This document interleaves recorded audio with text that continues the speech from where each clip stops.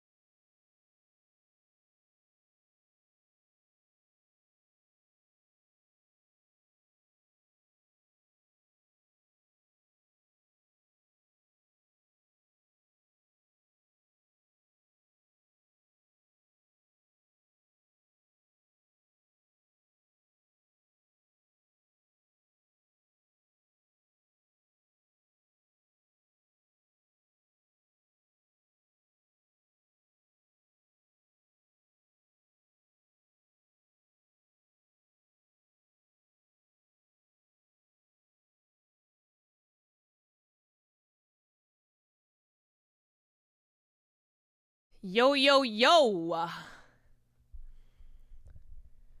Second stream of the day. Except now now I look different. Yeah, this is a bonus stream. Okay.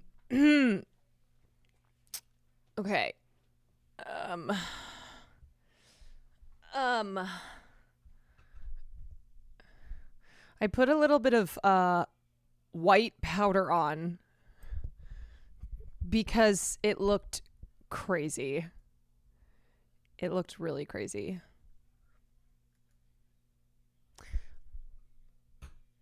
Okay, that looks really dark. Okay, hold on.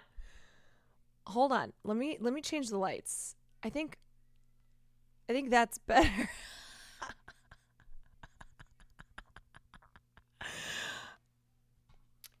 I said give me the Trump. Yeah, maybe the plaid is not helping. You know what? It's not that bad. I wanted to be dramatic so that you guys expected the worst. If I get closer to the camera, it's not as bad.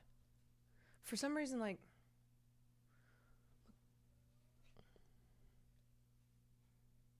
I think this is better lighting, because if I do this, that's bad. That's really that is not good. That is not good. I look like a Latino uncle right now.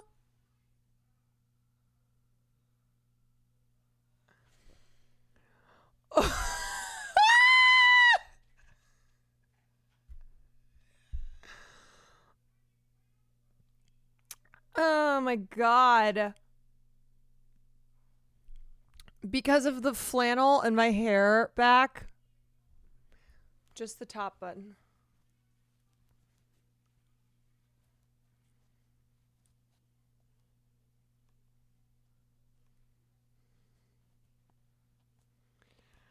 Carolina Wan. Wait, the collar button?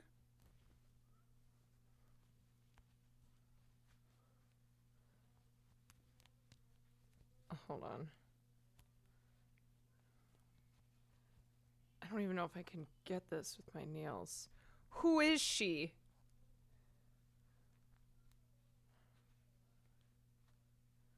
Jesus Christ. Oh my God, these fucking nails.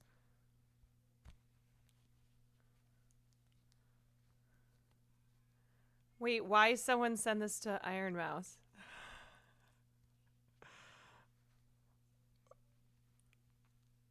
Okay. So, like, do we button all the way up? Iron Mouse is Latina? Oh, I didn't know that. My butch Tia. Is this you?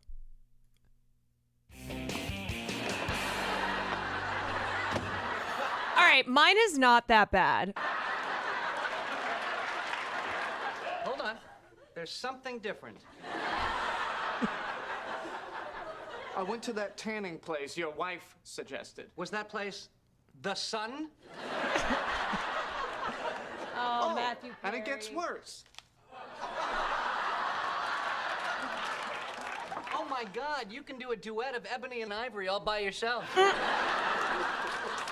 How could you mess this up? It's so easy. You go into the booth, you count to 5, and you turn around. How do you count to 5? 1, 2, 3. Damn it! I know! Oh, what is... Yeah, I know, okay? I know. Yeah, it's giving your Tio. I am your Tio, okay? All right.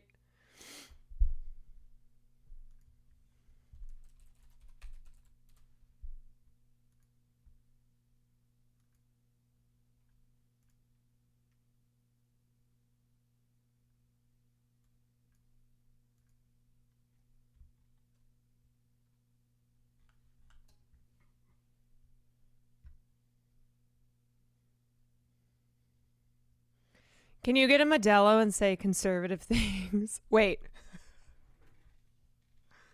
Let's see if I have that. Oh! Ain't no way.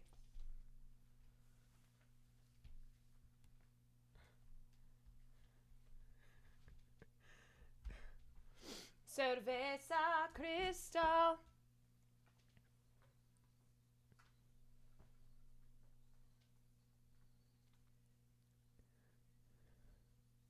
Wait, you know what I have?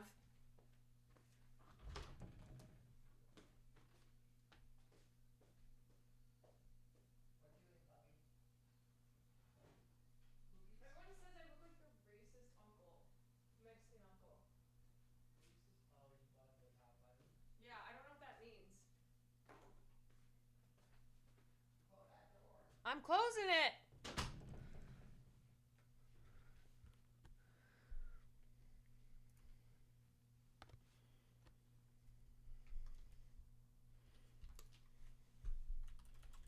This is so bad.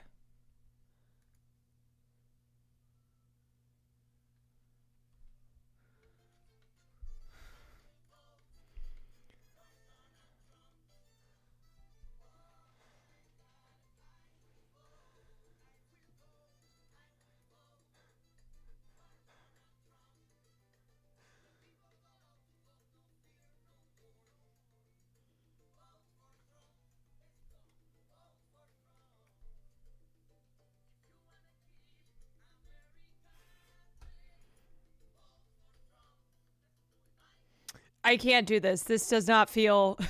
This feels like.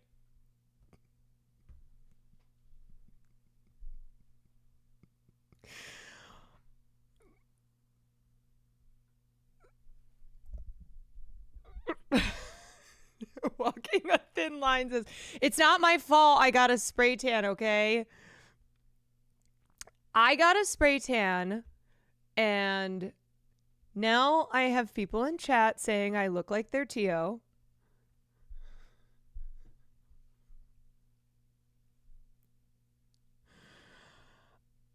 It will wash off. It will wash off. I promise I am not pulling an Ariana Grande. I am not pulling an Ariana Grande. I am not trying to race change.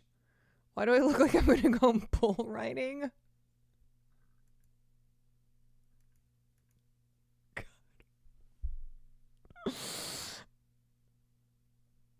You know what? As a first generation Chicano, I give you the pass. What is the pass? I don't even know what the pass is. I just got a spray tan.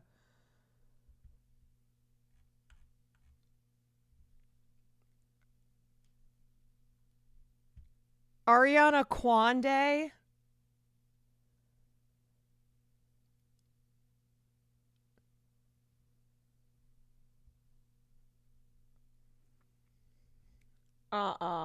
No. Sam, help. The podcast is canceled. Because I got a spray tan.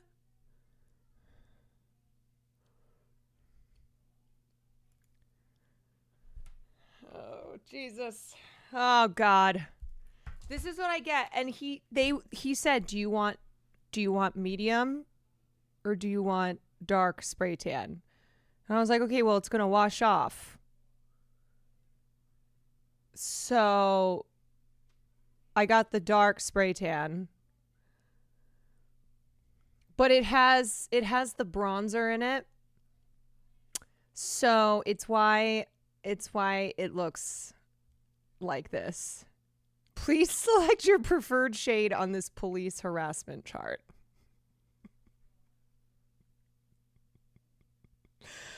The MC Cribs, thank you for the 3 months. Uncle Trudeau, thank you for the 18 months. Jacob, thank you for the 25 months. This is it for me. It's over. It's fucking over.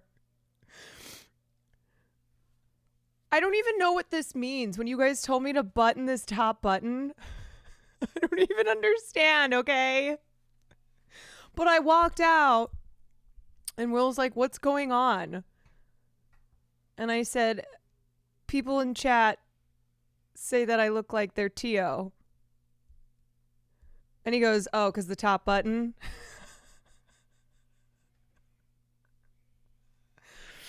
It's giving Rachel Dolezal. Yeah, went from Asians for Trump to Latinas for Trump. Yeah, I guess.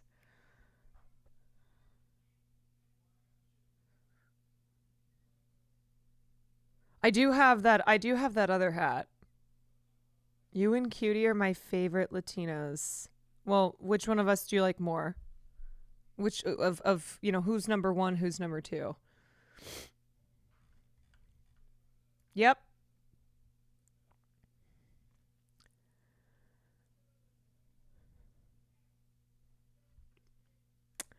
Why don't we just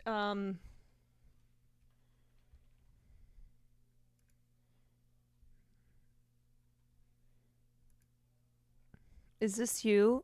No, that's not me. That's Jonah Hill.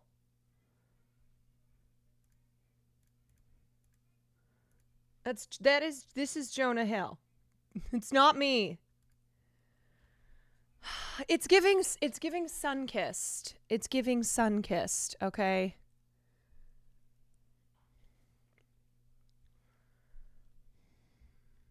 It's No, it's not. It's not. No. No, dude. I didn't get a spray tan. Now I'm going to look extra white next to your ass. It's not going to look like this, though. Cosmetics, thank you for the 3 months. Jason B, thank you for the prime. With the hat and the tan, you kind of look like the Talk to a girl.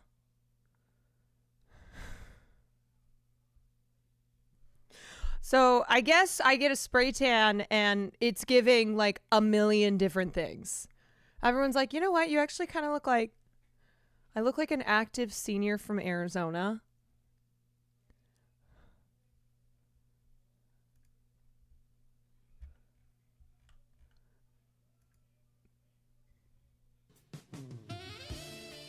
Oh my God.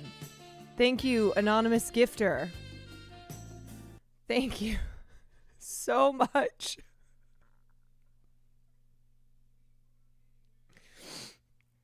Thank you.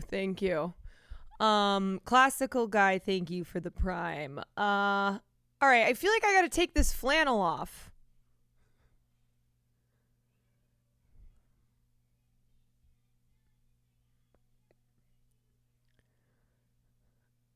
No. Do I need I need a crypto coin. I do need a crypto coin. Sam. Oh, I already have I have the Wicked video. We're gonna watch that. Sam's got shit to do. She's busy. She's a busy girly. Anyway, well, everybody, yeah, my teeth do look white. They do. They look very white. That's why I put in the chat that I got a spray tan, because I know people are going to come in here though and be like, what happened to you? By the way, I told my chat if we hit a Patreon goal, we'd post the video of us singing Watching Defying Gravity. Well, hold on a minute. Hold on a minute, because that was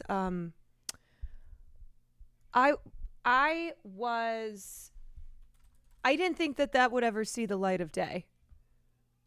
No, you don't understand. I didn't think that anyone. I didn't think anybody would see that. I need to see it first.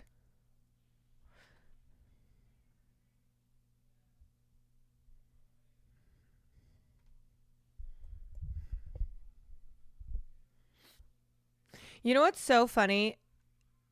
If I got canceled for doing cultural appropriation, the people who hate me online would actually be the ones to defend me. They'd be like, woke culture takes another victim. I'd be like, oh no.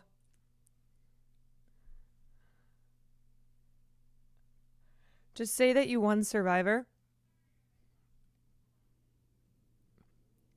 I'll send you Defying Gravity tomorrow or something.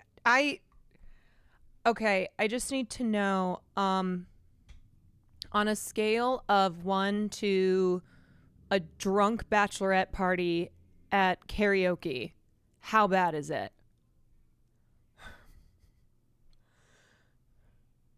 A drunk bachelorette group singing Love on Top.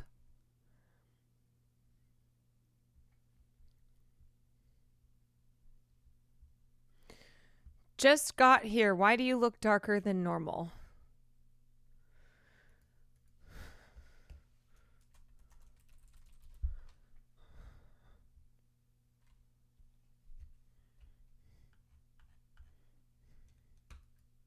Are you okay? I'm ill. I'm sick. I'm so sick. Dude, even if I put this on white, this is the whitest that I can go. It doesn't look better. Now I'm defying gravity. It's 8 a.m., but it's an 8, but we were zoned out like we were watching Cocomelon, so it's more like drunk, but also stoned.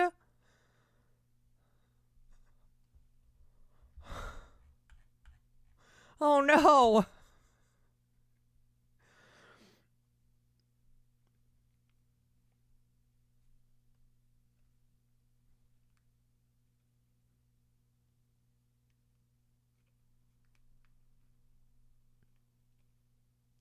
This one is the worst.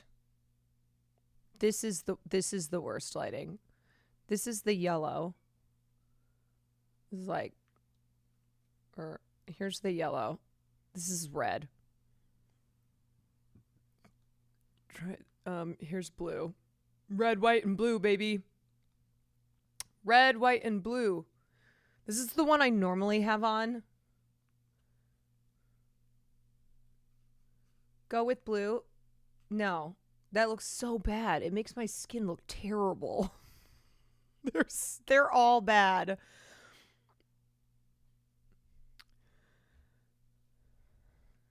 Will purple even it out? This is purple. No!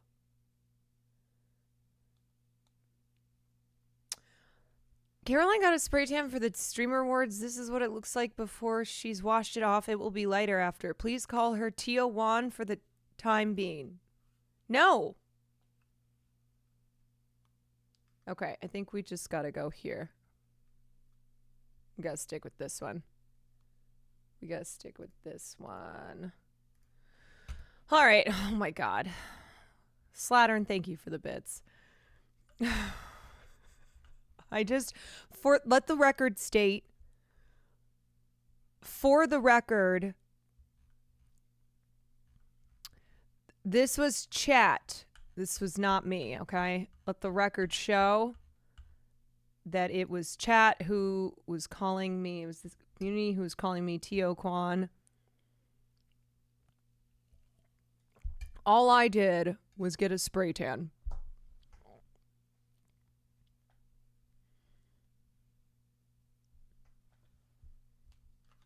You literally texted me Ola today. That is a lie!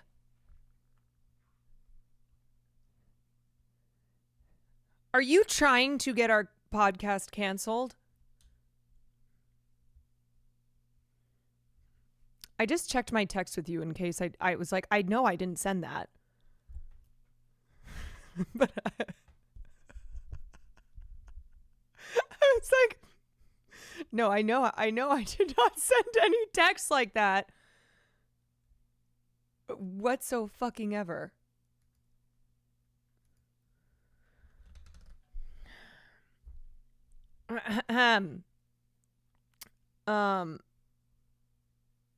The flannel and slick back hair is giving Butch on. Why don't we just put together a list of everything that I look like? It's giving Elizabeth Warren saying she's Native American. You guys, it's just the flannel, okay? Spray tan and flannel.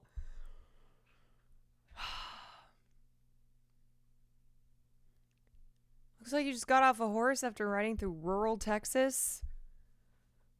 Howdy. Howdy, y'all. The gross part is like it starts collecting on your neck. There's just like,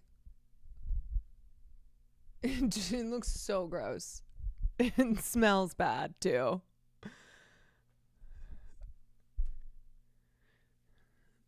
You look like a high school shop teacher who just went to Cabo for the first time. Yeah. Lesbian broke back.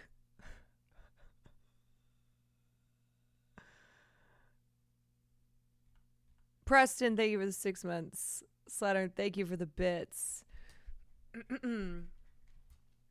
All right. Yeah, well, it's cold. I put the flannel on because it's cold.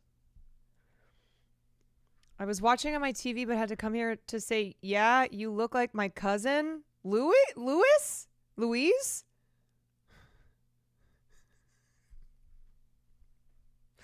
First time chatter who came in here to say I was watching on my TV, but had to come here just to say, yeah, you look like my cousin, Luis.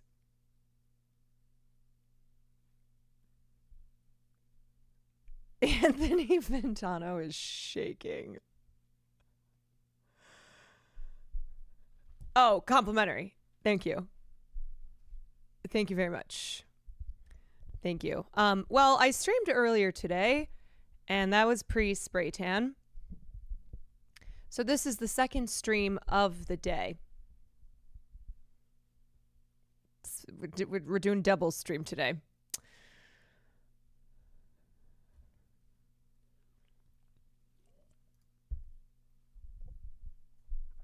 Speaking of cultural appropriation, let's start the stream with Gwen Stefani doing right-wing grift marketing for a paid prayer app.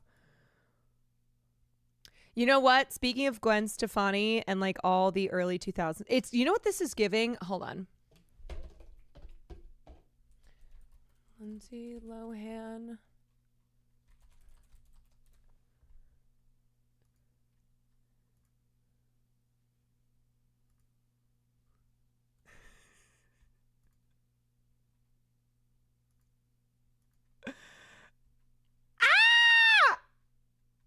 Do you remember when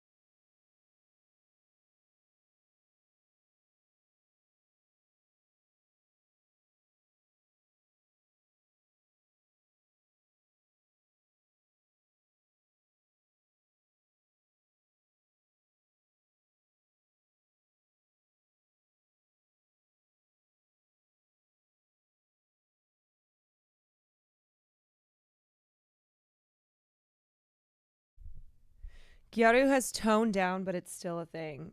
I'm going to Japan next year for the first time. Maybe I break out the Gyaru look. Mandy, thank you for the 9 months. Yeah, they did take Paula Dean's hair. You're right. You just get like a really dark spray tan. Say, give me the Paula Dean. Fashion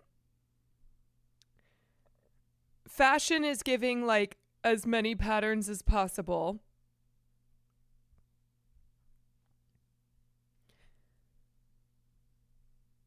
I kind of like it. You go whole hog or tone it down.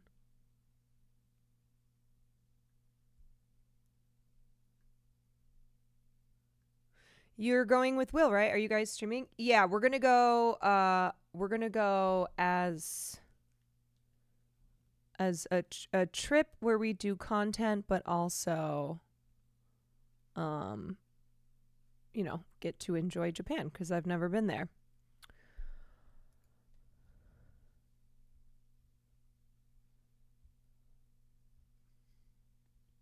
So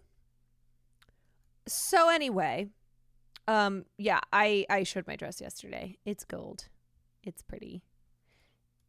It's pretty. Speaking of dresses, I get a text from Cinna that's like 911 emergency. Apparently she had custom ordered a dress from Greece and it's been held up at customs, so she doesn't have it and had to leave for Los Angeles this morning, and then something happened with the weather. So she goes, we got rerouted to Ontario, but I don't think she realized that there's Ontario, Canada. Like when everyone thinks of Ontario, they think of Ontario, Canada. And so I thought she went to Canada. Apparently there's Ontario, California. And anyway, so I called her. I was like, what is going on? What is happening?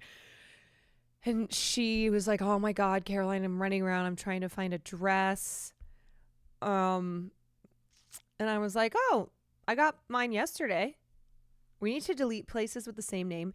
Yeah, when there's one place that's huge, right? Like you think of Ontario, you think Canada. I'm sorry. I live in California. I don't know no Ontario, California. Both are also Ontario, CA. Yeah, Canada and California. Paris, Texas. Okay, but Paris, Texas is a great film. And that's such a cool name. Paris, Texas. It clears. Yeah. Mm-hmm.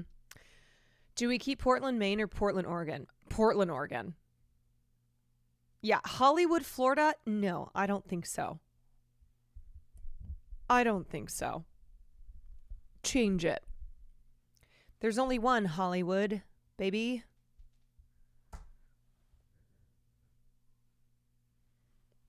There's a London, Ohio. No. I don't think so. What about Georgia the country versus Georgia the state? Sorry, I'm going pro USA here. Georgia the country? Sorry. Yeah, there's Palestine, Indiana. That's where the train explosion happened. Or remember when that train was upended? There's a London, Ontario. No, it's too many. Yeah. Oh wait, no, that's East Palestine, Ohio. Oh my God. See? Nope. Can't do it. Cannot do it. There's also a Paris, Ontario. What is happening in Ontario? Get original, Ontario. Come on. Yeah, Ontario, get some original ideas, please. Please.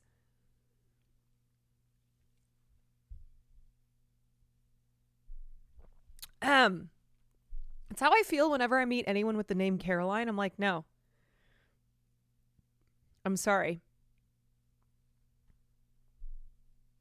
You have to change your name. And God forbid there are other Caroline Kwans. I know, because I couldn't get my YouTube name as Caroline Kwan. And I'm like, one of us has to go. Wait, what was that really funny thing one time where this guy put a bunch of people who have the same name as him into a group chat? Does anyone remember that story?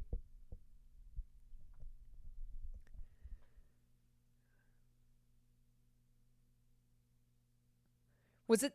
Yeah. And then they like had a meetup or something.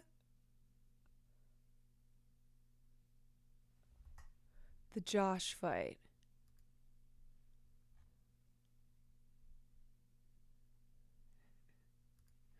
The Josh fight was a viral internet meme, mock fight, and charity fundraiser at Air Park in Lincoln, Nebraska, with a second edition of the event occurring at Bowling Lake Park in Lincoln on May 21st, 2022. Originally conceived by a civil engineering student named Josh Swain due to boredom during COVID-19 lockdowns.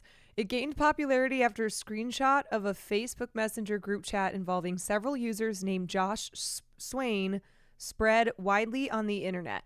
Swain encouraged participants of the chat to meet at a set of coordinates 1 year hence and fight for the right to use the name Josh. The event, though initially intended as a joke, drew a crowd of nearly 8,000 on the day of the event. The gathering was lighthearted, and there was no actual violence involved. Wow. I'm shocked. I thought that this would have ended with many, many dead Josh Swains. Yet what's the point?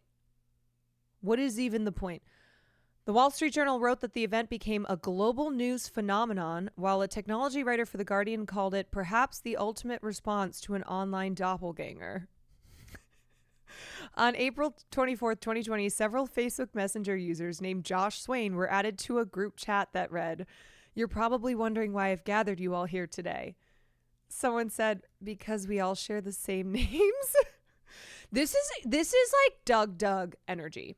This is absolutely something that Doug would do. Precisely.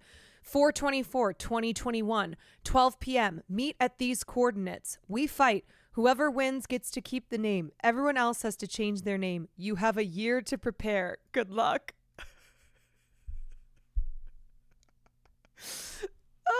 The opening line is so good. You're probably wondering why I've gathered you all here today. Swain explained the idea for the event was conceived out of boredom from the COVID-19 lockdowns. Man, it is so fucking hilarious how many things people came up with because they were bored during lockdown. They're like, yeah, might as well. Although Swain said the tweet was entirely a joke, the conversation became a meme on social media. Because of course it did. On the chosen day, nearly 1,000 people, including at least 50 named Josh, congregated. That is fucking insane. Attendees came from as far as New York, Washington, and Texas, with some dressed in superhero and Star Wars costumes. 3 fights were held. 1 game of rock, paper, scissors for those named Josh Swain, a second with pool noodles for all attendees named Josh, and a third and final all-in battle for anyone in possession of a pool noodle willing to participate. Only 2 of the individuals in attendance were named Josh Swain. The event creator beat a rival 38-year-old Josh Swain from Omaha in the rock, paper, scissors event. A local 5-year-old boy named Josh Vincent Jr., dubbed Little Josh, was declared the overall winner. It's so funny. The next year, over 200 people attended the event, including at least 20 people named Josh. Swain would like to have the Josh fight occur annually, but said he's not sure if he'll be able to keep it up. It's also one of those things where it's like, you know what? That was a great idea for 1, max 2 times. And now I'm ready to move on to the next thing.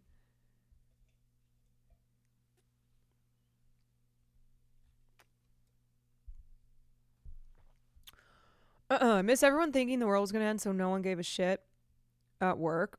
Yeah, I think people got weird with it, you know? They got weird with it. Because it was like, why the hell not? I mean, I made a TikTok. I made a TikTok and then I tried to make a second TikTok. My whole thing with COVID, I'm like, okay, I'm probably not going to get bread. I'm probably not going to do the bread starter thing. Like, I wasn't really doing any of the homestead, you know, baking bread, sewing, that kind of stuff. But I did decide that I was going to try to make a TikTok. So I made one TikTok, and then I tried to make another one. It involved, remember I had a Hillary Clinton mug. Classic. And I was like going to put it in the oven and blow it up. I don't know. There's a Kyle meetup too. We're about to go to the world's largest Kyle meetup in Austin, Texas. Or should I say, shut the f up. You know what's funny? I feel like we moved on from having the same name meetup to the celebrity lookalikes. That has been what the current era is all about. Flexus, baby. Thousands of Kyles, 0 smiles. We got childhood trauma. Not even drywall can stop us. It's raining outside, but it's drywall on the inside. Warning, this video contains a lot of screaming and testosterone. Viewer Oh. If your name is Kyle, you could become a hero in the state of Texas. Officials in Kyle, which is a city just outside of Austin, want to have the largest gathering of people with the same name in one city. Now, they put out a video. Kyle.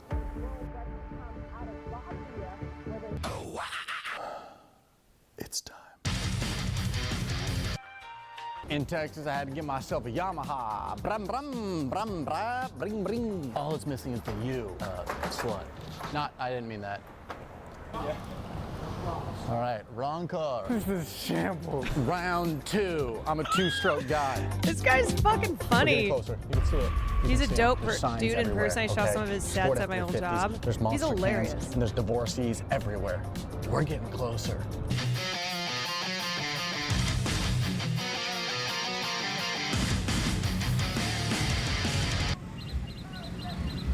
We're here. Where's all my Kyles at? Where's all my Kyles at? What is your name? Kyle. You look like Ketamine Rock. Kid Rock, but on ketamine. It's like the gathering of the Juggalos, but less pain and more pain. Why didn't nobody hug me as a child? Answer! It smells like Slim Jims in a broken home. I literally What is your name? Kyle. Prove it. Kyle. Perfect! My favorite ride is your mom! What is your name? I'm John! I'm Kyle! Get the fuck out of here, John! Caution! Wet floor! I wonder why! How do you spell Josh? K-Y-L-E? K-Y-L-E! Good, good, good! Merry Christmas! Merry Christmas! I'm calling your stepfather! Yeah! I lost my virginity and got a DUI in one of these. It was the same night! My nipples are hard! Smells like my baby shower! They call me Yamaha because all I need is 2 strokes. Are you going to punch some drywall? People want to know. Yeah. I moisturize my hands.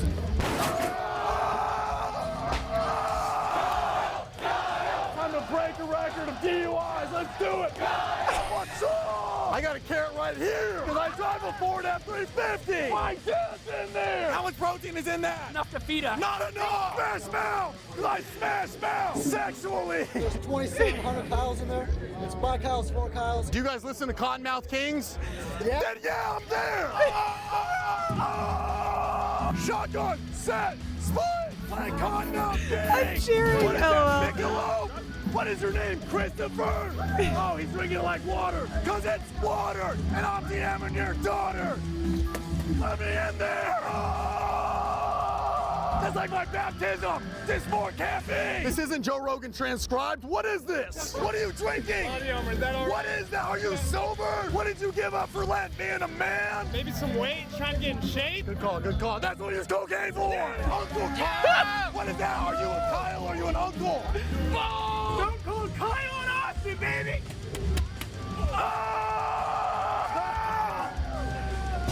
Now that's a gender reveal! Let's fucking go! Got it in my mouth! I don't care, this is awesome! Putting Kyle first. Good. You know you should put last? Oh my God! Idiot! Let me shake your hand! Kyle, kinetic energy transferring! Ring, ring! It's my parole officer! Decline! Just like my credit card! Decline! What's your name? Kyle! How do you spell it? K-Y-L-E! Nice! Yeah, how do you spell it? F-E-L-O-N-Y! Yeah! Felony! Dude, there is... That is incredible. And he absolutely had no voice after that. As a guy whose best friend growing up was a white kid named Kyle, this is surreal. I feel like Kyle is a white dude name, right? Like that is, if you're named Kyle, you're white.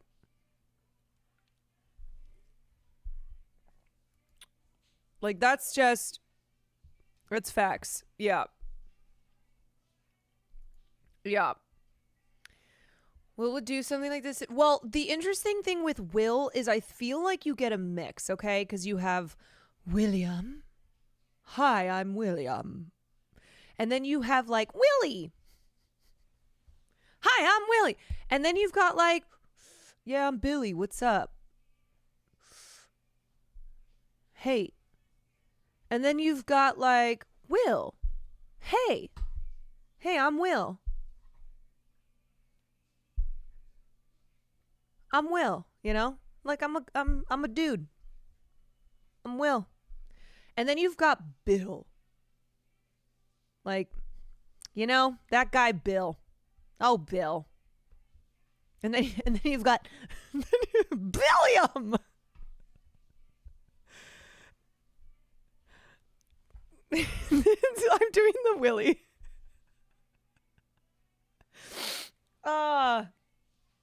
There's so many. But like William is a name that has so many nicknames, and I feel like I feel like they're all different people, you know?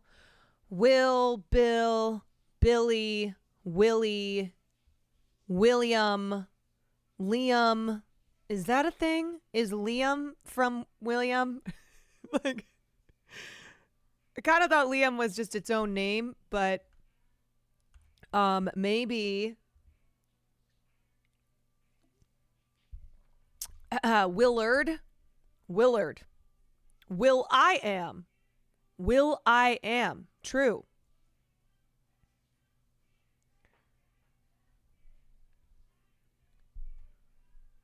My parents had a friend named Bob, but his real name was William? Now that doesn't even make any sense. His name was Bob, but it was really William?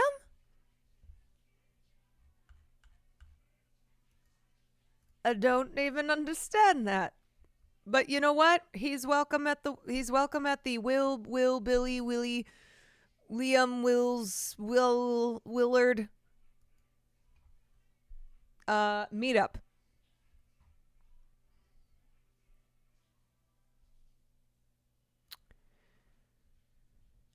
At my work, there's a guy, I shit you not, named Michael Hunt. His name is Mike Hunt. There's no way that people call him anything other than Mike Hunt.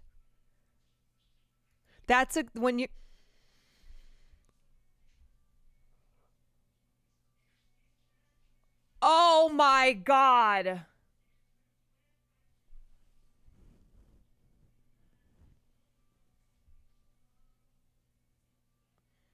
Oh my God. There's biological warfare. happening in my bedroom right now. I smelled him before I saw him.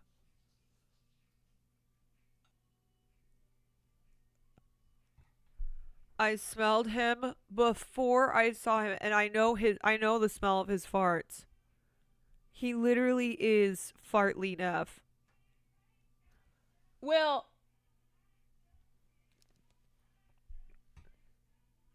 Will. What? Farley is violently farting. What? Farley is violently farting. Violently farted? Yes, I smelled it. I didn't even see him. Oh, God. Will, it's bad. It's bad. What did he eat? Oh. Oh, no. He's looking at me now. I know. He's looking at me.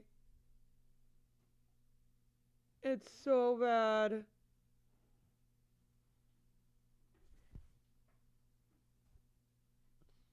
Oh, you are ripping ass, aren't you, babe? Aren't you, Tiny? Oh my God, he's such a small dog and produces such violent smells.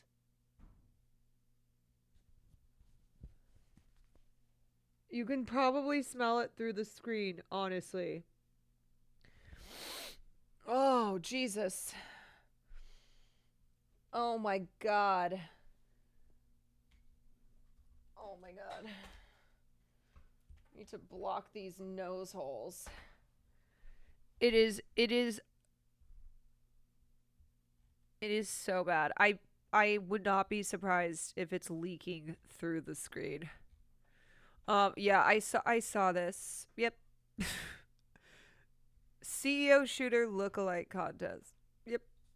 Dude, there is nothing that is funnier now than seeing all of this serious reporting on how a lot of people are thirsting over who the police reported as like possible suspect. And you have all of these like serious news accounts. Dragon Army. Do you smell it? It dissipated, but there's gonna be more. There's gonna be more. Let him live his life. What do you mean let him live his life? He's a growing boy. You're giving him shit, aren't you? Dragon, thank you for the 5. What are you feeding him? What are you giving him? I didn't feed him anything. Why is he violently farting? I don't know. Maybe he's emotionally distraught. Maybe he's emotionally distraught? Yes. Why? Because that's what you do when you're emotionally distraught? His favorite streamer didn't get nominated for anything. Wait, who's his favorite streamer? Oh. Will just goes, he's upset because his favorite streamer didn't get nominated for anything. I said, who's his favorite streamer? And he just laughed. I mean, maybe his favorite streamer, yeah. Maybe he is upset his favorite streamer didn't get nominated for anything, but it ain't you. Wow, that's ridiculous. Whoa, is it? Yeah. Who do you think Farley likes? No, actually, no. I am not his favorite streamer. He hates when I stream. I can't deny that. I cannot deny that he hates when I stream. Chuck, thank you for the 21 months. Okay, what is this? We have Chapel and Sabrina perform a cunty rendition of Last Christmas. Wait, are we already putting out Christmas stuff? Oh, big time. Is it? I mean, it's December 6th, but we're already doing like... Oh, it's... Yeah. Come on. Is it Christmas season? Is it the season? Because to me, it's just December 6th.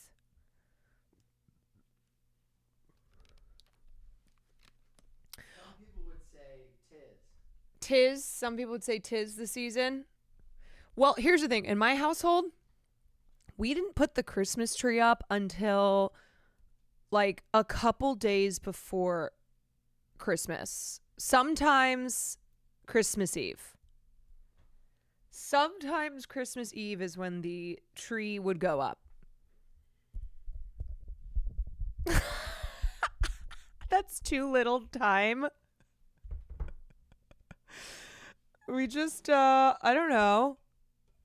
Like, to me, Christmas season, like real Christmas season, was the last week. Really kind of like December 24th and December 25th. Girly, my mom had 3 trees up by Thanksgiving. 3 trees? My God. Like, I got invited to a Christmas party last week, and I went, a Christmas party? What? But I guess it was December. I don't know. My logic is if you spend effort and money to decorate, might as well make it last long. Well, I did buy a little tree for Halloween, and I'm just keeping that up.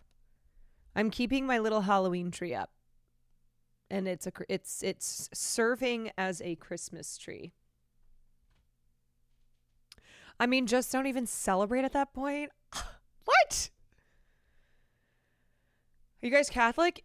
Well, not anymore, but yeah, I mean, yes, no. Sabrina has a whole Christmas special out on Netflix? That's crazy.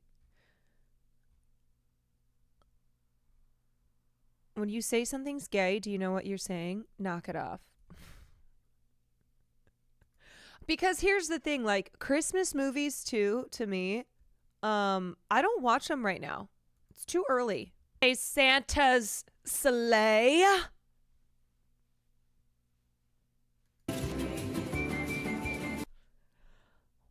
All right. That just put me a little bit in the Christmas season.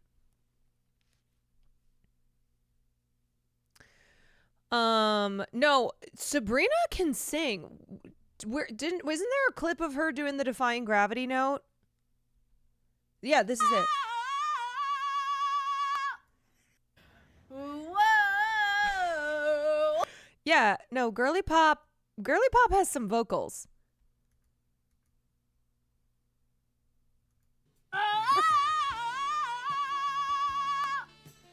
Speed. Razor, thank you so much for the 20. I was just about to attempt this and I was like, what? No, what? Thank you, Speed. Maybe like 10 years ago. I could do this. No, I really could not. I've done so much damage to my vocal cords. Like 10 years ago, prime vocal. Actually, more like 15 years ago.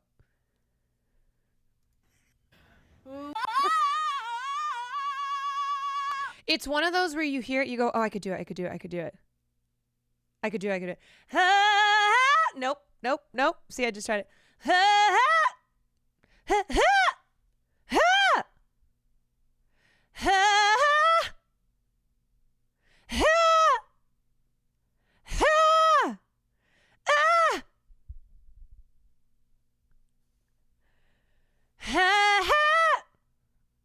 Yeah, no, that has never been my range, actually. But the closest that I could have gotten to that was when I was in like prime vocal condition. I think I could hit like a C. I think I could hit like a C sharp. What is that note? What is that, a D?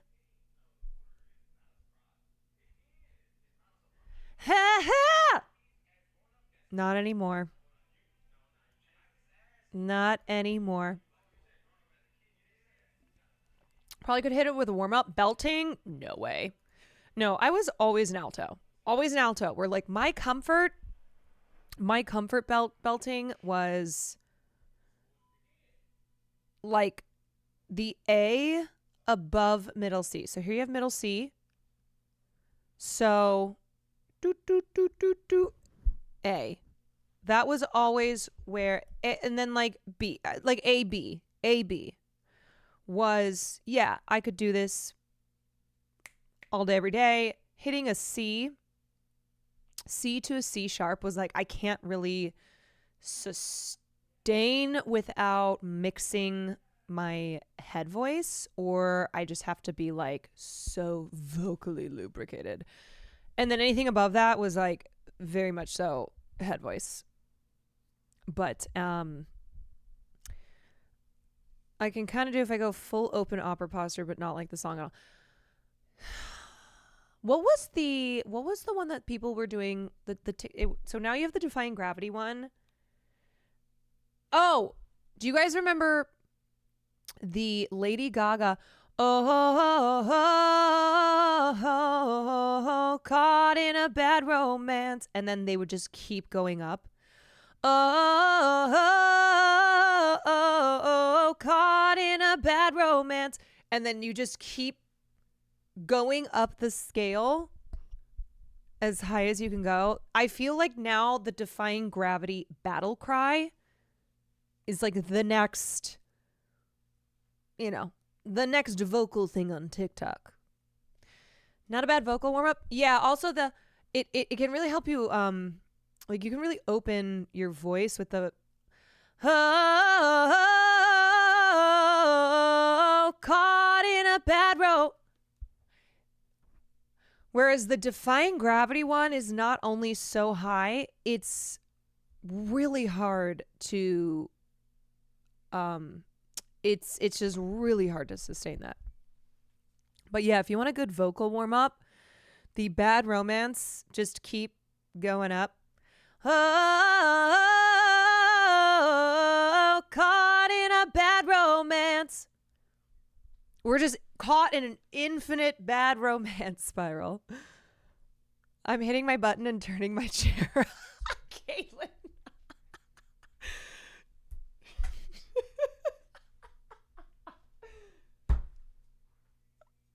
It took me a second. This is ready. That's how fast it would be. I'm like, okay, hi. Today I'm going to do I'm singing the Bad Romance TikTok challenge. And everyone just immediately turns around. We never watched the Gwen Stefani ad. Oh, right. Wait, where did I put that? Oh, here it is. Here it is. Here it is. Here it is. I just am like dying now laughing. It's like I'm up on stage and I'm like, hi, I'm like, hi, so today, and just everybody immediately, like, I don't even, actually, you know what? I don't even speak. Holy shit, Speed. Thank you so much for another 10. You crazy. You're crazy. Like, it's literally, everyone is turned around and I don't even have to say a word. It's just, they just hit the buttons. Don't pick Adam, pick me. Like, all of them are fighting for me. And I'm like, oh my God, you guys, I didn't even sing. Do you guys want to hear me sing? Like, no. No, you're incredible. You're incredible. You're a star. I'm like, okay, do you want like a note? Do you want anything? I mean, I can do, I can do some Broadway. I could do some pop. No, baby, no. You don't even need to sing because you just got it. I'm like, oh, okay. I make it through the entire show. I've not sung at all. Yeah, the aura is just so banging. Mumblecat, thank you for the 19 months. Like, are you guys sure? Are you sure you don't want me to sing? You sure? Because I have so many songs prepared. I'm like so ready to sing. Just say the word, right? Like, I'm ready. Of the year. It's a season that we get to celebrate the birth of our Lord. This year, Wait, what is happening in this ad? Speed, my God. Oh, thank you for another 10 subs. Do you guys remember when that Oiler came into chat and I was like, oh, I'm so sorry I don't have a shirt rip like Will does. I can sing you a song. And then he gifted more subs and I missed his message. And I was like, oh my God, he appreciated it. And then he gifted more and I finally saw the message of, no, please don't sing. Please stop.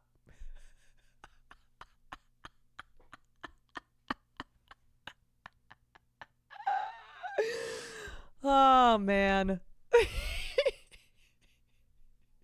His first message too.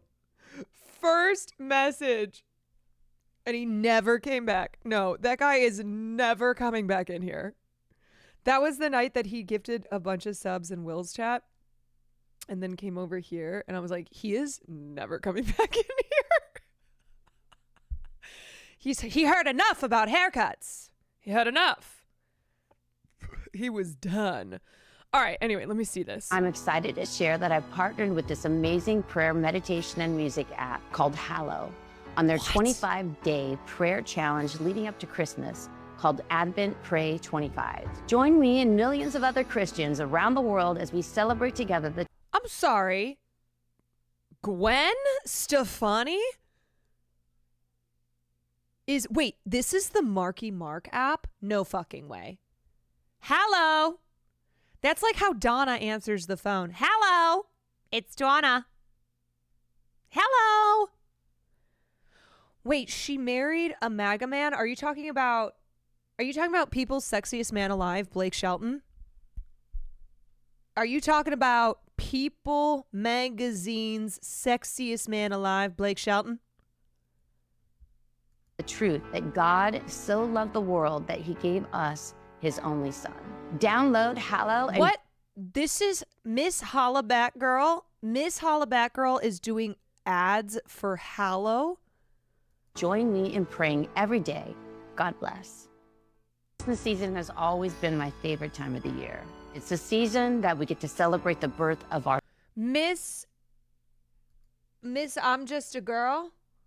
Miss No Doubt. No Doubt. Okay, well, now we have no doubt that you got bills to pay. We have no doubt. We have no doubt that you have invested in crypto and gone belly up. It looks like she was the one to convert Blake. We discussed this in the Discord. Wait, what the hell? Blake Shelton on his relationship radio resurgence. If you take God out of it, it doesn't make sense. Wait, what do you mean? That doesn't make sense.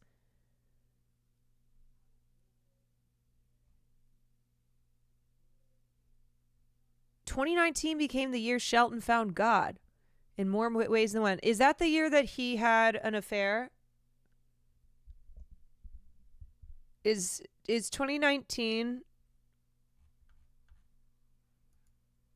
does that line up?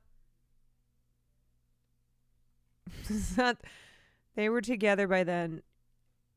I thought he had another affair though. Thought he had another affair. Holy guacamole. Speed. Zooming around that subject. Thank you, dude. I don't know what is up with me today, but I am doing like the most mom-coded jokes.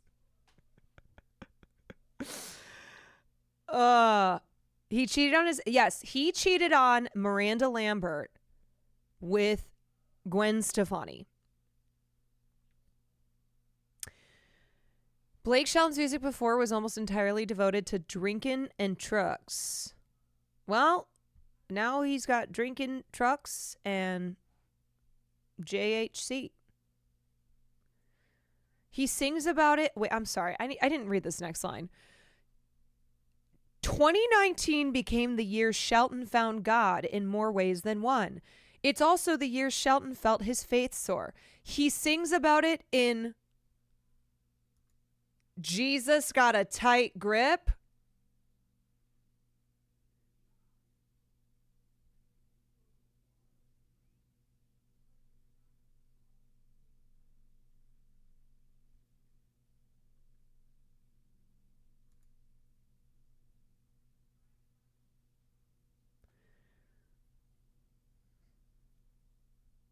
Excuse me?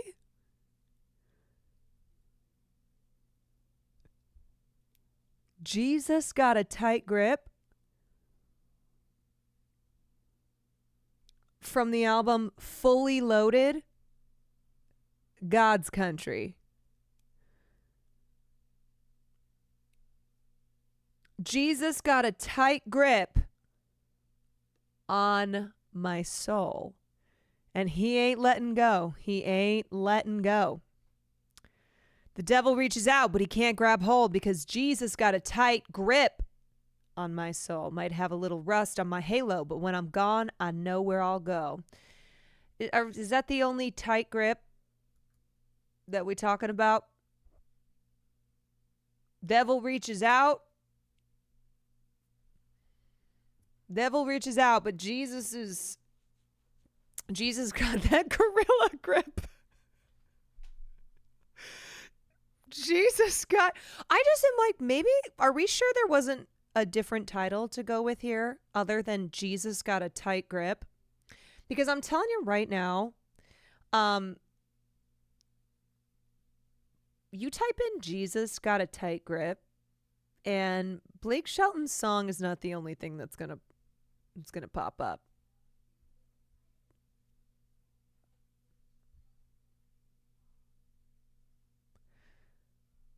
This is really funny to me. He shared the inspiration behind his new dedication to God and how his faith impacts other parts of his life.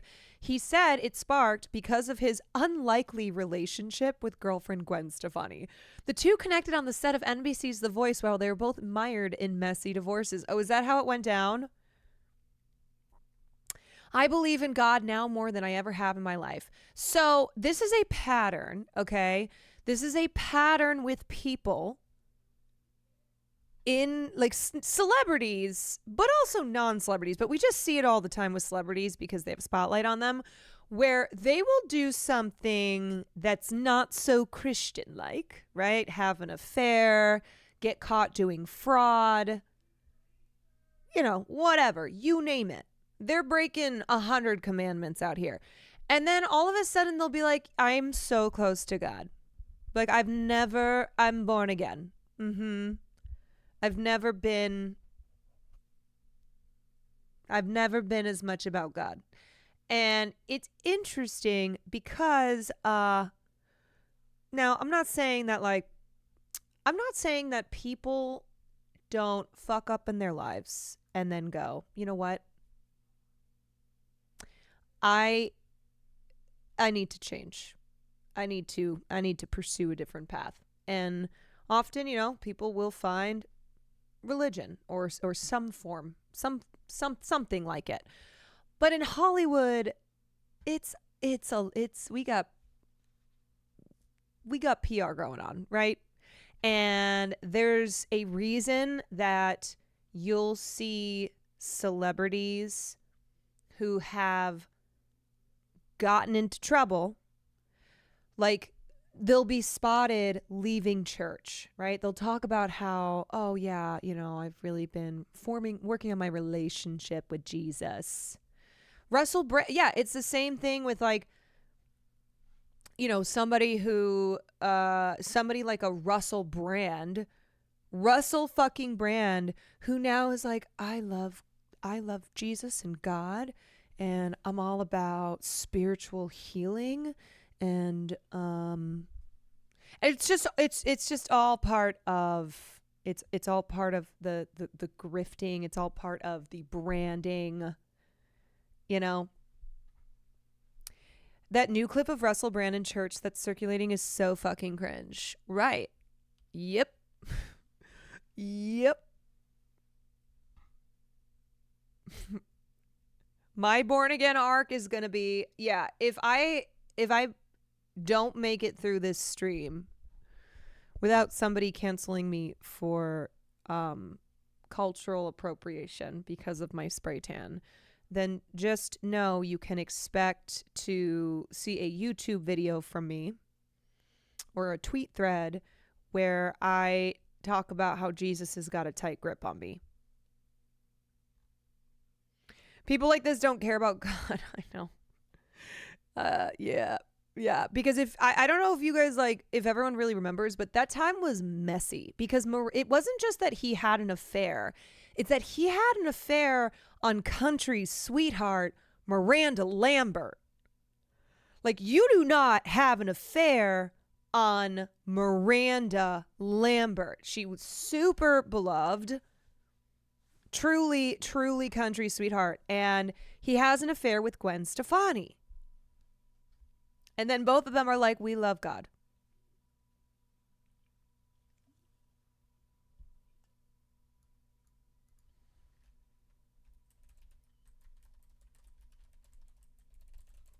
I remember seeing Blake on the cover of every single tabloid for years in the late 2010s.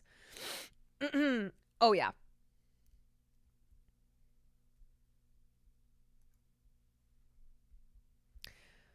Oh, yeah. Did you see Mariah Carey had to clarify her Spotify video was not AI, it was bad lighting? Yeah, I did see that. Yeah, it looks like AI, so though. much for listening to my music on Spotify. This looks like AI. Your support through the years is the greatest. That is AI. That is not bad lighting. Look at her eyes. They're dead. These are dead eyes. Gift I could ask for.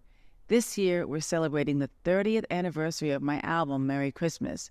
I hope you enjoy listening to it, and I can't wait to share new music. This is not a human being. Hi, I'm Mariah Carey. I'm so excited to share my album with you. Music with you soon. Happy holidays. Hey, it's Mariah. Thank you so much for listening to my music on Spotify. Your support through the years is the greatest gift I could ask for. This year, we're celebrating the 30th anniversary of my album, Merry Christmas.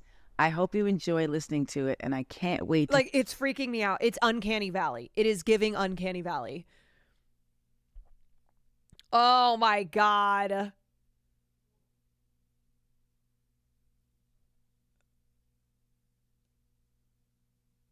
Could be heavy filters, but her hair moves straight. There's just a lot of things about this that's really strange. That's really Uncanny Valley.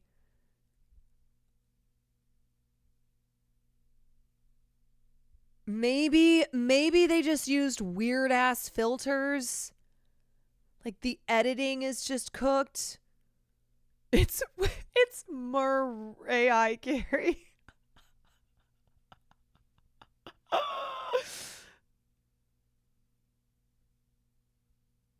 Oh my God. It's the voice that's giving AI. Well, it's the voice, but then... to my music on Spotify. Your support through the years is the... It's also, I know she's reading a if it is her, she's reading a teleprompter, but there's just something so eerie about this. Greatest gift I could ask for. This year, we're celebrating the 30th anniversary. It's like her mouth, I don't know how to describe it, where, when you watch an AI video and they are still, but their mouth is moving. It's like, hi, I'm Caroline Kwan, and I want to welcome you into this stream. It's really bizarre. Maybe it's just a lot of Botox. Of my album, Merry Christmas. I hope you enjoy listening to it, and I can't wait. Hasn't defrosted properly yet. If you thought the holiday hoopla was over, think again. Oh. Yeah, this looks like AI too. This looks like AI. Cat in the chat? That is terrifying. Like, look at those baby teeth.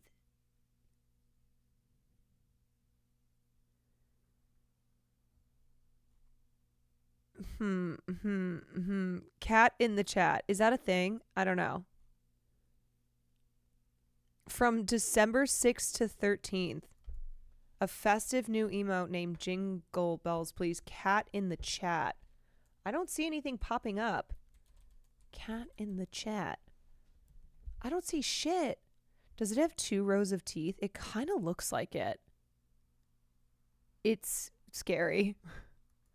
You have to unlock it. Stream with the tag holiday. Oh, to unlock stream. Oh, wait, there it is. Okay. That is so scary. I'm going to be totally honest. How did you get that? 3 Bakes. How the fuck did you get cat in the chat? Because it says you have to stream with the tag holiday hoopla in a shared chat session for 15 minutes. Okay, I spelled that wrong. Okay, oops. Viewers can earn it by watching a shared chat stream. Oh, okay. I definitely have not streamed LMAO. I have no idea why I have this. That is so weird. It is fucking bizarre. Oops. The end. You did a shared... Okay, Jaina has it. Jaina's rubbing it in our faces that she has cat in the chat. Okay, dude. Okay, Jaina. Jaina's got cat in the chat.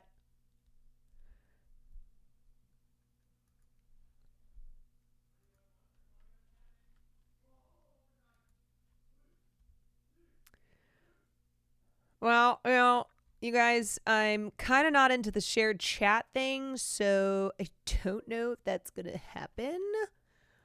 I do not know if we're going to end up with that. Call Sam. She hates shared chat too. It's so shitty. It's so shitty. We have until the 13th. I actually think Sam hates shared chat more than I do. Yeah, she definitely does. Sounds like our streamer doesn't want to unlock fun stuff. Yeah, I'm depriving you guys of cat in the chat. There's only a few. Basically, if you have cat in the chat, you get healthcare. You get healthcare. So, I think it's like 3 of you. Okay, I wanted to talk about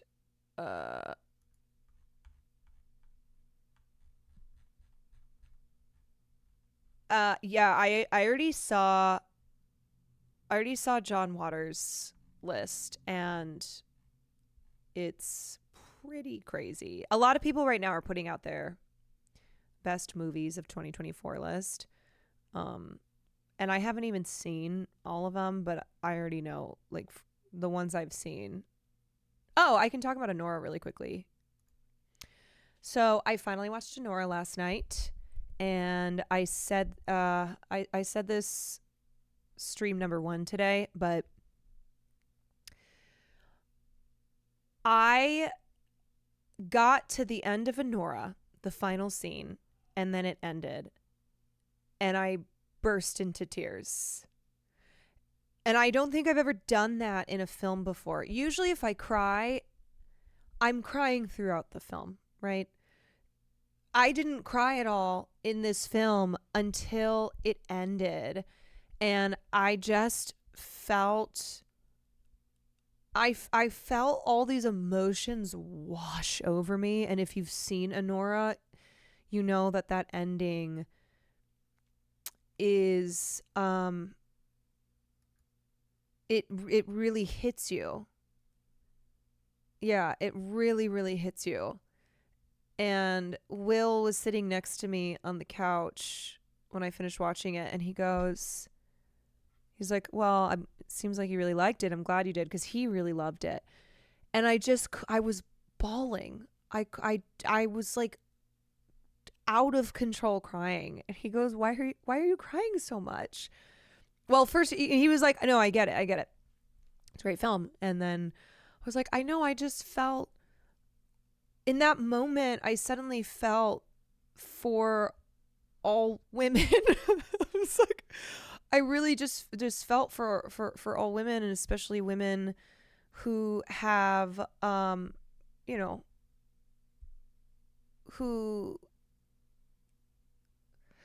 are put into a position where their only option to like pay their bills is sex work, but they're so dehumanized in it. And the character of Honora is just so young. She's so young, and nobody, like, people just discard her. People just fucking discard her. It's interesting. A lot of people didn't understand why Annie did all the things she did. The whole point is she was just searching for someone to see her as more than a body, right? But like, she has such a rich inner life, but there's not like a ton of backstory. It just jumps right into the movie. Like it jumps right into her being a stripper, and she's very, like, settled in her career as a stripper. This isn't something where it's day one of her being a stripper. And I remember I kept waiting and waiting for her to have this moment where, like, the comments and the dehumanization and the objectifying of her by other characters in the film would just slam into her like a truck. And it's why it's why the ending was just so emotional for me. And I just really I just like thought back to myself and all these young girls who I'd seen come through the doors of nightclubs that I worked at, or when I worked in when I was a karaoke hostess for like a week. And all these memories that I have of young girls just trying to survive, and oftentimes ending up in jobs that require them to sell their bodies, sell sex, and being so being treated not like a human being. It's just it was a lot. Like, I just had all of this wash over me. I just saw so many girls who were like Honora. Honora, Sean Baker does a really beautiful job at telling these stories of characters who are on the margins of society. If you've seen any of his films, Tangerine, Florida Project, Red Rocket, Honora. I think Honora is probably his most sophisticated yet direction-wise. And he just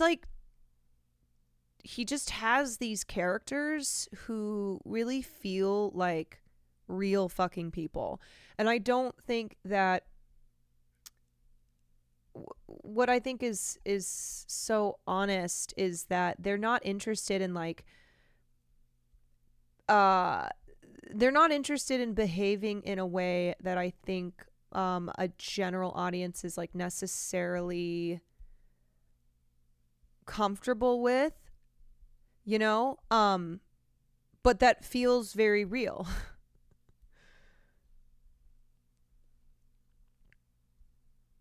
If you liked Honora, I highly recommend his earlier film Takeout, which is basically Honora but told through a Chinese immigrant trying to make enough money in one day to pay the people who brought him to America. I haven't seen that one yet. I've seen a lot of his movies, not all of them.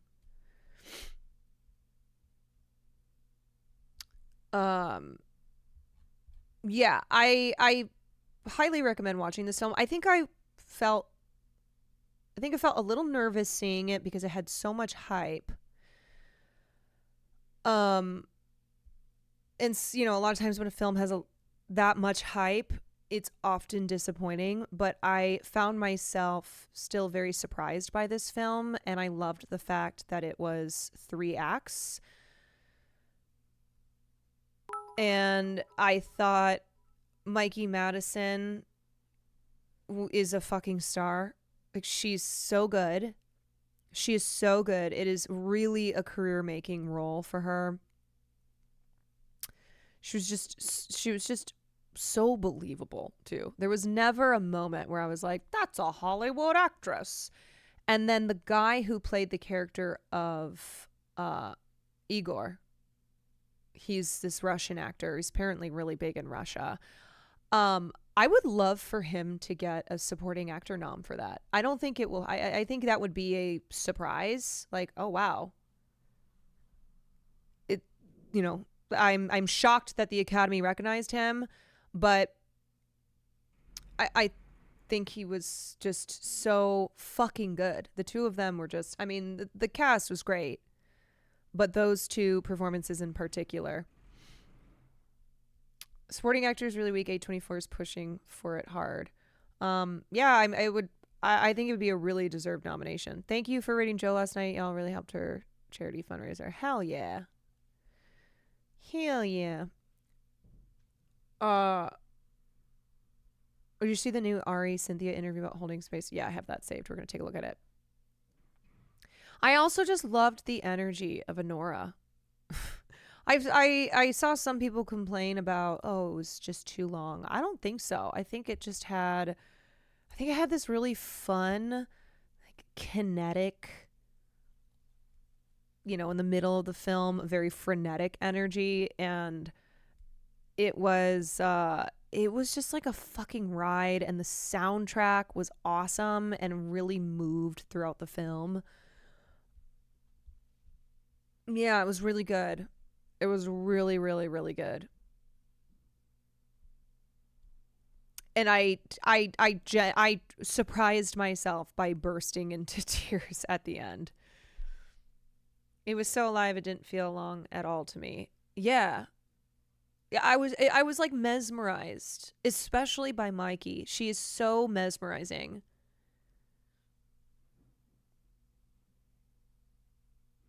Thank you so much, Oh, what's up, Trader Joe? I would love to send you a print to your P.O. box once it's done, if that's okay. Yeah, I would love that. Absolutely. I think I missed some Russian deep cut bops that would fit. Yeah, some sick Russian rap. Yeah, that would have, yeah. I know what you're talking about. Do you have AMC A-list? Yes. Isn't it under 2 hours? Yeah, I think the complaints were, well, there was just really not much story and it was too long. And there's other more specific criticisms that I've seen that I think are people who just really had a superficial reading of the scene between Igor and Honora when they're back at the house, and then also the ending scene.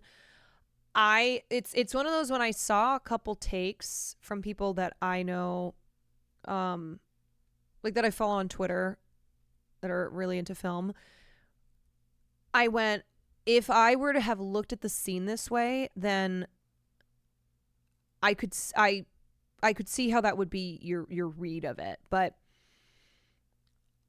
I think it really is a misunderstanding of that character and what those moments are trying to convey. I don't see how you could say there was not a lot of story in it.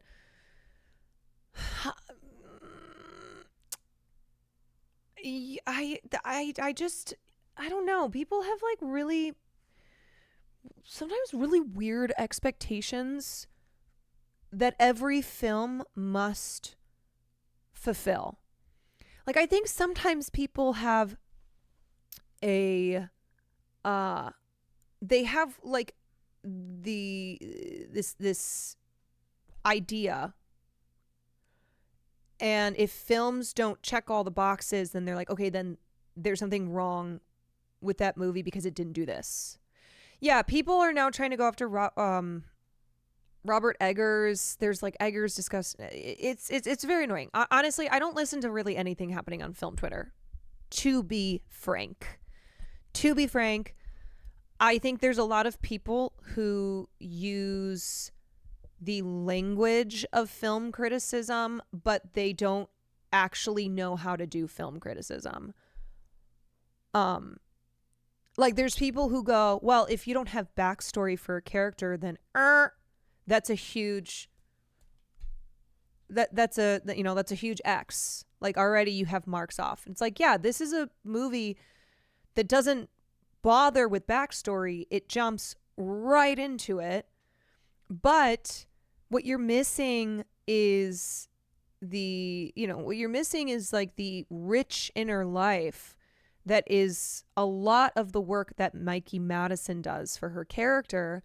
And I don't know about you, but I understood this character. I didn't need all this backstory. And so, yes, there are rules to good filmmaking, good storytelling, but that doesn't mean that every film has to operate the same way, that every film has to, do all the things that are listed in a screenwriting book. And if it doesn't do it, then, error, mistake.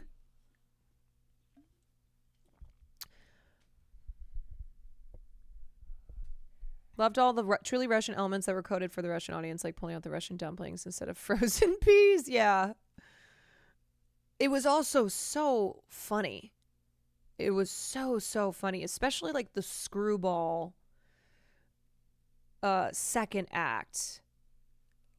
It was hilarious. And I think that's why I got caught off guard as well, where because there's so much comedy in it, you get a little bit knocked off your feet when it has those emotional moments. Like it just hits you harder. I wasn't expecting to laugh so much. I wasn't expecting to laugh so much either, but I laughed a ton and I went, oh, there's a ton of comedy in this film, but there's also like this, this isn't an Adam Sandler type comedy. This isn't a just a total screwball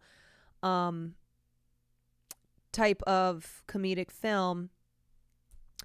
And I think sometimes when you get so caught up in laughing and really seeing the comedy in a film, you forget that there are these undernotes of tragedy.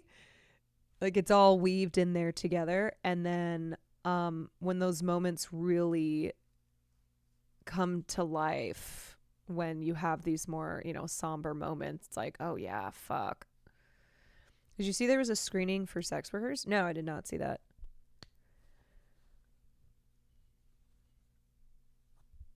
Hello, Queen. I am drunk. Just got home. Hope you have the good stream. Kiss, kiss. Thank you. Hope you had a good night. I'm autistic and study film. The moment I noticed this pattern in film critiques and their note-taking, couldn't read or watch reviews anymore. If a film helps me finish a bowl of popcorn, it's a thumbs up. It's a thumbs up. It does more. Love it.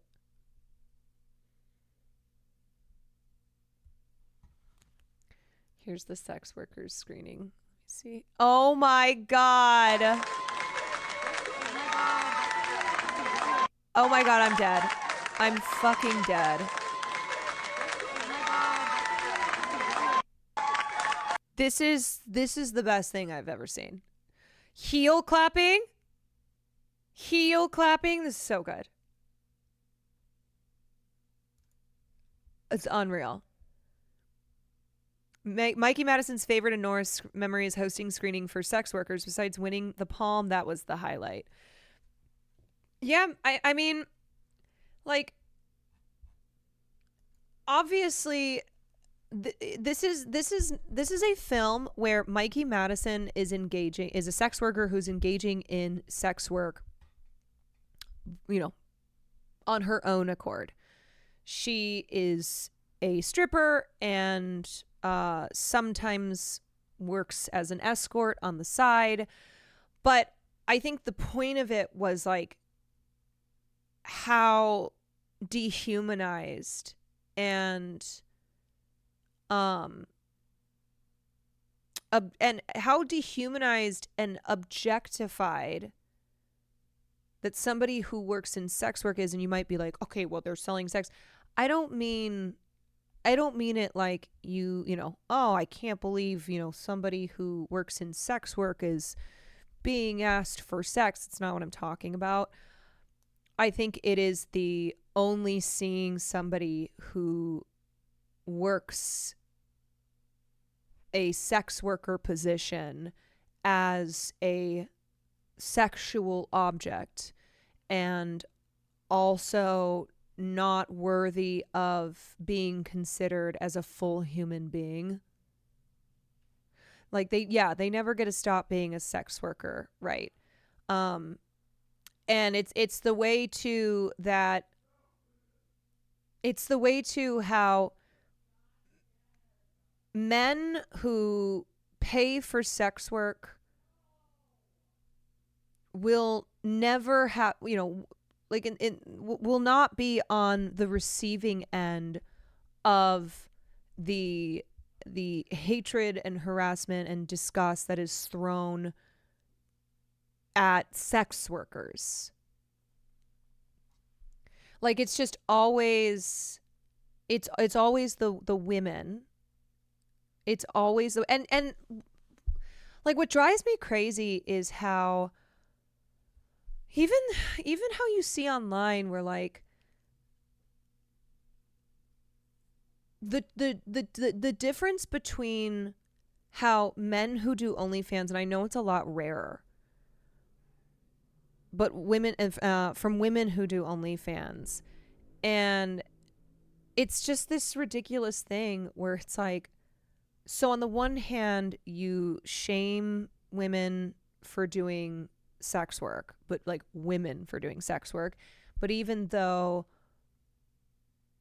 they only are doing sex work because they're making money from it, you know, it's like, who do you think is paying women for their services?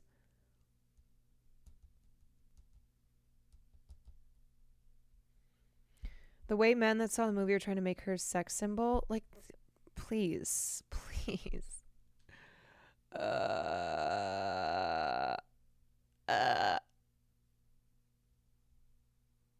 Austin has a fansly. Nobody in his Twitter replies saying OF detected, opinion rejected. No, of course not. And they shouldn't do that. But it's like you see Denims, who does like cosplay on OnlyFans, and she gets called a whore all the time. It's just gross. It's just gross. I don't know. What I really appreciate with Sean Baker's films is he doesn't tell these stories of sex workers in a way where it's like they're trying to, you know, it's not like, oh, the conclusion is that they get out of sex work, that they've been saved type of thing. It's just like almost instead a snapshot at a moment in their lives. And there's no like Disney ending of, yay, they're not doing sex work and therefore like that's like therefore it's a happy ending, blah blah blah blah blah. They're not trying to escape, it's what they do. Right. It's basically just asking you to see people like this and to treat them as human beings. Except for Florida Project, literally a Disney ending. Okay, literally a Disney ending in Florida Project. That's true.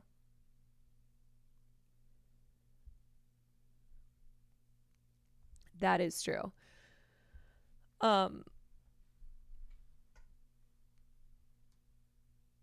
Anyway, I really loved Anora. I really, really loved Anora. And I'm like, whether or not a woman is doing sex work or getting, you know, a PhD or both, whatever, please see women as human beings. Please see women no matter what work they are engaged with, unless it's like being a war criminal. But you know, humanize them, and they are people. They are people, and they deserve to be seen and deserve to be. It's sad we have to say that, but yeah, must be said. Must be said. Did I miss the Kendrick thing? No, not yet. We can get into that. Let's get into that soon. Okay.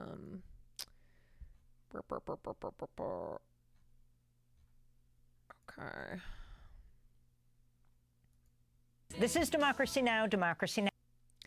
Any other big films on the docket anytime soon? I mean, I'm like shitting my pants to see Nosferatu. And I'm really, really excited to see Sing Sing.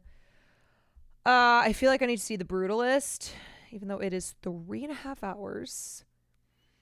I'm excited to see Angie's return as Maria.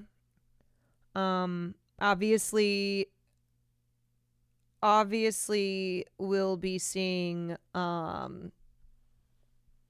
Nicole Kidman have a lot of steamy sex in Baby Girl. Oh, what else do I go? I want to see Conclave. I would like to see Pamela Anderson in The Last Showgirl. Yeah. Obviously queer. Nickel Boys.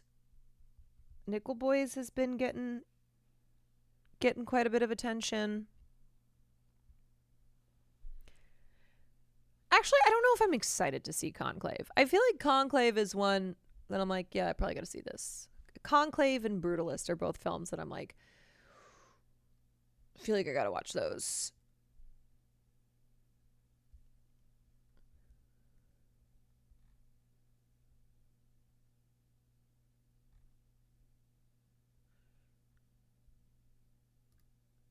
It's a must watch. Okay. Okay. Well, I'm working my way through, but I start really grinding it out in January. Like pretty much after Christmas. Because there's really not a lot that happens from Christmas to New Year's. It's kind of when I like to start just knocking them out. Have you watched the new Silo episode? No. I'm gonna watch that. All right. Let's do. Why does this look weird? Where's my video I want to watch? I want to talk about the Kendrick Andrew Schultz thing.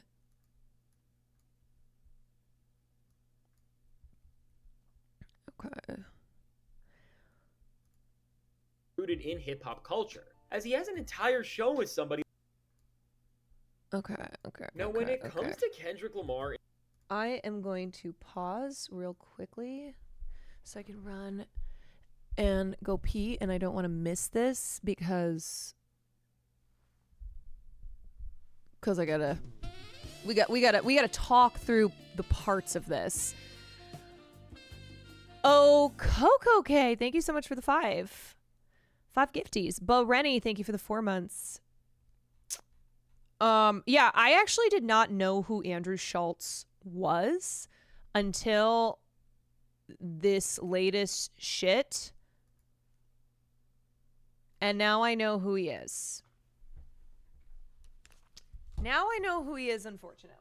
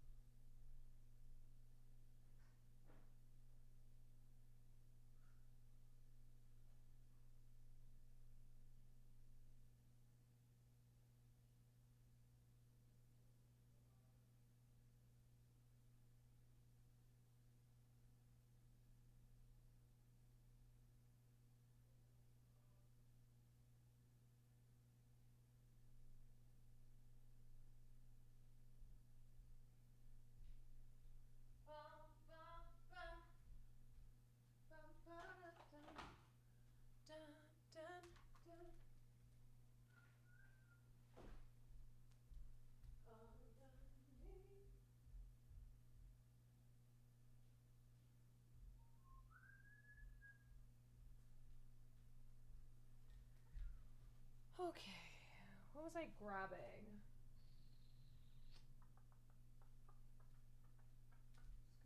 Oh, my water.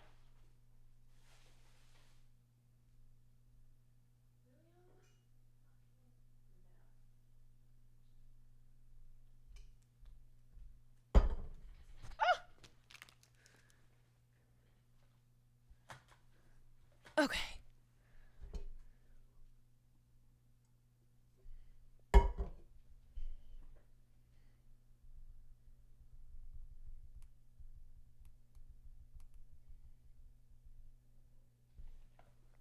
All right, y'all. Let's look into this.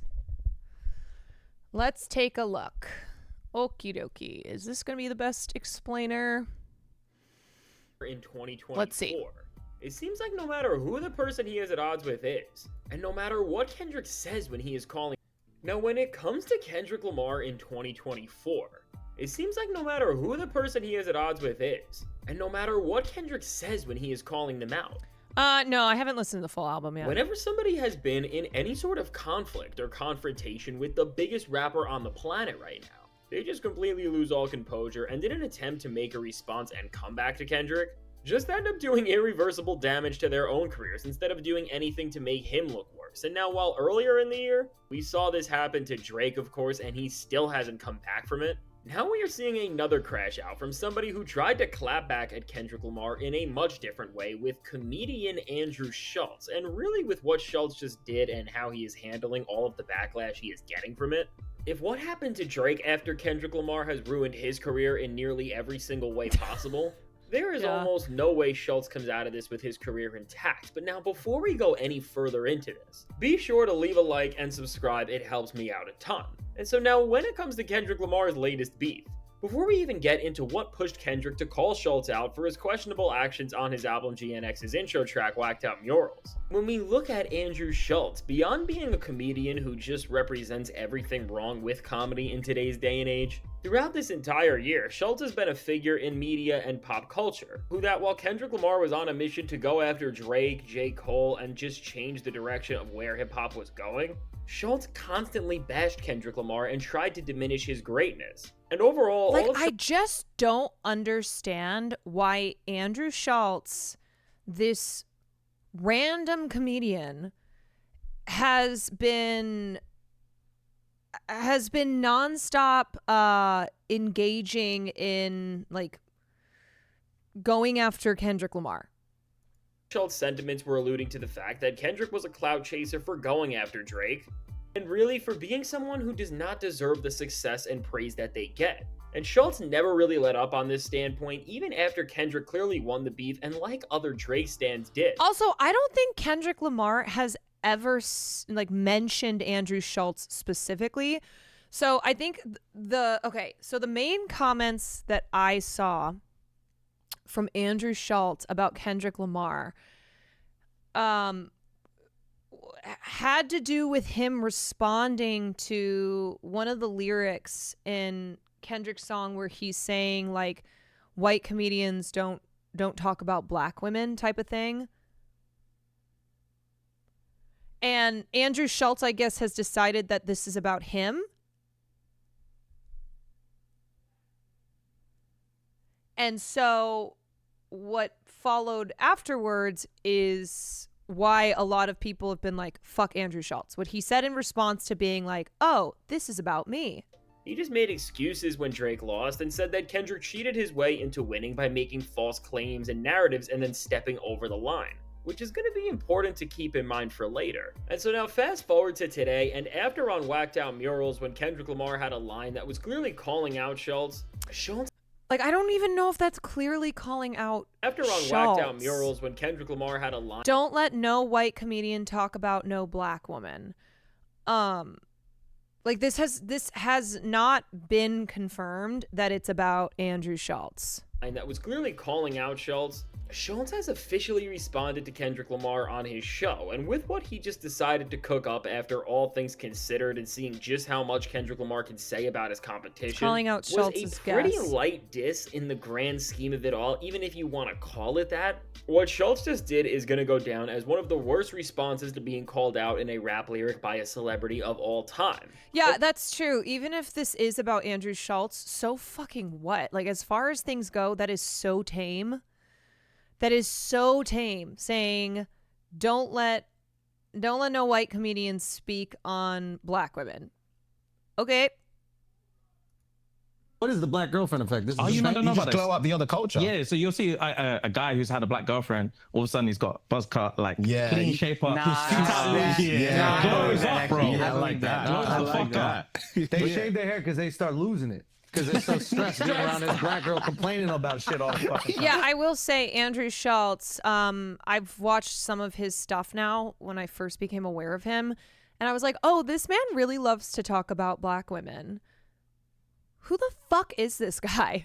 Like, who the fuck is this guy? And he always has this buffer of having like a black guest on his podcast who like a black male guest on his podcast who like never calls him out. So it's just laughing with him or letting him just say whatever the fuck he wants to say. That's why they gotta shave their hair. Nah, bro. White guys with black girlfriends, they grow a step- beard they step their because dick there's up. more cushion when they get slapped the fuck out of.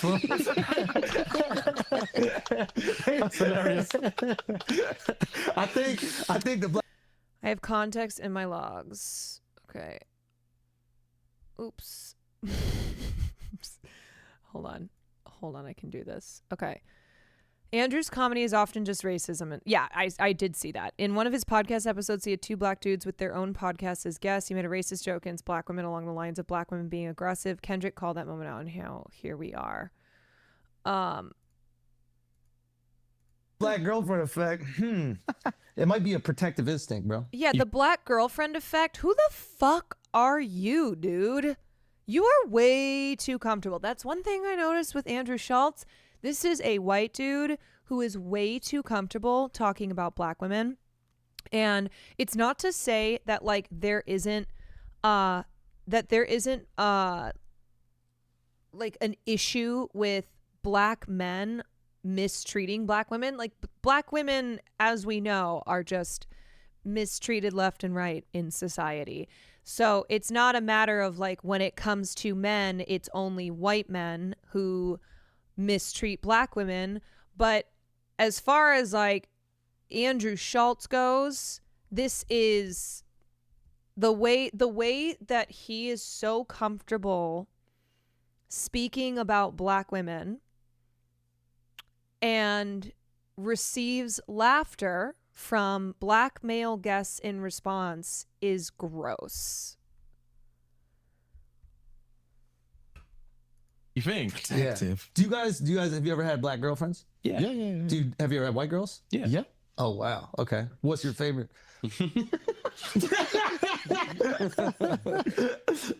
We love them all. The other important note here is that these two, James Duncan and Fuhad Dawadu, have their own podcast that was heavily supported by black women before this went down.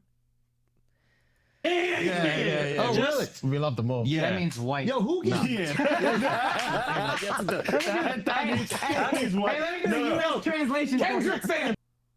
Okay. All right. Now we go back here. And beyond just that, Schulz is really going to join someone like his idol Drake for being on one of the greatest crash outs of the entire year, because with what he said, after acknowledging that Kendrick dissed him, trying to be funny, and talking about how the GNX album is a good record, but that he's just mad because of the diss. After Schulz made it clear that he would never mess with the people who Kendrick Lamar hangs around with, he then went on to say that because of Kendrick Lamar's height, which again, notice these parallels between him and Drake's insults, that he would be able to take on Kendrick because of his size and stature. And with the rest of what Schulz said, I can't even say it in this video because it's really that bad. Okay, all right, so this is the moment, okay? He is joking on this podcast about how because Kendrick is so small that he could rape him. Like he he does rape jokes on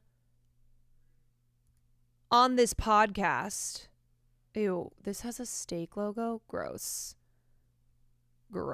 Give me a clip that is not Well, the steak Kendrick's logo. people and the gang affiliate, everybody, his security, they will kill me. They will destroy me. They'll find me in the street. They'll fucking cut me up. They'll shoot me. They'll do whatever. I'm not a tough guy. Y'all do. But just Kendrick, I would make love to him. And there's nothing he could do about it. Just Kendrick Lamar, I would make love to him. And the only thing that he could do is decide if it's consensual or not. That's the only thing he could do. Like, I'm so exhausted that in 2024, we are still doing rape jokes like this. And we're going to watch a pop culture detective video after this about sexual assault of men played for laughs, because obviously it's not like women don't have rape jokes directed towards them, but it's also men who make rape jokes about men. It's men who just make rape jokes in general. And this trickles down when we're talking about the problems of young boys who are listening to these types of guys who are like obsessed with Andrew Tate, who are turning around and talking to girls in their classes in this way, where they will like compete with their friends as to who can tell the worst rape joke. Like, this trickles all the way down when this is still a normal part of society, where it's like, oh yeah, you can just joke about raping somebody. It's me and Kendrick. If it's me and Kendrick, this is about physics. It's about physics. I don't even know if I'll get hard. But if we're in a set. And let me be clear, okay? Because when we talk about comedy, it's not that comedy can never include the topic of rape. But the joke here, the crux of the joke is that I am physically bigger than Kendrick Lamar, so I could rape him and there is nothing that he can do about it. Like, that is the joke. The joke is, I am physically dominant to this small man, so I would just rape him. There's a chance that if we're in a cell and we're bored. I'm saying joke in the sense that they're all joking around, right? Like that this is a comedy podcast, that this is a comedian. And so the argument is like, oh, come on, we're just telling jokes. Obviously, this is, come on. I'm not out here actually saying I'm going to rape Kendrick Lamar. But there's just a lot of problems here where, one, just how prevalent rape culture still is, from boys just being boys. I'm just shooting the shit with my dudes, joking about raping people,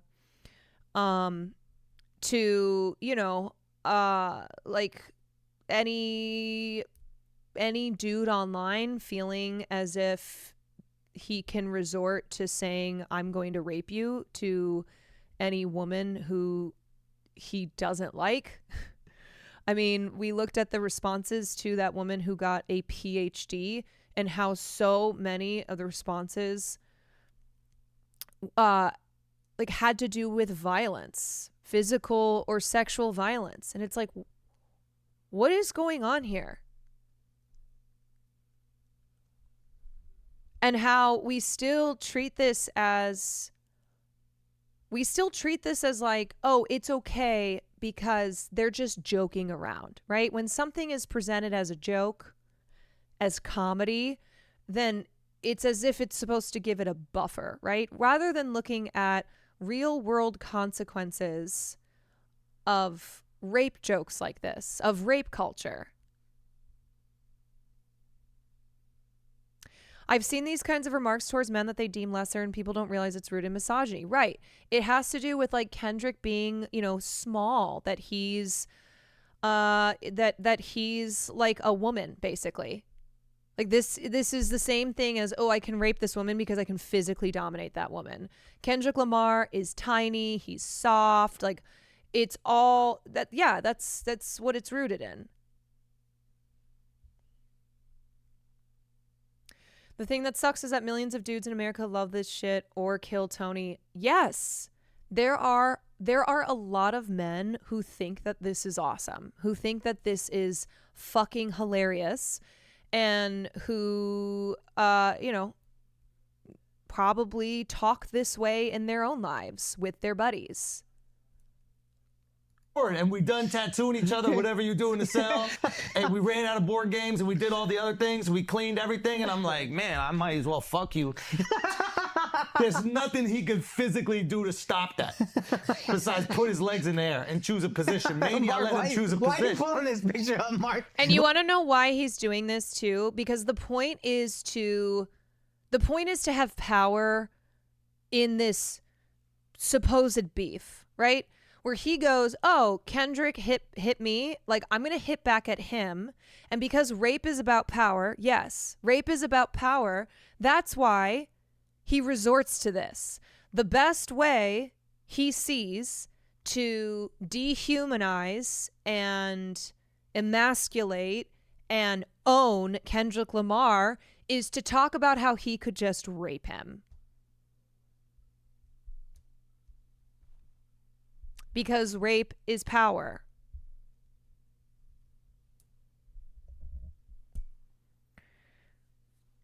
It's disgusting. Like it's so cheap too. It's like he can't come up with any other way to diss Kendrick than to be like, yeah, I could just rape you. Ha ha. Why are you doing this? Look at, put up that picture of him and Travis Kelce's girl. Look at that shit. Oh my God, dude, that's unbelievable. Yo, I'll be honest. I would go so far as to say, I don't think he could stop most people on the planet from having sex with him. Like the only reason he got security is to stop people from having sex with him whenever he wants. Now, don't get me wrong. There's people who could fuck me against my will. I was in an elevator once with. Yeah. Also, Travis Kelce's girl. This fucking guy, man. Could he have been any more obnoxious with that? Yeah, like he thinks he's being funny. He thinks he's being funny saying Travis Kelce's girl. This drag queen, and this motherfucker was like 6'5". Oh, yeah. And we're in the elevator, and we're going down. I'm like, yo, if he wanted to take it, I gotta cause a ruckus or something like that. Like, I gotta have my pants. I gotta do something. Like, bro, I know with Kendrick that. Bro, why is everything about rape? This story that he's telling, where he's like, yeah, I was in the elevator with a drag queen. This dude was 6'5". He's like, I gotta be prepared to, like, this is such a disgusting male mindset where everything revolves around rape. Whether it's, ooh, this drag queen is bigger than me and could rape me if he wanted to, or I'm gonna rape Kendrick Lamar because he's my bitch. Permission to hit the bong, Big C? Yeah, take a big old bong hit.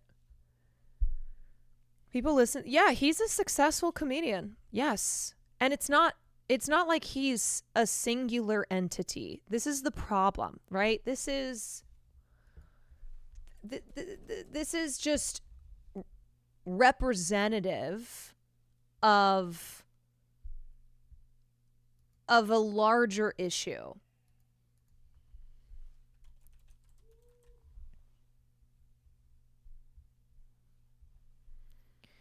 And it speaks to a society that still uses, it speaks to a society that uses rape comedy still and thinks that it's acceptable. And the rape comedy is like the comedy of the rape being, I'm going to rape you.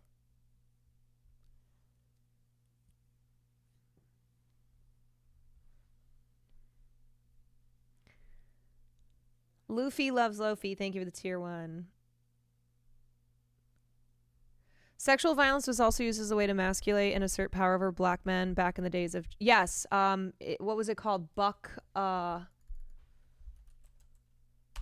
breaking. So there's this term, buck breaking, which speaks to the history of sexual exploitation of black people, but specifically black men. So slaves who would be raped and, experience sexual violence at the hands of white slave owners as a form of dominance. It's horrifying. It's really bad. And it's just, what I think this scene represents here is you have the one guy who's being like, yeah, I would just rape him. But rather than have someone go, that's fucking awful, dude. What the fuck are you doing? What the fuck are you doing? They laugh along with him, even if they don't think it's funny. This is still the enabling in society, right? Whether it's a bunch of guys in a locker room, whether it's men in an office around the water cooler. And there's a couple moments that, especially these two guys here, they look uncomfortable. They look uncomfortable because now they know they're going to be in a clip with Andrew Schulz talking about how he is going to, that he could rape Kendrick Lamar. But still, there's no bravery here. Yeah, they just go along with it. A couple of chuckles. This guy here is such a piece of shit. The one right next to Andrew Schulz. It's spineless, right? But it's all part of the problem.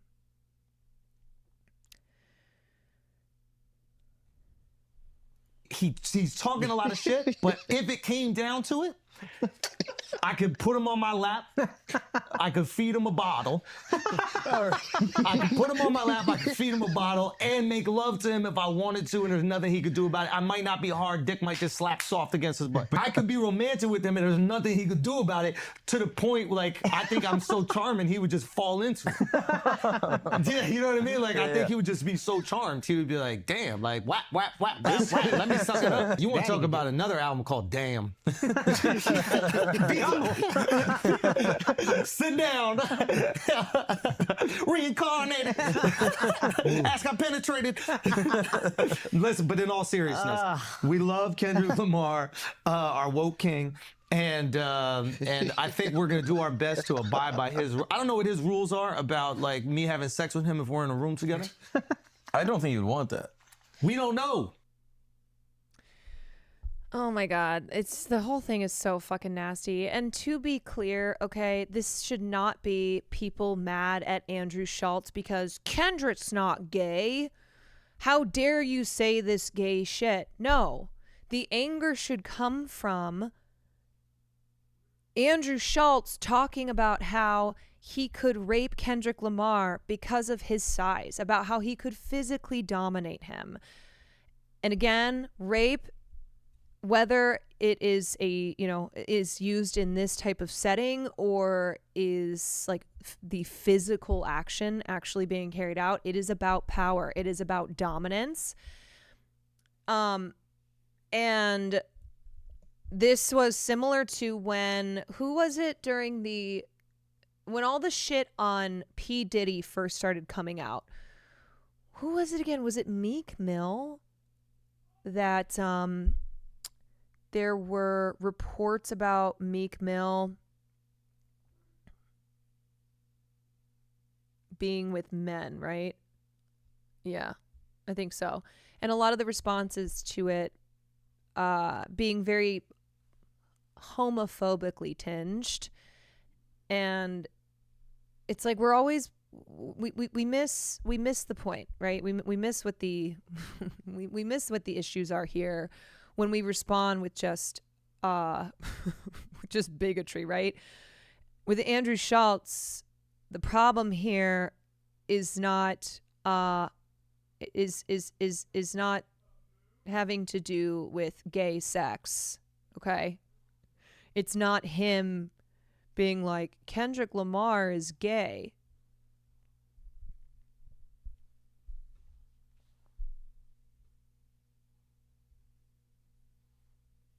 This type of shit normalizes sexual violence, not to mention violence. What a role right? This is why we keep talking about how rape culture is still very strong today. And this type of comedy, you know, rape jokes that you hear an Andrew Schultz say, or you hear a 6-year-old boy on the playground, like, say to his friends or say to a little girl that he goes to school with.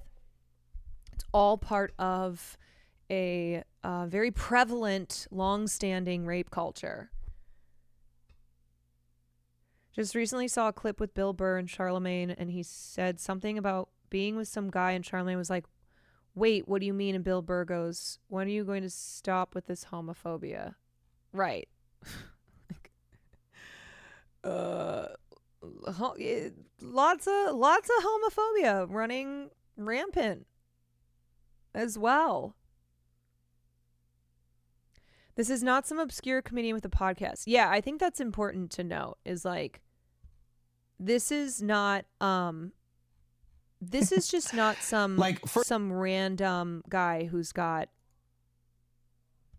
a small YouTube For those following. who don't know, what Schultz went on to say in an entire multi-minute bit where he got into extensive detail of what would go down between him and Kendrick Lamar was the same. People have had a bigger issue these men could be having gay sex than they were these men having allegations of sexually assaulting people, including children. Right.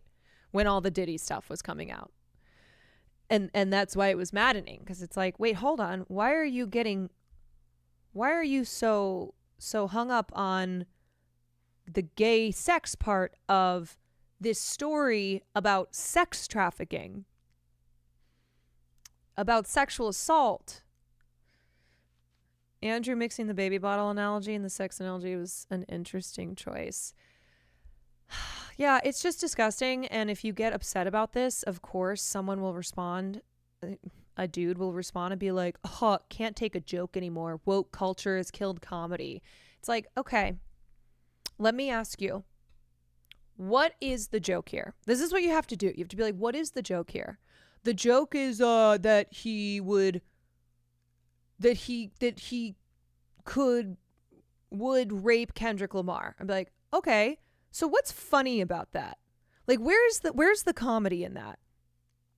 And why is he saying that he could rape Kendrick Lamar? Well, because he's small. Okay, so that he could physically dominate him because he has power over him.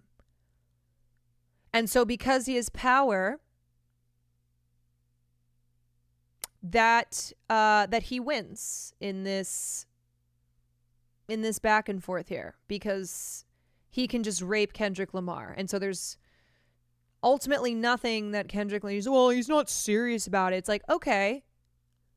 Yeah, do I think he's actually going to go out and rape Kendrick Lamar? But you're talking about comedy, and comedy is, to me, not punching down on someone who has less power. And in this instance, because he's talking about rape, and he's talking about raping someone who is physically smaller, right? That he would dominate. So, power versus no power. And also, it's just not funny. Like, it's not. I'm sorry. If you think that rape is funny, there is something that is very fucking wrong with you. And as I said before, there is a way to talk about rape in comedy. And some of the best examples of that I have seen are people who have experienced sexual assault who turn to comedy to talk about it. So it's not this, the scary rape word cannot be anywhere close to the comedy world. But it's the way that you approach it, and it is what is like the conclusion here? What is the point of your joke? I did this to a coworker and he froze. I was scared because my work culture and culture is conservative, but but damn, I was proud I had the courage to speak up. Good for you. And again, this type of shit just perpetuates when people enable it. When you laugh with with the guy at the water cooler who tells a rape joke, when you don't teach young boys that this is not acceptable, when you refuse to normalize it. Yeah.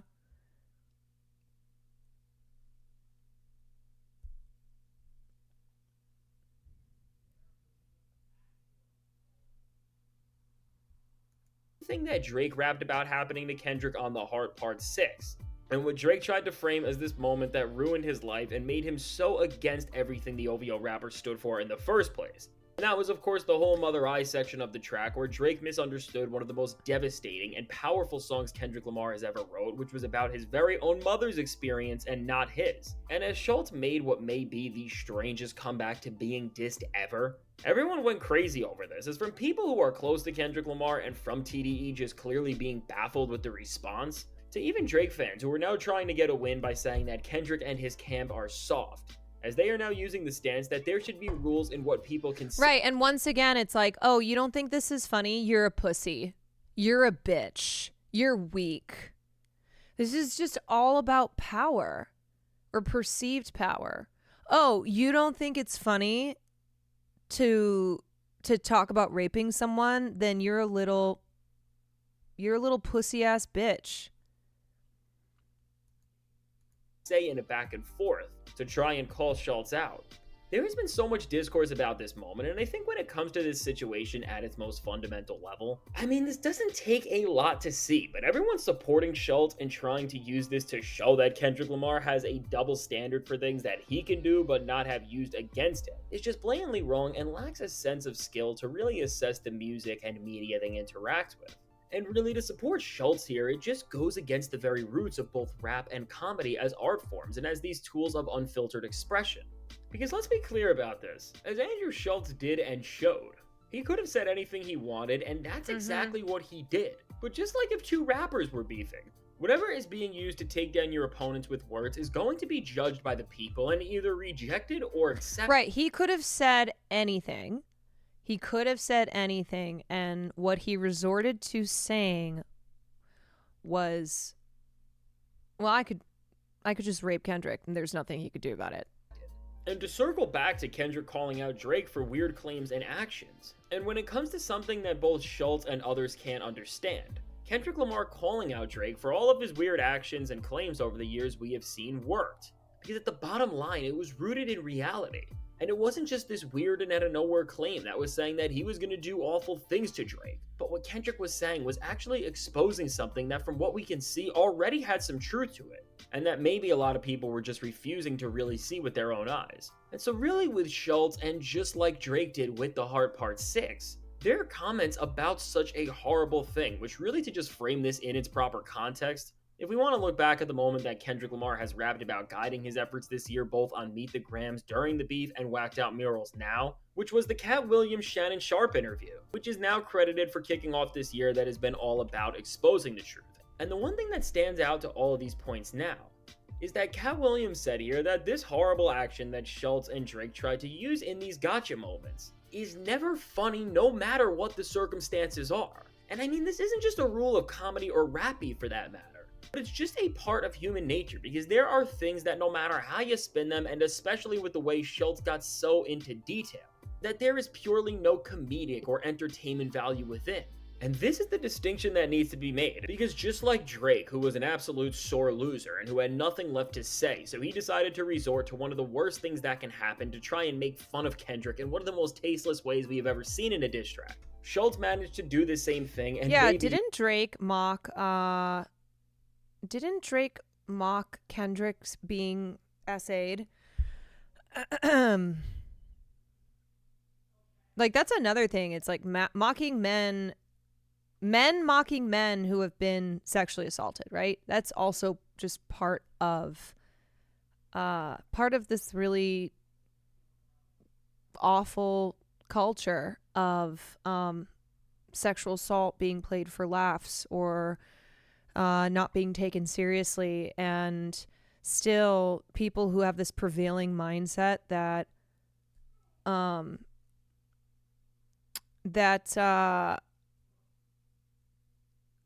that rape of men, sexual assault of men just either doesn't happen, right? Or, you know, it's just like gay, like it's gay sex. It wasn't even about him, it was about his mom. Dude, oh, so Drake not only misunderstood the song, but then ended up mocking his mother for being sexually assaulted.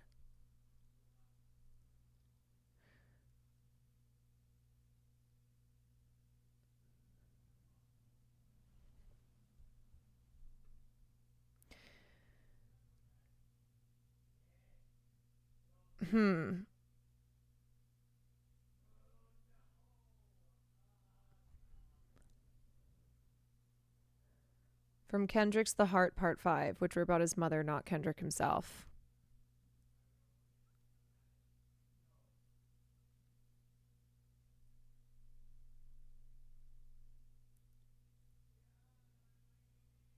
Even in a worse way, which is saying a lot, just because of how much he went on and on about what he was trying to do.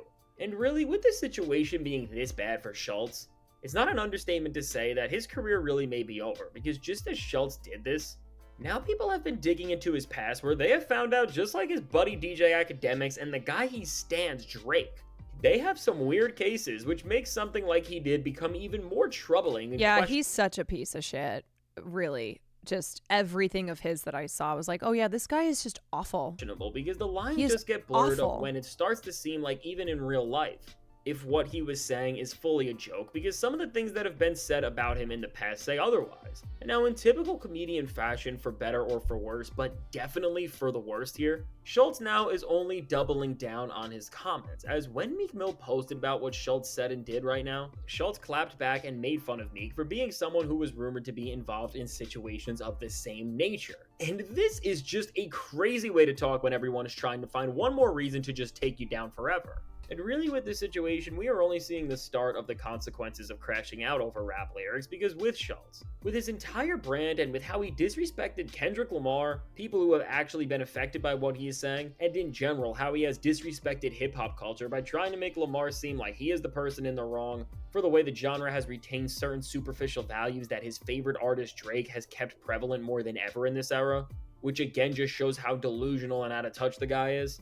Schulz can't just run away into his own world and let these things blow over, because some of his most valuable ventures are directly rooted in hip-hop culture, as he has an entire show. Dude, he just looks like the biggest douche, too. He just looks like such a douchebag. With somebody like, what's up, Nani? Charlemagne. And even with how wild and over-the-line things Charlemagne has said over the years, between his obligation as a leader in hip-hop media and with all of his other ventures, this could even change their dynamic forever. Look, I don't think Kendrick Lamar is a perfect person. I think there's definitely things to criticize Kendrick Lamar about. You know, the company that you keep type of thing.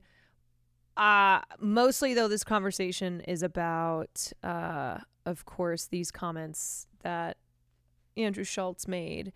And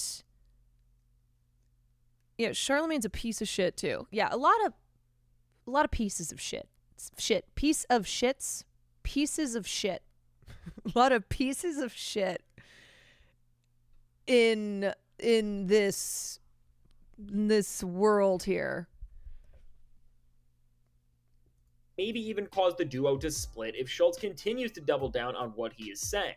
And again, while it's too early to see how all of this ends up, and with how much of a conversation this has already been, and how much attention and backlash it's bringing Schulz, I'm sure... You know what we're going to do?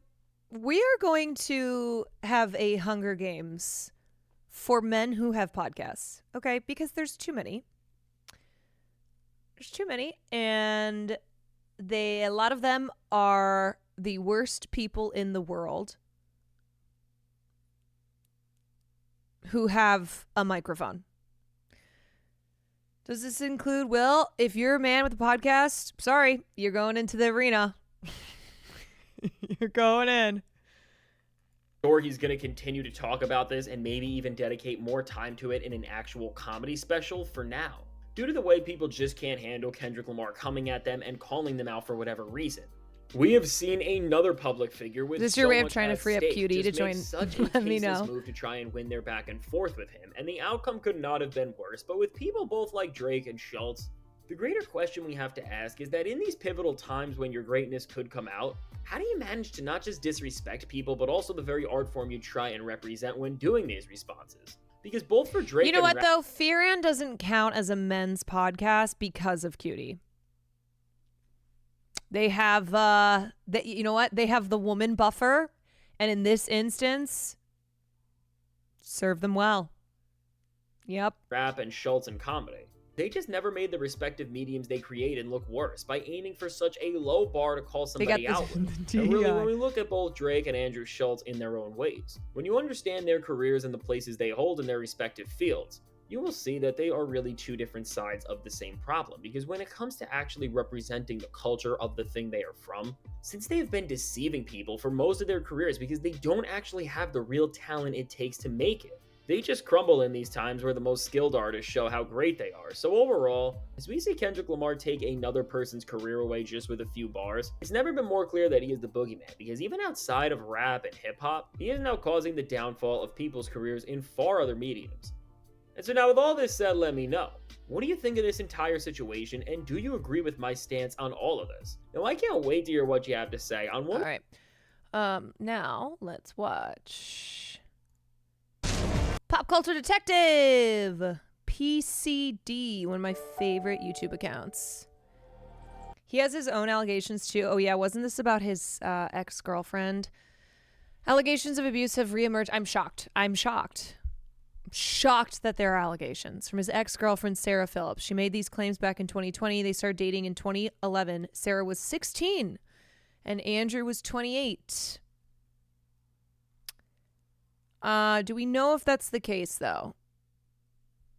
Hold on. Sarah Phillips. Who is this? Before we jump the gun. Sarah Phillips, The Voice.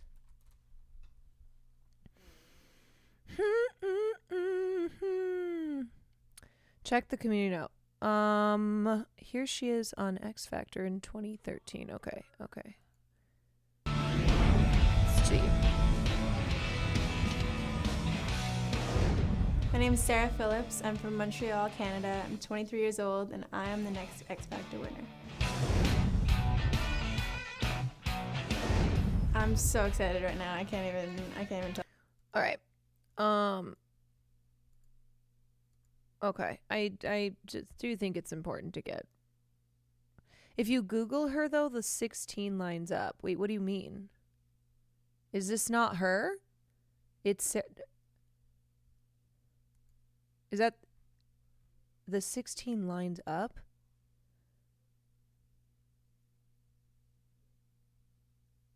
Okay, well.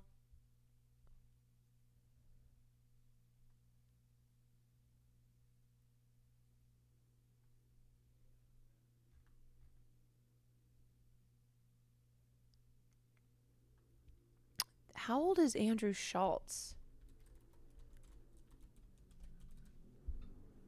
He's 41. This says she's 29. All right, well, Farley, far. Okay, anyway. Oh my God. Hey! Stop it. Stop.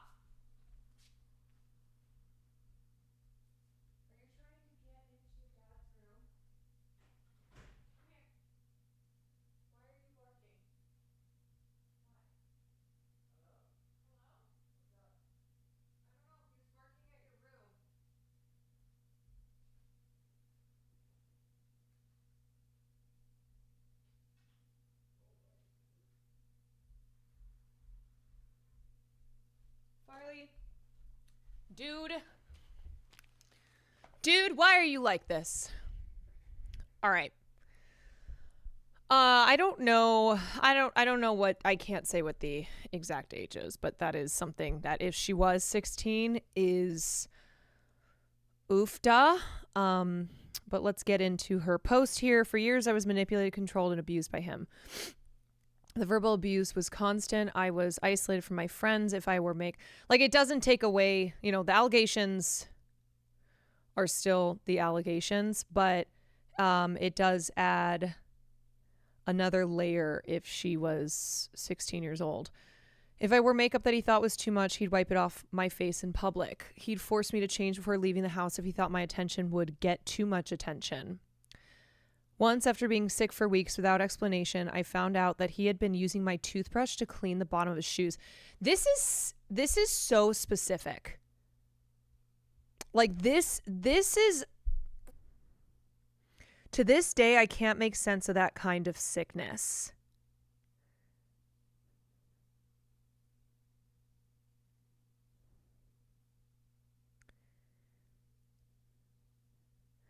That part there, I found out he had been using my toothbrush to clean the bottom of his shoes. Like, that is sadistic.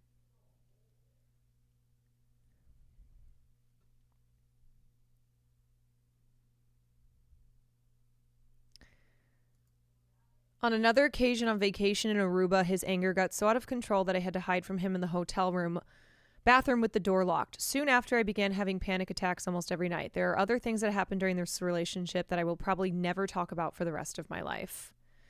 As happy and healthy as I feel in my very fortunate life now, seeing this person's face, hearing their voice, seeing their name is still very triggering. Maybe it always will be, I don't know, but I just ask you to please try to understand that it's not a funny joke to keep sending me things related to this person. Please stop. Please try to understand. Thank you. Oh, boy. I mean, there has been nothing that I have read or watched of this guy that has me going, you know what? Actually, okay. There's a gold star. And of course, a guy who would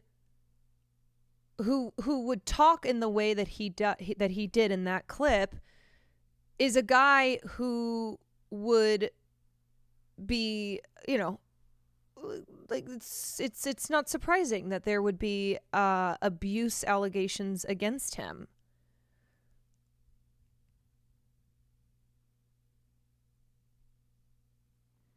What's with the community note? So it's debating over her age because apparently she was on X Factor in 2013 saying she was 23, so she would have been 21 in 2011. But there are other things online of her that state her age now as 29, which would mean that she was 16 in 2011.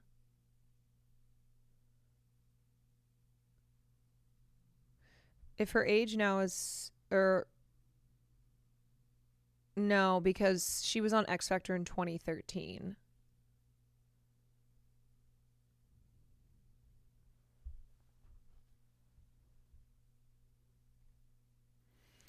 To be fair, X Factor is not proof of an age or birth date. No, I know. And I know that people lie on that show.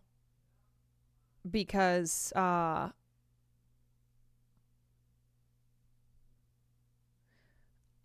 because it will be and help them to get onto the show or to get onto TV. But anyway, I think I get why the focus on, well, was she 16 years old is a worthy focus, but also the allegations, the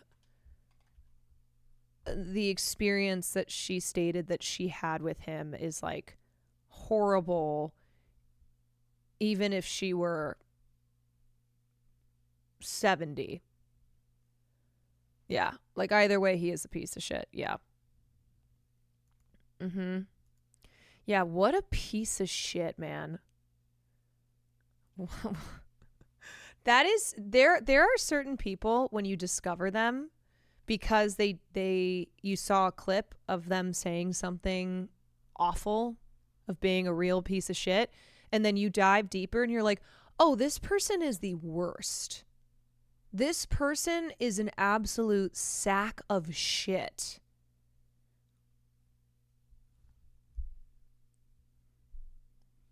Like, there is nothing I have found to redeem this person in any way at all.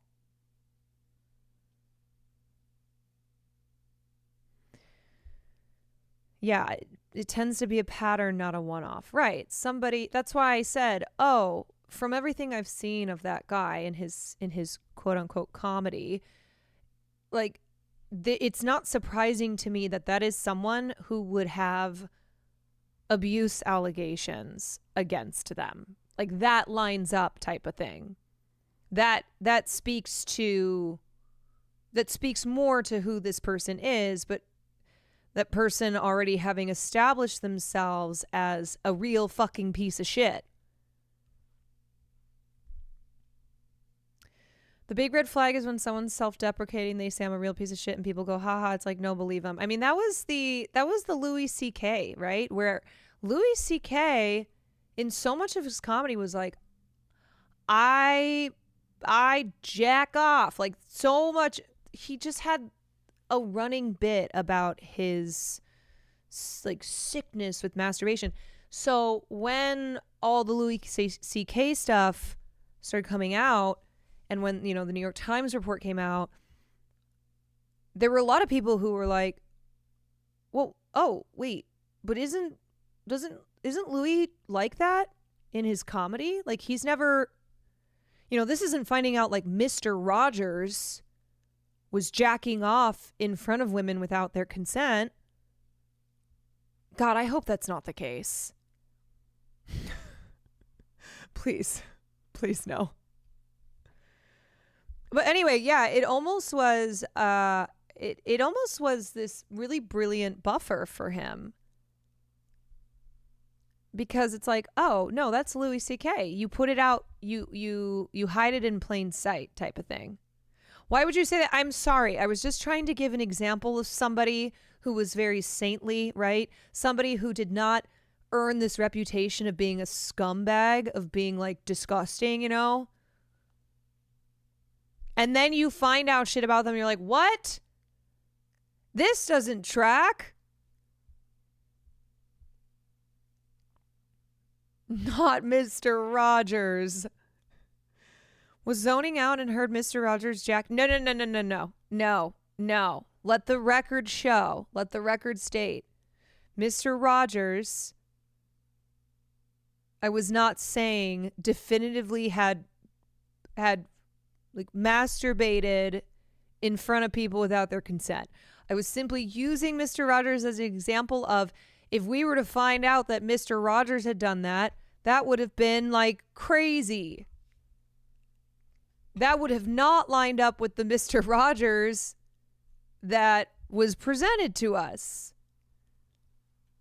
Okay. Oh my God. Well, he's dead now, but still, honor his memory. Like Marilyn Manson did the Creepy Weirdo Act, covered for him being a predator for decades. Uh-huh. Did you know he was a registered Republican, though? Yeah, but like, because he voted for Abraham Lincoln.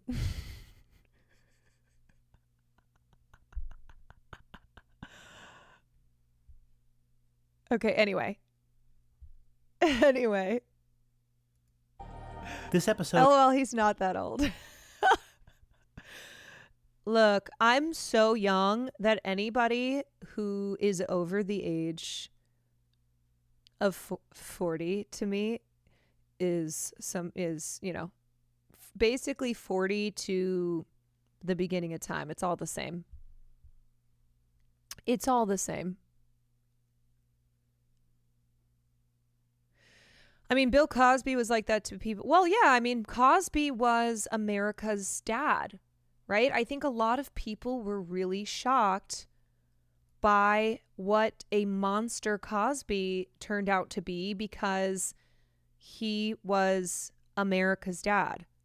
He had his like old guy cardigans and was family friendly, you know? And so it like broke people's brains.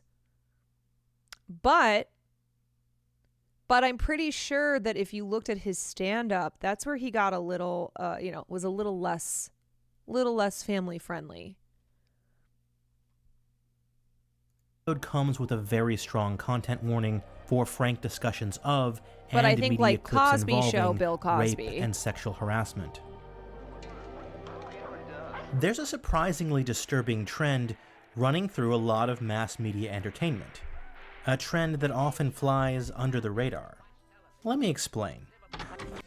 You're watching a popular TV show or movie, laughing along at the hijinks, when suddenly things take a jarring turn. Check out the new meat. I'm gonna slather you up in Navi and jelly. Go to town. Wait a minute. Was that a rape joke?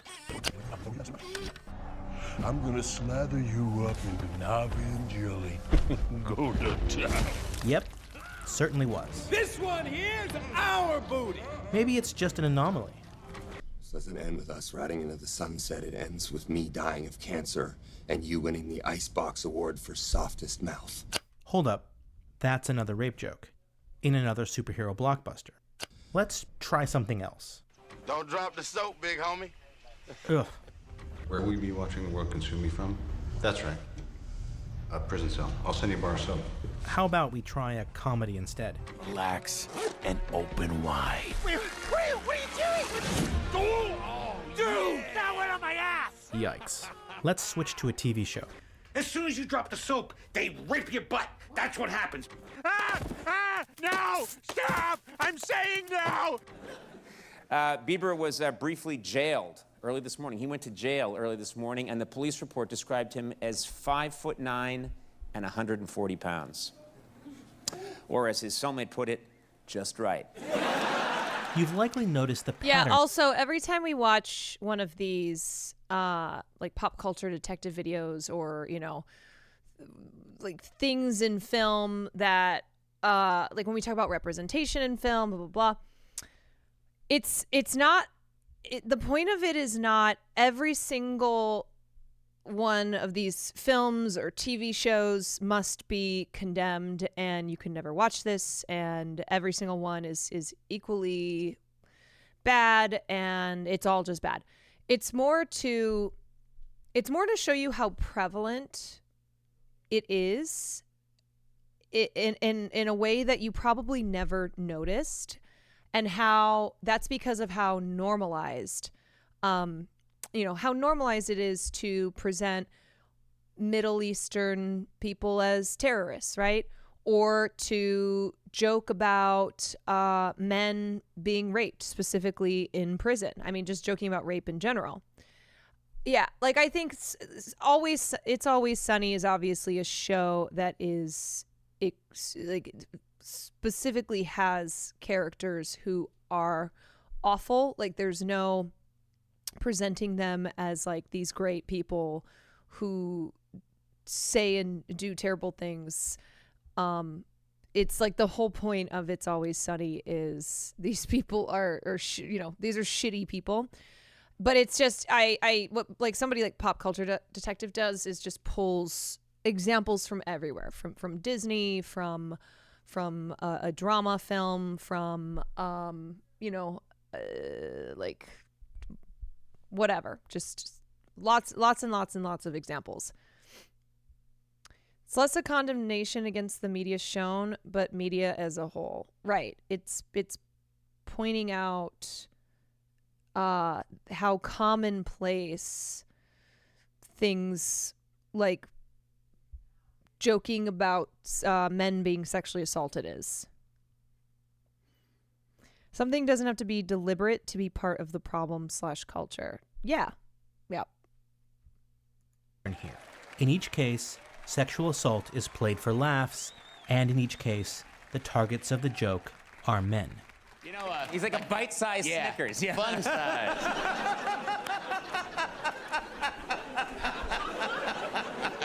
Comedic scenarios involving the sexual abuse of men can include a wide range of behavior. Now we'll do your inseam. From casual punchlines about unwanted kissing or touching, to gratuitous one-liners about anal rape. They will turn your butthole into a parking garage. Start putting all kind of cars in there, man. Buicks, Cutlass Sierras, Oldsmobiles. Somebody gonna put a Hummer in there. Yeah, now don't bite down. Don't bite down. It's hard to overstate just how common jokes about men being sexually assaulted are. Most popular comedic actors and their writers engage in this type of humor. Man, I can't go to jail. Look at me. I'll get raped like crazy. Fuck, you too? Yeah, totally. I'd get raped just as much as you would. No, I know you would. Of course you would. You think you're more rapeable than I am? Hey, Nick, I'm not saying anything like that, okay? You're pretty close to saying. Statistically speaking, men are far more likely to be the perpetrators of sexual violence than are people of any other gender. And so that's what we'll be focusing on in this video. We'll examine media in which women are portrayed as perpetrators in a future episode. He's the one who famously said, I'd take a bullet for Donald Trump. Well, now that he's looking at prison time, we'll see if he's willing to take a dick. Sexual assault of men as comedy is so ubiquitous and so normalized. It's that you honestly may perfect how your cam censored the banana scene. Oh. not have even noticed it shows up everywhere. And when I say everywhere, I mean everywhere, even at the Oscars. And why does a prisoner drop the soap? 'Cause no one wants to do it alone. Speaking of songs about male rape, there seem to be an awful lot of them. Hands against the prison wall, choking on a mouthful of balls. He gonna make you his sex slave. You're gonna gargle mayonnaise. Pin me down and I try to fight you. You come and Like, I've laughed at a lot of these jokes for the content I've seen. Doesn't make me a bad person. Said the video helps me understand and learn the societal and personal impacts this has on us in general. Yeah. And when something is when you see a pattern or when something is so prevalent, it's a reflection of society. The sexual assault of men is a go-to. And the other thing too is oftentimes sexual assault of men is wrapped up in homophobia, and just a lot of times they go very hand in hand, where it's not just jokes about men being raped. It's like it's jokes about it's jokes about gay men and rape. Joke for many popular animated sitcoms. Rick and Morty go to giant prison. If somebody drops the soap, it's gonna land on our heads and crush our spines, Morty. It'll be really easy to rape us after that. Yeah, get his pants down. Get his pants down. No, stop. Raid! What do you collect, Vaseline? Oh. Okay, let's do it. What? Ah! No, Jake, not like this. Ah! Because while you slept, I violated you repeatedly. You might be surprised to find out that slightly less explicit variations on these jokes also show up in children's media with alarming regularity. Like, that's crazy. Of course it will. You look very pretty. That's what they'll say in jail. Paddington! Love is in the air. Can't you just smell it? Did you see what that bear just did to that guy's cherry? You got any idea what they do to eggs in San Ricardo prison? It ain't over easy. Notice how these jokes are all designed to demean, humiliate, or emasculate a male character for being the victim or potential victim of sexual violence. The Me Too movement has brought to light the rampant sexual abuse perpetrated by powerful men in Hollywood. While many of those telling their stories have been famous women, there are also a handful of male celebrities coming forward as survivors, including actors Anthony Rapp and Terry Crews. Crews has been especially vocal, even testifying about his experience in front of Congress in support of the Survivors' Bill of Rights, where he stressed that sexual assault isn't really about sex, it's about power. I was sexually assaulted by a successful Hollywood agent. The assault lasted only minutes, but what he was effectively telling me while he held my genitals in his hand was that he held the power, that he was in control.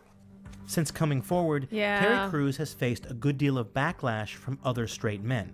And it's no coincidence that Dude, it was so awful too, because very rarely you have examples of famous men in Hollywood who come forward to talk about, being victims of sexual assault or sexual harassment. And, as we see this backlash and this mockery happen of women all the time. And so, it's like, it's going to happen with men, but it's in a different, it has the same core, like the core of treating all victims of sexual violence. It all comes from the same place, but there are slight differences. One difference, of course, is that, again, this gets turned into homophobia. So it's not just denying Terry Crews a voice and his story.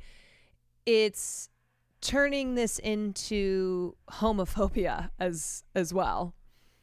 And it was really depressing. It was super duper depressing and yet not surprising to see the response when Terry Crews came forward. Yeah, I mean, remember Brendan Fraser? He was blacklisted from Hollywood for a long time, and Brendan Fraser had come forward about how the president of, let me get his name, Philip Burke. Yeah, he was the then president of the Hollywood Foreign Press Association. And Brendan Fraser said in 2018 that he publicly said that he had been groped by Philip Burke at a luncheon in 2003. And it had a really negative effect on his life and his career. How am I just learning this about B-Fraz? Because he was out of Hollywood for a long time. He was gone for a long time, and then really had his comeback with The Whale last year, and that's why people started talking about, people started talking about him again. Remembering when Barbara Walters dismissed Corey Feldman? Mm-hmm. Yep. Much of the ridicule directed at him bears an uncanny resemblance to the punchlines we're discussing in this video. This is how toxic masculinity permeates culture.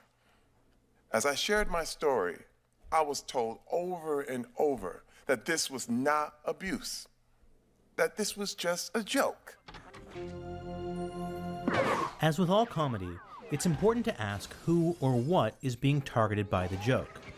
So let's take a few examples from popular mainstream comedies and talk about what we're meant to be laughing at and why. Because it's the why that helps illuminate how underlying messages can have a negative impact on the way we think about assault and masculinity. I want a proctologist standing by. Best one you can find. In the 2015 comedy Get Hard, Will Ferrell plays a wealthy hedge fund manager who finds out he's going to prison for embezzlement. The core premise of the movie is that Ferrell's character is terrified of being raped in prison. There's a 100% chance that you're gonna be somebody's bitch. Kevin Hart's character exploits that panic to get hired as a toughness coach to help prepare him for life on the inside. This setup, as you might imagine, leads to a steady stream of rape jokes. You know what that is? That's a big-ass black man on your pale white ass. You? No, I don't want any more. Stop. That's enough. Too late. He done tagged the next guy in. At the heart of these jokes is the perceived emasculation of men who are scared of or become emotional over the possibility of sexual assault. Hey, listen up, everyone. I'm extremely sad. Please don't sexually assault me. I'm already too sad. Hey, fellas, my heart's already been raped. Get Hard is just one of many, many examples where male characters on the receiving end of sexual assault jokes are framed as weak, cowardly, effeminate, or unmanly. I'm scared. Kenny, stop crying. Stop crying, Kenny. Look at me. Yes, show me. How was this the entire movie premise? I don't know. Must have missed that film. I did not know that the premise of the film was Will Ferrell being terrified of being raped because he's going to prison for embezzlement. Men's vulnerability is an endless source of mockery in mainstream comedy, and vulnerability that results from sexual violence is no exception. Okay, she's like, I don't want to go to jail. You know what happens to a handsome guy like me in jail? It rhymes with grape. It rhymes with grape. Just keep your mouth shut and try not to cry. It's all right to cry. Crying takes the sad out of you. The idea behind the joke here is as obvious as it is toxic. That men who aren't tough or manly enough to avoid being victimized are pathetic, and therefore deserving of ridicule or worse. Hey guys, do you think he's anyone's girlfriend yet? Queso, he's been in jail for 3 hours. Of course he's someone's girlfriend. Punchlines. It's also, what does that mean? Is he someone's girlfriend yet? So again, that means that, oh, as a man, when you're raped by another man, you are emasculated and you are a woman, right? It's like, is that what the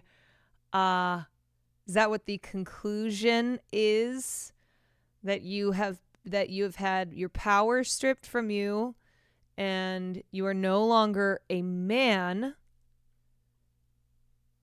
You're this guy's little bitch. You're his girlfriend. About men being sexually assaulted usually revolve around the idea of a man being made subordinate to another man, and therefore forced into a role that is stereotypically feminine. I'm, never gonna be the same. Emasculation jokes are supposed to be funny because, in a patriarchal culture like ours, we're meant to think that there is no greater humiliation for a man than to be treated like a woman. We'll talk extensively about the 2005 hit comedy Wedding Crashers in part 2 of this video series. But the movie deserves a mention here as well because of how it frames one of several sexual assaults committed against Vince Vaughn's character. The basic setup is that Vaughn, as our lovable chauvinist, suddenly has the tables turned on him. Jesus Christ. Not there. Not there. I'm not comfortable. I'm not comfortable with that. Let's play dummy sticks. What's dummy sticks? I don't want to play dummy sticks. I don't want to play dummy sticks. It's your typical gross-out comedy scenario designed to make audiences laugh squeamishly at seeing straight male characters thrust into awkward sexual situations with other men.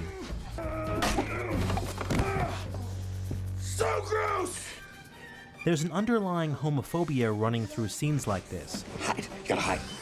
Which is connected to some extreme levels of anxiety around straight male sexuality. This is no dream. This is really happening. I'll pop out at the right moment. No, you will not. The insinuation is that if a man is sexually harassed by another man, Don't do that, Jesus Christ, you're gonna get me killed. it means he's perceived as gay. And being perceived as gay is supposed to be deeply humiliating for straight men. Get down on your knees and open your mouths. Yeah, as a man, you do not want to be perceived as gay, and you do not want to be perceived as a woman. And really, both those just go. It's you know, gay or a woman, same thing, right? Because you are not a manly man. The guards in Guantanamo were gay? Ain't nothing gay about getting your dick sucked. You're the ones that's gay for sucking my dick. I will report you. You will go to jail, or you won't have to pretend to be gay because your asses will be busier than a test bench in a plunger factory. Despite what media may tell us, it's critical to remember that being sexually assaulted has absolutely nothing to do with someone's sexuality. Pardon me. Just as it has nothing to do with their masculinity. Mi scusi. I feel guilty for finding some of these funny as a kid, but I was 12. No, you shouldn't feel guilty. And again, I'm trying to explain to you that this isn't about, like, this isn't me this isn't me being like morally superior and going, if you've ever watched any of these movies or shows and you've laughed at any of these jokes, then you are part of the problem. I've watched all these, well, not all of them. I didn't fucking watch Get Hard, but every time I watch a video like this and I see many of the examples used, I'm like, yep, I've seen that. Oh yeah, I probably giggled along. It's just highlighting the culture. Yeah, it's just talking about like, why is this such a through line in media, and what does that say about our society? Like, how is this a reflection of the attitudes and beliefs in society? Because pop culture reflects and is shaped by, it's on the counter. Pop culture reflects and is shaped by society. And because in society, rape culture is still, it's still very much so existing. And we see that reflected in the many, many, many forms of media. The media also, yes, these are also framed as comedic and lighthearted. Absolutely. It's designed in a way where you are supposed to laugh, right? It's telling you that this is comedy, so you should laugh at this. And it's the way that, it's acted and the way that it's filmed, where you are being told to laugh at this. Laugh at this because this is comedy.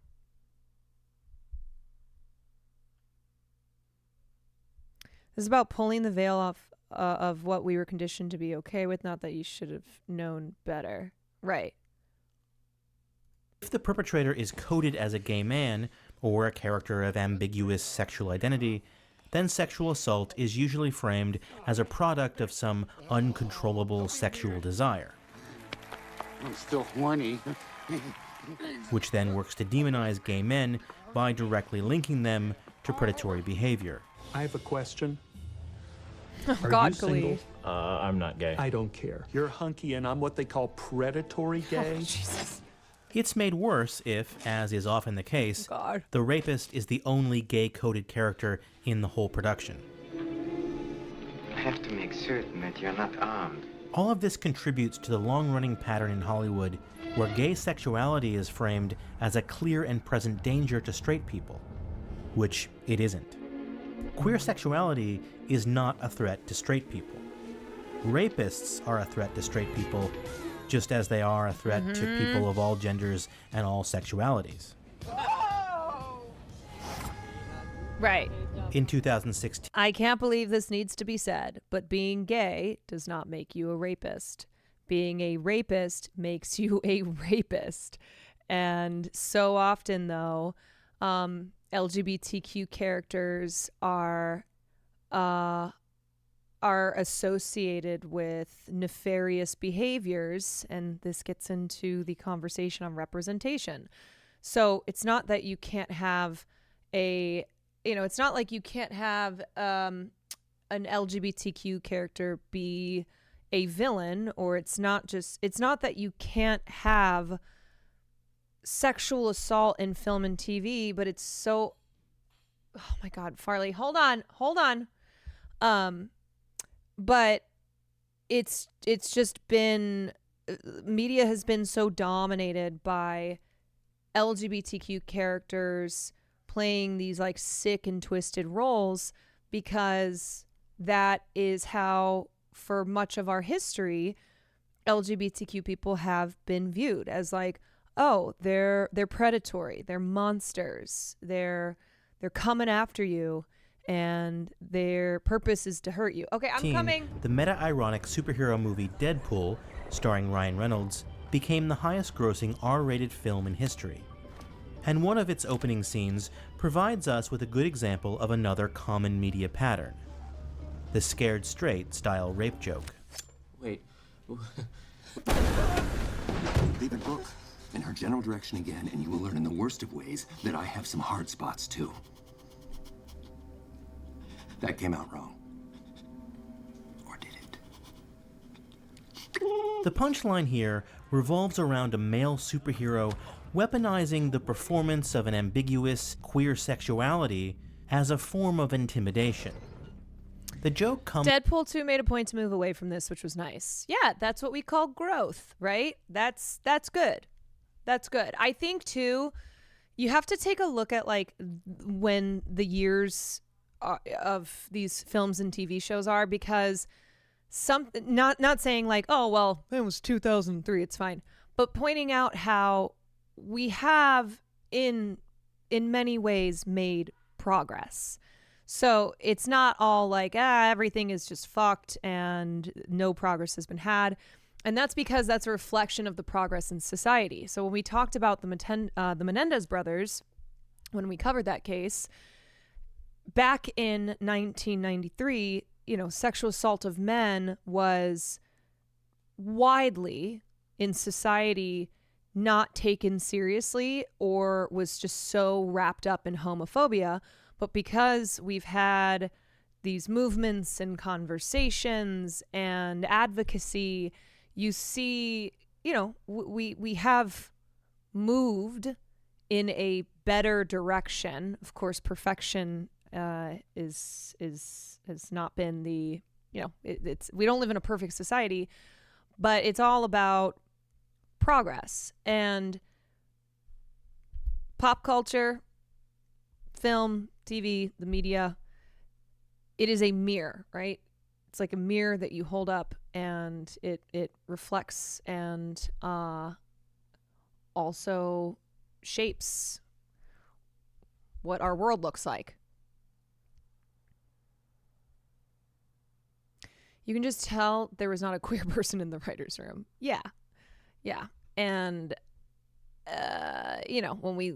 when we watch older films, I think, like when we watch stuff from the 80s and the 90s, I think it's good to note how often it's like, oh, wow, yeah, just the R slur being thrown around in a way that was so normalized, though, right? It's not supposed to speak to a character who comes from like the wrong side of the tracks, as someone who,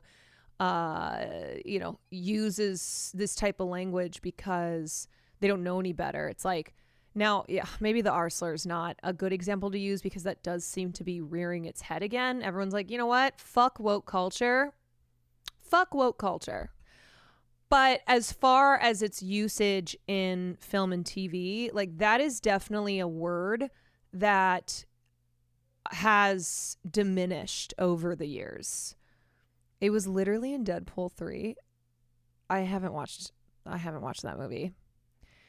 Again, there's still going to be instances of it, but it's like you have to look at the prevalence and how nobody batted an eye. And that is something that has changed. Comes from the same place as the overprotective father freakout. Whatever you do to my daughter, I do to you. Now you guys have a good time. You ever made love to a man? No. You want to? What? Scenes like this end up accidentally illustrating an important point. Because it's not just the act of sexual assault itself that functions as an instrument of domination and control in our culture. Get in. It's also the threat of sexual assault. You know what turned out means? No, sir.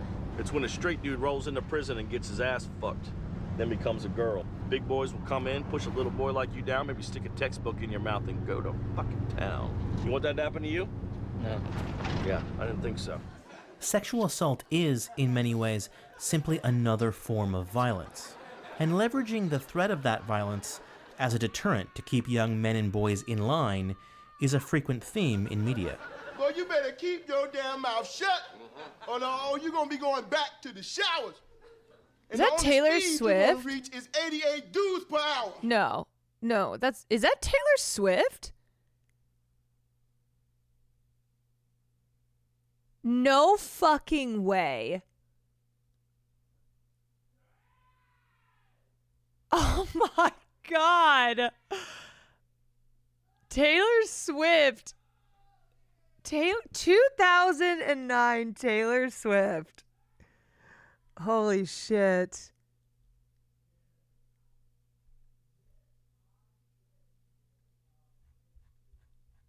Oh my god. Look at the fucking braids. You've probably noticed by now that a lot of this comedy has something in common. It involves prison rape.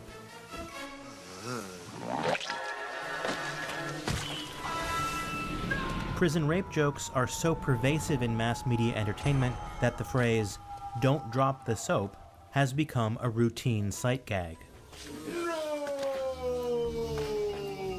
Despite the insinuation of anal rape, "don't drop the soap" punchlines have also found their way into children's cartoons. Word of advice, don't drop the soap. Doubloons! Don't drop them. That is crazy. What? That is insane how many "don't drop the soap" references are in kids programming. Oh my god. Like, if you don't know what that is, then you don't know how often it is to be found. It's once you know what something is and once you have noticed it, then you see it everywhere. Yeah, that is a lot. I know a lot of kids shows do disguise adult jokes all the time, but my god. One of the reasons these rape jokes pass under the radar is because for straight adult men of able body and mind, the possibility of being sexually assaulted isn't a real concern in their everyday lives. The one exception to that, and it's a big one, are straight adult men who are incarcerated. Prison rape is a rampant, horrifying problem that destroys lives. Each year, over 200,000 people are raped or sexually assaulted while imprisoned in the United States. It is important to remember that just like on the outside, sexual assault in prison should not be confused with consensual sex between prisoners.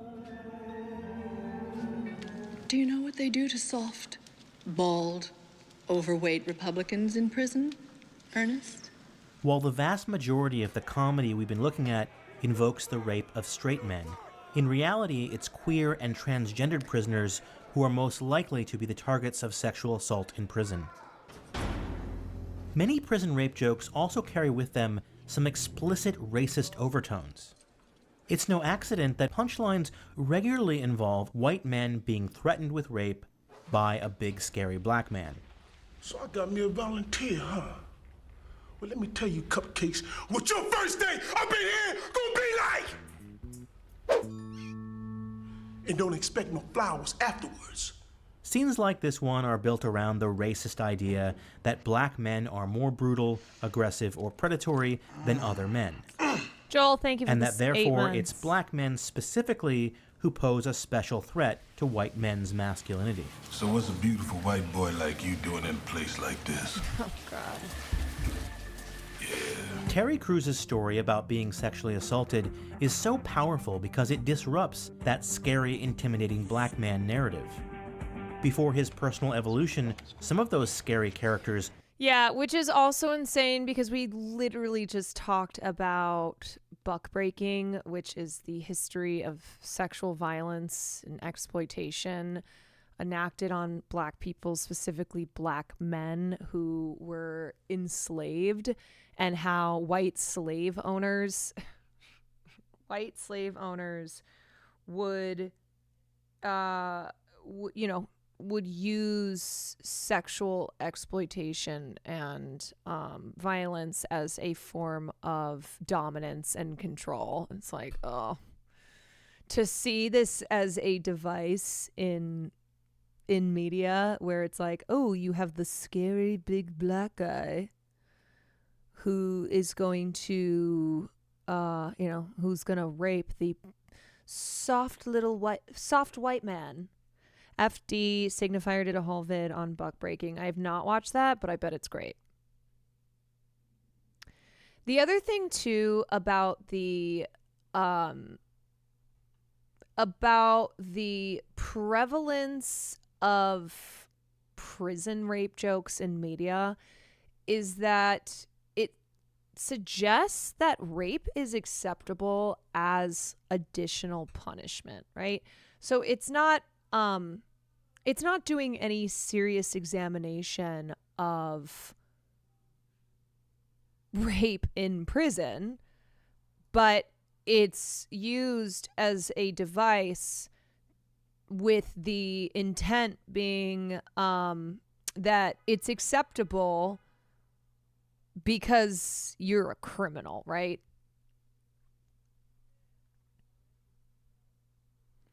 And so when we have discussions like this, we're looking at belief systems that dictate the prevalence of this type of, these types of jokes or these storytelling devices or these tropes and stereotypes.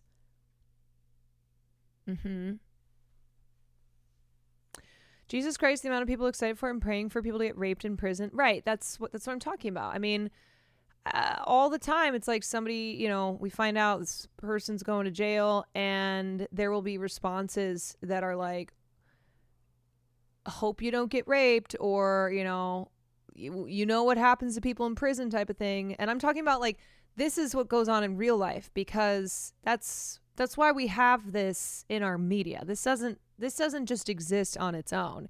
It's not like treating rape in prison as something that is acceptable only exists in media. This is what is also reflected in our society.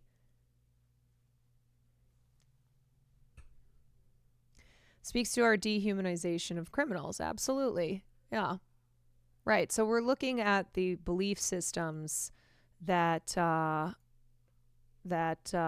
run through our society and how that how that leads to the normalization of something like joking about prison rape. Or not even joking, right? It's like a joke, but it's not a joke too. Or like using it as a threat,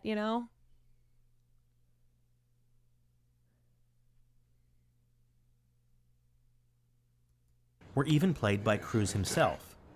To see him now choosing to speak up and be publicly vulnerable challenges those racist media don't myths do the crime about black if you masculinity. Can't do the time. When my assault happened, quite honestly, I probably would have been laughed out of the police station. It's not unusual for police officers or other authority figures to be shown engaging in forms of dark comedy that involve the sexual violation of men. Procedural-style dramas, in particular, frequently depict law enforcement officials threatening male suspects with rape as a way to get them to talk. Do you have any idea what it's like in Sing Sing for a guy with your limitations? You were gonna be the poster boy for Bitch of the Month. Money, you know how to play getting the dice? Nope. Here's how it goes. Your celly rolls the dice. 9. That's many days you get to play his girlfriend. Prison guard is an inmate. I hear they make you prom queen, and every night is prom night. You talk now, and we'll make sure you're not put in with the general population. When I get to see the look of love in a meat wrangler's eye the day I make some spoiled rich kid his new celly. Look on the bright side. In prison, you won't have to pay for dates. Writers seem to love these extrajudicial taunts and use them as a source of Schadenfreude. What? Schadenfreude. It's German. God. For when you feel good because your enemy's anus has been violated. Ooh. The quips are designed to elicit a satisfied snicker from viewers at seeing the bad guys squirm. What's up? Could be staring at felony. Or you could be sharing a cell with this fella right here. You'd like that, wouldn't you? See there, you're already making friends. For some reason, Denzel Washington has a lot of dialogue to this effect in his filmography. This time next week, I'll be sucking down pina coladas in a hot tub with 6 girls named Amber and Tiffany. More like taking a shower with 2 guys named Jamal and Jesus, if you know what I mean. And here's the bad news. That thing you're sucking on, it's not a pina colada. So you better have some divine intervention, buddy. You're gonna need it. You better have some KY. You're gonna need it. To a term of no less than 4 years in a federal pound-me-in-the-ass prison. So why does this matter? Well, the harsh reality is that rape is one of the unofficial but widely sanctioned ways that criminal justice institutions punish undesirable prisoners, especially queer men, trans folks, and people with mental disabilities. You know what this means, don't you? Yes, I do. Make no mistake, the powers that be allow prison rape to happen, sometimes through passive facilitation, and other times through direct participation. Not to be millennial Harry Potter post in here. I mean, it's me.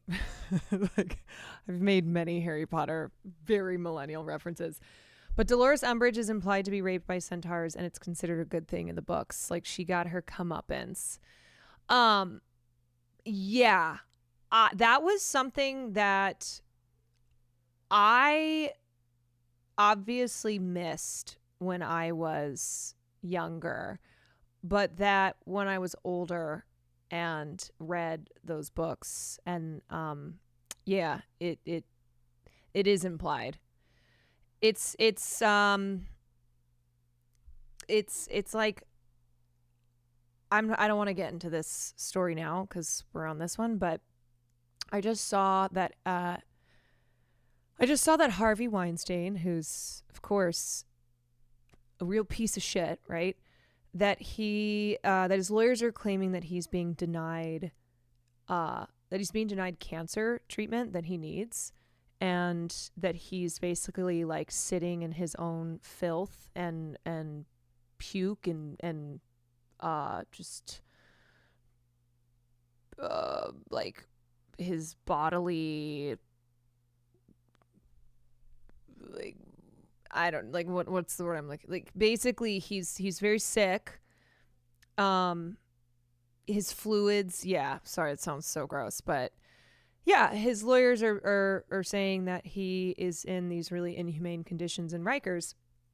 And I saw the response to this from a lot of people who I know are on the left being like, oop, like, okay, but hold on a second, guys. Hold on a second, because here's the thing about believing in the right to health care, that Harvey Weinstein is an awful, awful person, but he still must have his rights. Like, it doesn't matter what you're in prison for.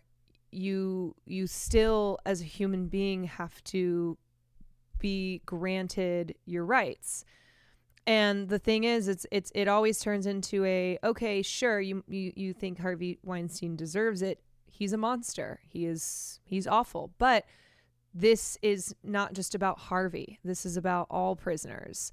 And you look at a place like Rikers, most of the people in there, they're not Harvey Weinstein, but they are enduring these conditions. And it's horrifying. You can't have human rights except for people you don't like, even though he's the worst. Yeah. It's an extremely cruel system, and when you want to, right, but like, I'm talking about the response to people who are not going, oh, I'm sure his lawyers are just cooking up this story, where first of all, we know that Rikers is horrifying. Rikers is absolutely horrifying. But mostly what it is that people looking at something like that and going, like, good, he doesn't deserve any medical treatment. And that type of response is one that we should not be, that we want to not be leaning into. And I think,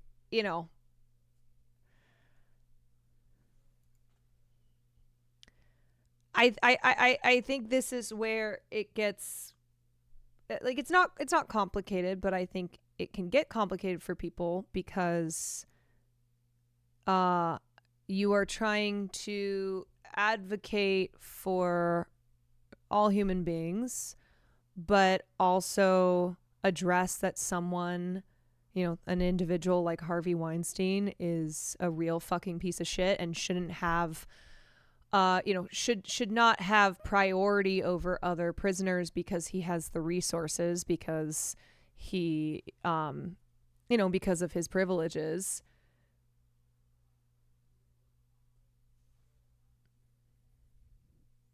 Right. So at the same time, Weinstein will be afforded. Right. And that's a fair criticism there. But as far as going, this person is a piece of shit and should not have rights. No. Like, you cannot have human rights violations against anybody. And that goes for, that goes for people who are awful human beings like Harvey Weinstein. And that has to be made clear. And then you have the conversation about how Harvey has resources and a legal team to fight for him in a way that, most of these prisoners don't. So what do you think of Brian Thompson? Well, this is what I have said, where I'm not shedding tears. I'm not losing sleep over Brian Thompson. I think violence is terrible, but what I'm looking at are the violent conditions. I'm looking at mass social murder that occurs every single year that results in the murder of somebody like Brian Thompson. So this isn't I am not somebody who advocates for violence, and it's frustrating that that has to be said as a disclaimer every time. But I think what happens is when you place the priority on, I have to condemn the murder of this CEO because that's the most important part of this story, and you're missing the bigger fucking picture here, which is, how have we gotten to this point where somebody is gunning down a CEO at 7 a.m. in Manhattan?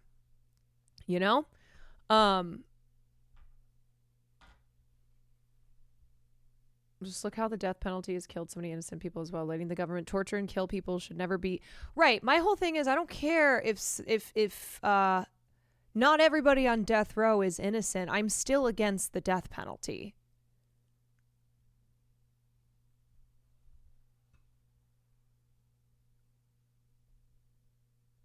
Even Nazis get free healthcare, and punch a Nazi are not mutually exclusive. They'll get that free healthcare, and by golly, they're going to need it.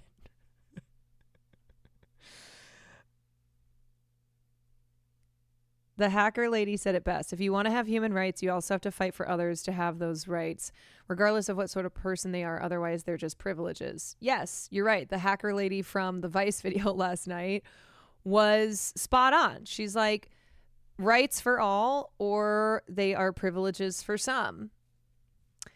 Anyway, how did I start talking about that? What were we talking about? We were talking about something, and I went, it's kind of like the story that I recently saw on Harvey Weinstein. And I saw a lot of people responding to it, including leftists I know, who were gleeful about him, if it is the case that he's been denied medical care, which is probably true because it's Rikers. So it isn't about caring about Harvey Weinstein as a person, fuck that guy. It'll burn in hell. But it is talking about how human rights should be afforded to all of us.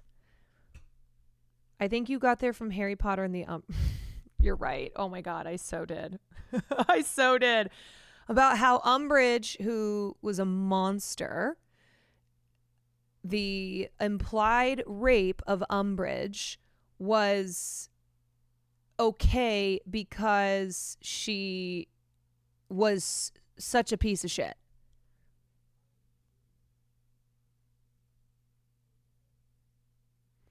You don't have to cheer or cry about the death of the CEO, but you can step back, analyze what kind of conditions are present where people from all walks of life could be cheering, laughing, or just not giving a shit about, or not caring that something like this could happen.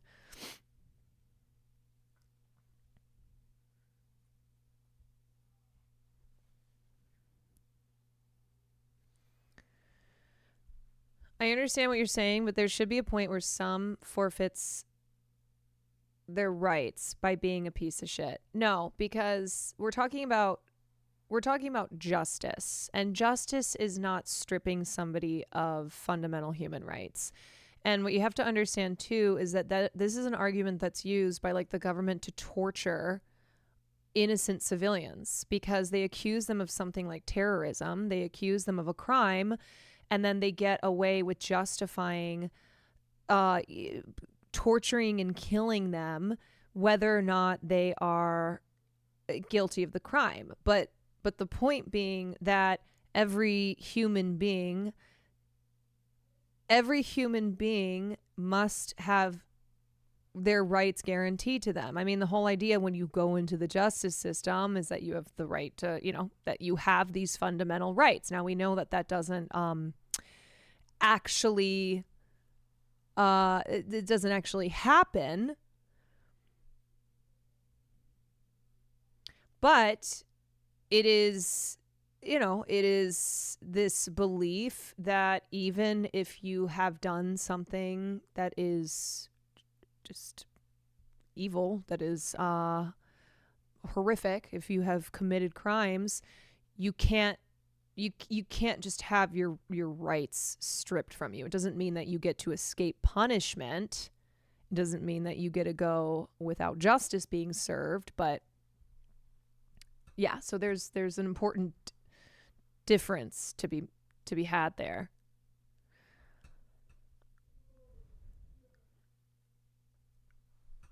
Right. That's what we talk about being principled.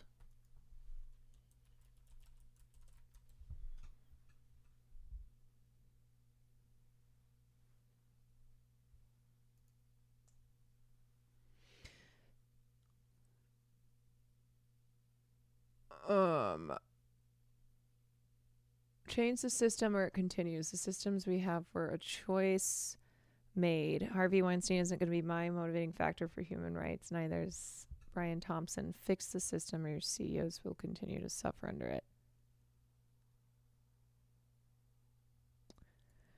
Yeah, I mean, that's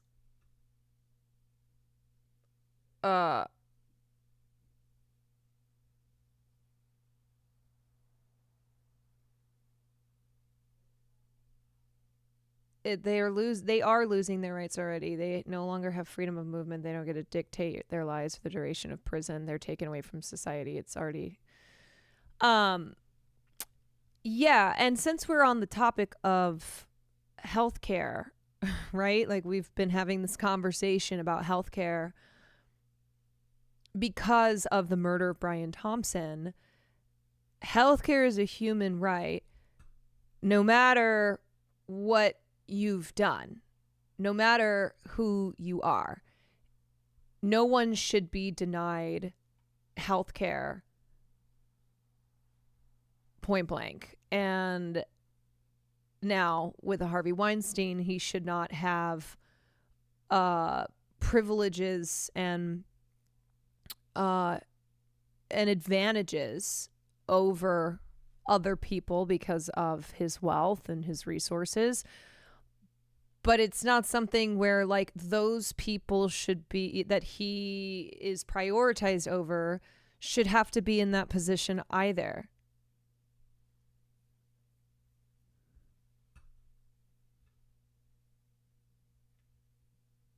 Anyway, let's continue because we're almost done with this. It's part of how the prison system maintains control over men's bodies and sexualities while they're incarcerated. There's just one other thing I've got to check. The type of police brutality as comedy that we've been talking about here isn't designed to critique or illuminate the widespread abuses of law enforcement. Even when police officers are shown as humorously incompetent, the jokes are still made at the expense of those being victimized. By and large, audiences accept these sadistic punchlines because of who the rape threats are directed at. You know what happens to pretty boys like you who go up to the farm on statute charges? Will you look at that? I got an 11. As long as it's criminal suspects being victimized and likable authority figures doing the victimizing, then it's widely seen as criminals getting what they deserve. Mulder! You want to know about anarchy? You don't tell me where that other bomb is, and I'll make sure you spend your prison time on your bigoted hands and knees putting a big smile on some convict's face. What? He's saying tell the whole story. I'll train your ass to be an entrance. I know brothers inside to tear your guts up fucking you stupid. When it's a cop drama, the lead characters are generally presented as tough guys, or occasionally tough gals, who are being tough on crime. And when he comes for you, in the middle of the night, when you're least expecting it, you do me a favor. Play along. This is often referred to as reciprocal punishment or karmic justice.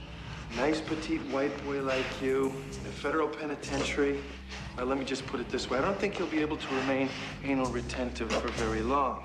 It's a morally abhorrent but widely accepted idea, best encapsulated by the idiom, an eye for an eye, a tooth for a tooth. Don't you feel kind of bad for them? Sure, I feel lousy. For her. He's a murderer and he should pay for it.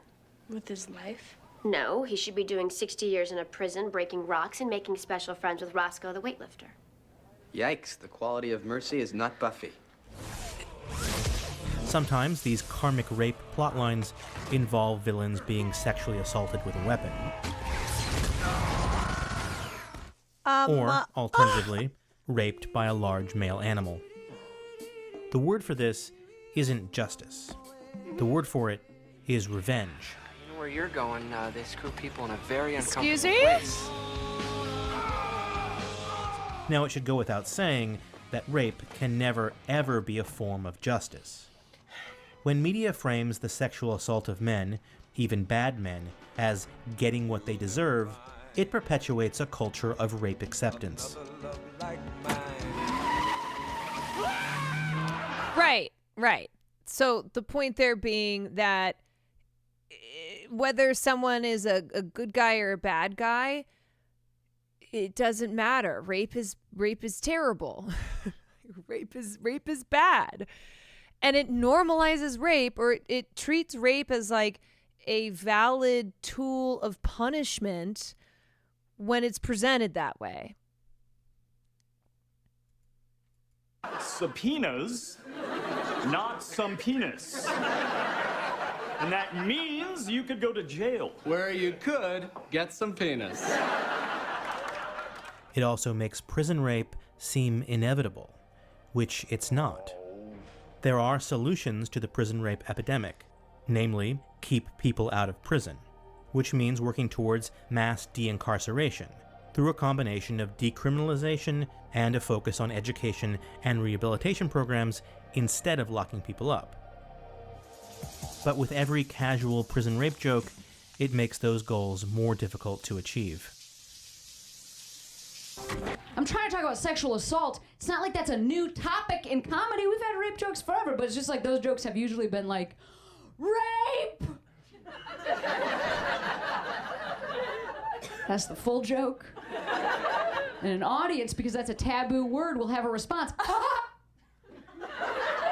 And then that comic will hear that response, ooh, I've done a good joke. As comedians like Cameron Esposito and Lindy West have pointed out, it is possible to tell jokes about rape from a survivor's perspective, where the punchlines target rape culture. But that's not what's happening in the movies and TV shows we've been looking at here. Oh, no. I'm actually getting married tonight, so I can't. As we've seen, again and again, the targets of these jokes are the victims of sexual assault and harassment. Get ready, because here it comes. Here, what comes?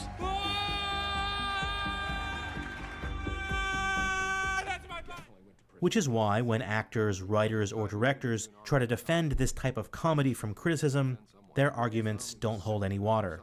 Anytime you're doing any comedy, somebody's going to do somebody's this. Going to What go. are they going to do? Do the face. Oh, my word.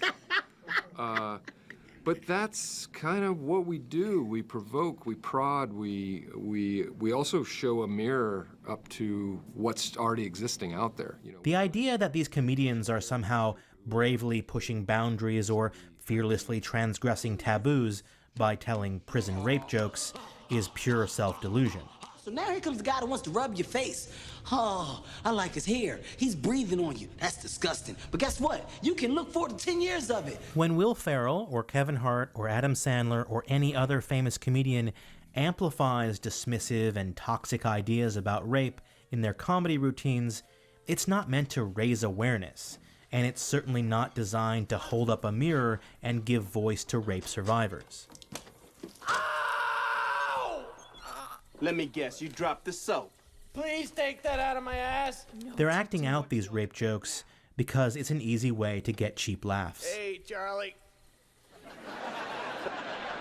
And the price of those laughs is the further trivialization of rape in a culture that already doesn't take survivors seriously. Okay. So you were violated by two people while you were under the gas. So what?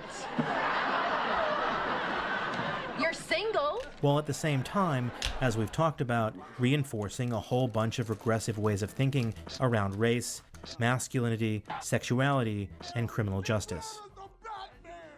Beyond that, these jokes also give people permission to continue silencing and shaming survivors. Brian, if you don't mind, we'll start thinking up our prison rape jokes immediately. If Hollywood writers and comedians really want to break taboos and push boundaries, they could try treating survivors of sexual assault with a measure of dignity and empathy. Apart from it gross, not funny, the soap joke is so overused and lazy. Yeah, I mean, it's a huge part of it too, where it's just so commonplace. It's so commonplace, and it's like, this is just laziness. You know? It's just purely lazy writing. And it's why, like, seeing this stuff still today, like in 2024, you go, you don't have anything else. You have nothing else. Andrew Schulz responding to what he says is a diss at him by Kendrick Lamar with using the same type of comedy that has been used for a long time. Like, you're bad. You're just a bad comedian. Because that would be a guaranteed way to shock their audience. It's tiresome, yeah. Thanks for watching. Now I know this can be a difficult and intense topic, so I've left a bunch of resources and additional information in the text below this video. I want to thank all of my script advisors for their invaluable feedback in writing this episode, especially Reverend Jason Lydon, who founded an organization called Black and Pink, which is dedicated to supporting queer prisoners. You can find that link in the description below as well. In part 2 of this discussion, we'll shift focus and talk about media where women assaulting men is played for laughs. If you'd like to support my video series, you can do that over on Patreon, and I've left a link to PayPal in the description below. Yeah. So I don't think we're going to watch part 2 right now, but women assaulting men for laughs, what you get is you always get the like, oh, dude, I'm jealous, right? And you see that response in the real world where a story comes out about a teacher, a female teacher, who molested one of her students, and if she's attractive, then you have a lot of guys being like, oh, that's just called getting lucky. That's a dream come true. That's TILF shit, right? Teacher, I like to fuck shit. It's gross. Uh-huh. Yeah. Like, that is still happening. Yes, a classic Bill Maher bit. That is still happening. Like, I saw a couple months ago a story about a high school teacher, female teacher, who had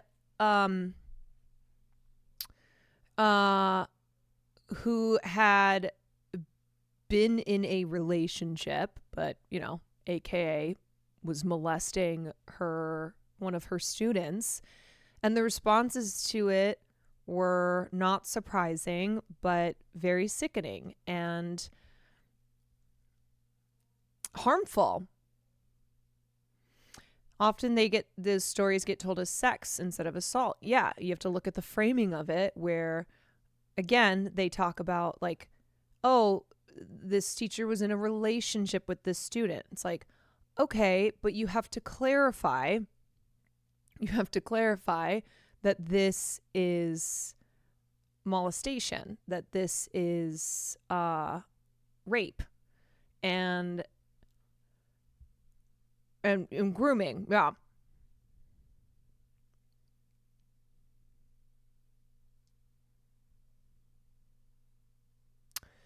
There has been progress, especially the Hot for Teacher era of the 80s. Right. A lot of things we talk about, there's been progress, but it's still something that warrants conversation because of like how this whole conversation kicked off with talking about Andrew Schulz and Kendrick Lamar. And you go, yeah, this is still a problem. There was literally an SNL sketch with this premise where Ronda Rousey was a teacher on trial for having sex with her student Pete Davidson. He was giving a deposition while all the male characters were saying things like "my man" or "nice." Right. And the joke of it is not identifying how bad and harmful that the reaction to young boys being groomed and abused by adult women. Or it's not calling that out, it's not highlighting that. It's the joke being that, oh, the teacher's hot.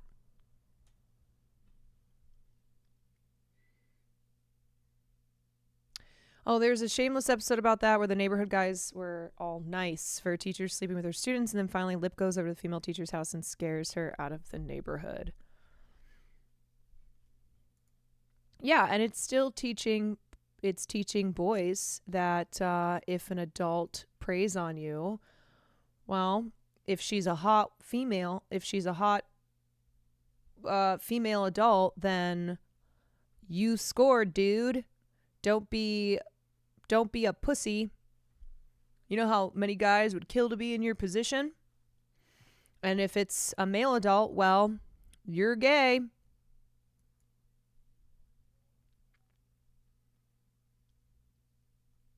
The South Park satire episode is It's a woman. good. A Didn't we woman? watch this? Yeah, she's having sex with a boy. Nice. Nice. Nice. Oh, but she's ugly, right? Well, no, not really. It's the kindergarten teacher, Miss Stevenson. The blonde? Yeah. Nice. Nice. Nice. Nice. Some young boys having sex with Miss Stevenson? Yes. Nice. Nice. You sure they've had sex? Yeah. Nice. Nice. Nice. Nice. Nice. Has she performed oral sex on him? I think so. Nice. Nice. So wait, what's the crime? The crime is she isn't doing it with me. This is serious. We need to track this student down and give him his Luckiest Boy in America medal right away. I am deeply sorry to announce that the allegations against me are true. Over the past several weeks, I have been having physical relations with one. No, they're satirizing this. This is not South Park doing this because they think that it's cool when underage male students are abused by female teachers. Like, this is an example of comedy, of satire being done in a way where it's calling that attitude out, right? It's calling it's calling out that terrible response to something that is assault. One of my students. Nice. Nice. Nice. Nice. Nice. Nice. Nice. No, but my uncle used to ask me and my twin sister to kiss, and he'd take pictures. Nice. Nice. Nice. Nice. Nice. Nice. Oh yeah, no, you can still cringe. Absolutely. I was trying to point out what like the purpose of this is versus versus like the SNL sketch where the guys are like saying, "Oh, wait, that's awesome though." She's hot. Also, Ashley, have you seen every single episode of South Park? I feel like you always have a South Park clip.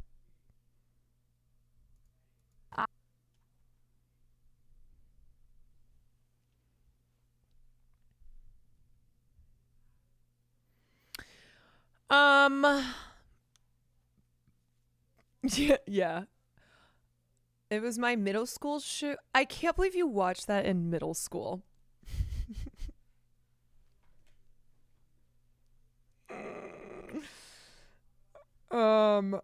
It doesn't help that the edit cuts out everything but nice. Oh yeah, that's true. Yeah. That's not how it plays out in the actual episode. Anywho,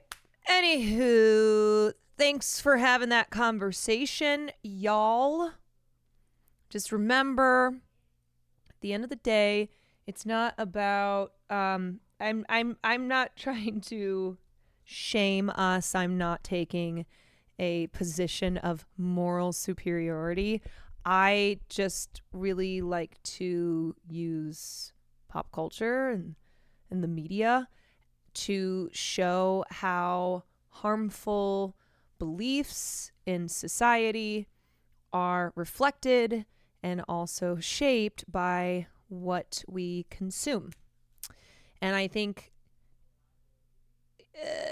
I think sometimes it's easier to get it when you are looking at examples in pop culture of things that like we've all seen, and you see how prevalent it is and how normalized it is, and that's it can help to understand like why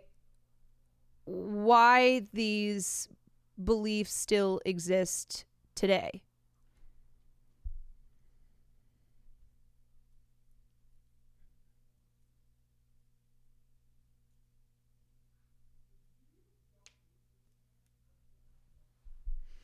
Thank you, Kamala Kwan. Oh. Oh, you're welcome. Kamala Kwan. Mamala, Kwanmala. Kwanmala. When Ashley can become mod or VIP? Yeah, like Anonymous said, 10 years without getting Caroline banned, and we will consider. Uh-huh. Yep. Thanks, TO1. Good learning. Yeah, well, you're welcome.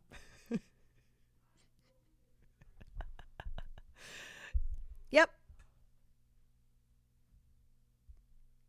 Indeed. Actually, you know what? I think the tan is looking... I think we're all used to it now. Maybe I just don't even wash it off.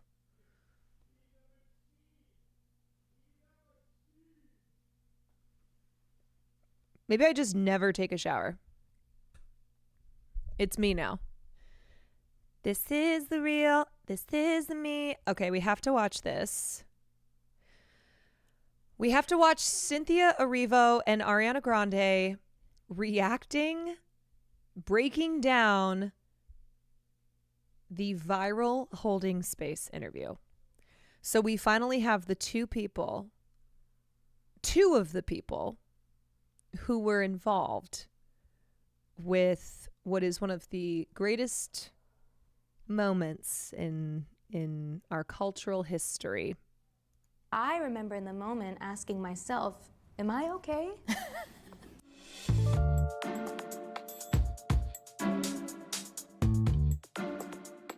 People are taking the lyrics of Defying Gravity and really holding space with that and feeling power in that. That's really powerful. I was surprised because I was like, I had no idea because I've been looking. I mean, it's been happening on some platforms. She was like, well, yeah, I mean, I guess. Yeah, I mean, I guess. I've seen it, yeah. That's really powerful. I had no idea that this thing was going on. I didn't know that was happening. So I didn't know what any part of it meant. I like that so far. Cynthia's just saying exactly what she said in that interview. When she's like, well, I just had no idea. I had no idea. I didn't know what was going on. And then it'll cut to the interview and she's like, I had no idea. That's so powerful. That's really powerful. I didn't understand the first sentence. I've seen this week people are taking the lyrics of Defying Gravity and really holding space with that and feeling power in that. And then I definitely didn't understand what was happening, how you responded. I was like, oh, what did she say? What did you hear? And I just wanted to be there because I knew something big was happening. And I didn't know how to be there. No way. She goes, I didn't know what was happening, but I knew something big was happening and I just needed to be there. So her response to knowing something big was happening, but not knowing what that something was to grab and tap Cynthia's finger. So now, y'all, if ever you're in a situation and you know something big is happening, but you don't know what that is, this is your response. You have a response now. I didn't know that was happening. But then after a while, I didn't know how to be there. That's what I wanted. She said something that meant something to her. It meant something totally different to you. Yes. And then she tried to kind of get somewhere else. Yeah. And the craziest thing was, I remember in the moment asking myself, am I okay? Did I not hear something? And I was like, I was like, because she looks like she's about to cry again. And I'm going to grab this because I think you might need something. Yeah. And I don't know what the tapping was about, but that happened. Tension. That happened. Yeah, that happened. I was like, oh shit, something's happening. She had said that she was seeing it because she was in queer media. You know, I am in queer media. And I was like, I honestly didn't know what that meant. And am I also in queer media? Yeah. Maybe? We are, great. What? We're all in queer media. I didn't know what that meant, so I thought, am I also in queer media? This is so fucking funny. Nikki, thank you so much for the 6 months. This is so funny. What's so funny about this too is that so often when you have a situation like this where it's two people going back and forth, but you don't know what the fuck they're saying. And you kind of presume that like they don't know what the other one is saying too, but they're just going along with it. But so rarely do you have a moment like this go so viral that they can now keep making viral content out of it, which is why they're doing this interview in Variety, addressing the holding space moment and admitting that they didn't know what the fuck was going on, but that they just went with it. Yes, that is John Chu. Plot twist, Ariana just calls Cynthia's pointer finger space, so she just did what she was told. She's like, I was tapping it because of tension. And the interviewer admitted it too. Yes.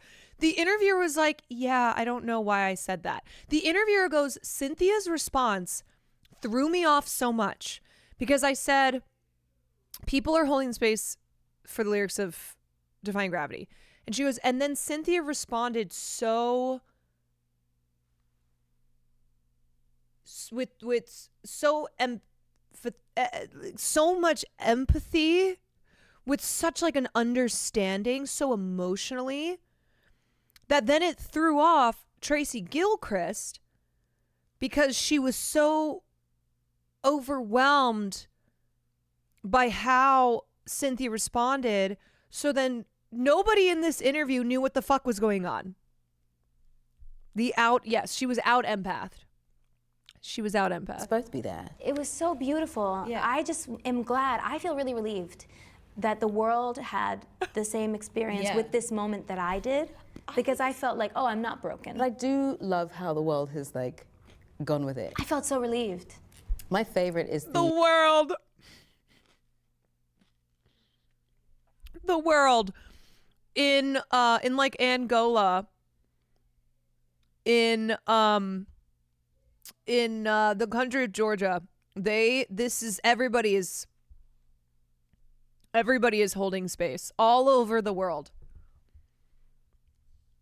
All over the world, people are holding space. And just like Ariana, they didn't know what the fuck was going on, but they knew it was something big. They knew it was something the size of this world. We are the world. We are queer media. The Gay Men's Chorus singing, we're really holding space for that. Really holding space with that and feeling power in that. I haven't seen that. I love that one. It's so good. It's really great. Yeah, well, I've seen Hold it. on. I'm going to need one of you to pull that up on TikTok. I'm going to need one of you to send that to me, please. I've seen it on a couple posts. And also just like articles. I mean, yeah, well, I've seen it. You've seen it. That's the craziest part for me. It's good. I love that it's become vernacular now, which is really fun. That people are constantly saying, we're really holding space for that. I want a t-shirt with holding space on that, with that. That's when you knew it was something. Oh, you want a t-shirt?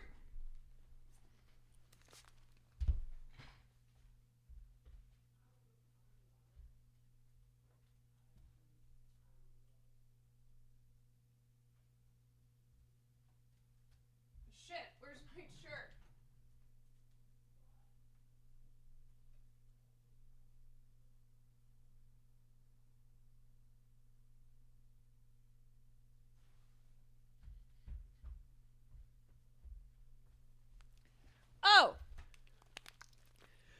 Oh, you mean a t-shirt like this one?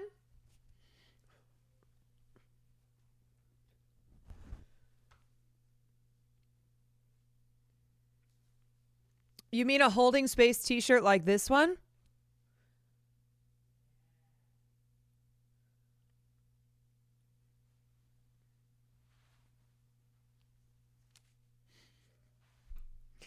Courtesy of Sam.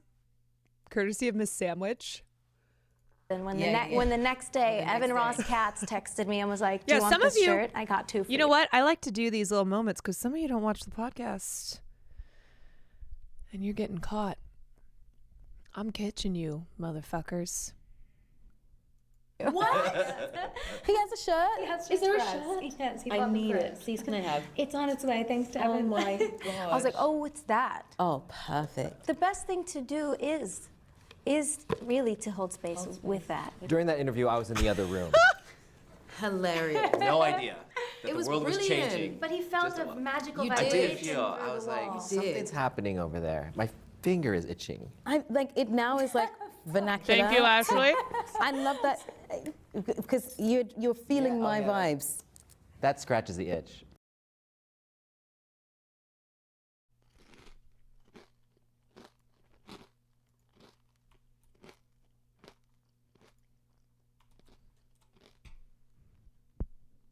And how I am defying gravity. Really holding space with that and feeling power in that. Oh, sorry. Really holding space Oh, wait, no, it is pulled up. Thought you couldn't see it. I don't know how I spread, but you know I am in. Really holding space with me up, so really holding space with that and feeling power in that. Lyrics of defying gravity and really holding space with that and feeling power in that I didn't know that that was happening. I've seen it, yeah. That's really powerful. That's what I wanted. I didn't know that was happening. I've seen it on a couple posts. I don't know how. It's so fucking funny to watch back this interview, having had confirmation from all three of these people that they didn't know what the fuck was going on. How widespread, but I am in queer media, so that's my, It's really cool. Yeah, but yeah, it's happening. I think that it's really important for her in that moment to not allow the things that have hurt her, that have stripped her of her humanity, to keep her down.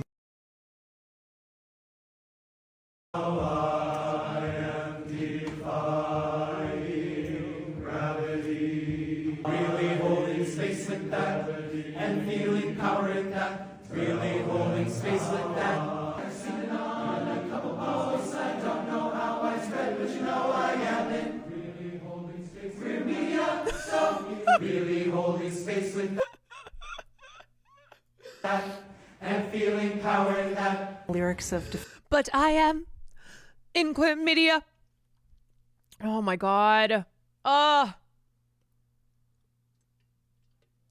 I truly have not at all grown tired of this. At all. And it's just gotten better. It has just gotten better as the truth has been revealed. Have you seen that Wicked is racist? I actually have. Because Ariana, even though she's in her pale white girl era, there is a hearkening back to when Ariana was not a white girl. Former Donald Trump advisor Gina Loudon accuses Wicked of being racist against white people and says Ariana Grande is obviously Hispanic. Okay, so she's actually not. She's Italian. She is not, first of all, obviously Hispanic. Second of all, she's not Hispanic. Italiana Grande. The racism and the racial appropriation I just thought was offensive, frankly. Are we sure that she's talking about Ariana as Glinda with racial appropriation?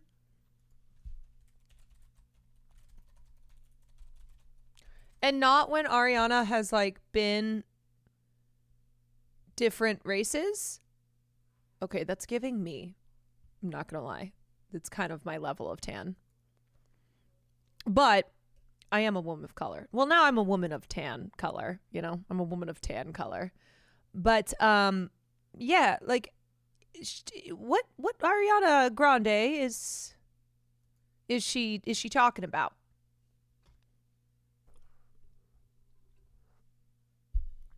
Ahem. The racism and racial appropriation. Wait, what?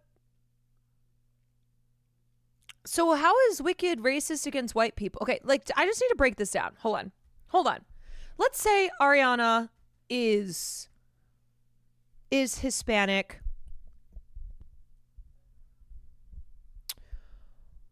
How is Wicked being racist against white people? They do understand that this is not historically based. They think Ariana is Hispanic trying to play a white character, like she's doing whiteface. Okay.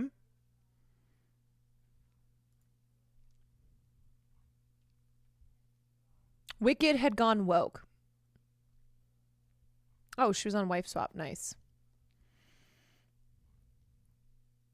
Okay, so Wicked is woke because Ariana was cast as Glinda. I saw it, but I was very excited at the idea of seeing the interpretation of this. But I should have known it's Holly weird. I should have known that they'd try to make it woke in the ways that they could think of. Let's just start with the fact that they have Ariana Grande, who is obviously a Hispanic woman, playing the part of a ditzy. Oh, wait. Let's just start with the fact that they have Ariana Grande, who is obviously a Hispanic woman, playing the part of a ditzy, blonde, white, really villain when it comes right down to it. And for this particular movie, the racism and the racial appropriation, I just thought was offensive, frankly. All white people aren't dumb and evil, and I just get kind of sick of that storyline, and I feel like that's so interesting. That's so interesting that she's saying Glinda is a villain.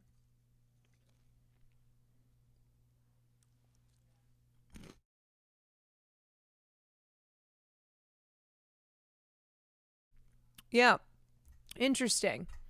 Interesting that she is looking at it and going, Glinda, the white person, is a villain. Did she watch it? I don't think so.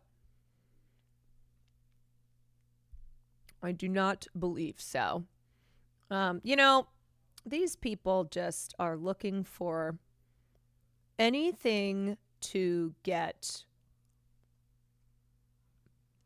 anything to get super upset about.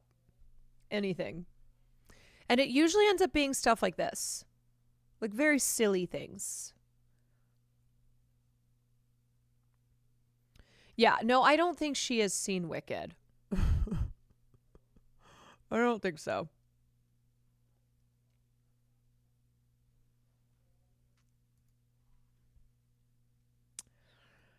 You know,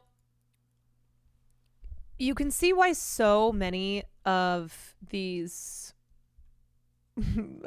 like right-wing weirdos tried to start in Hollywood because they love storytelling. They love to make things up to get mad at. You know? And it's why a lot of them once had a dream. Yeah, they're drama. They are drama addicts.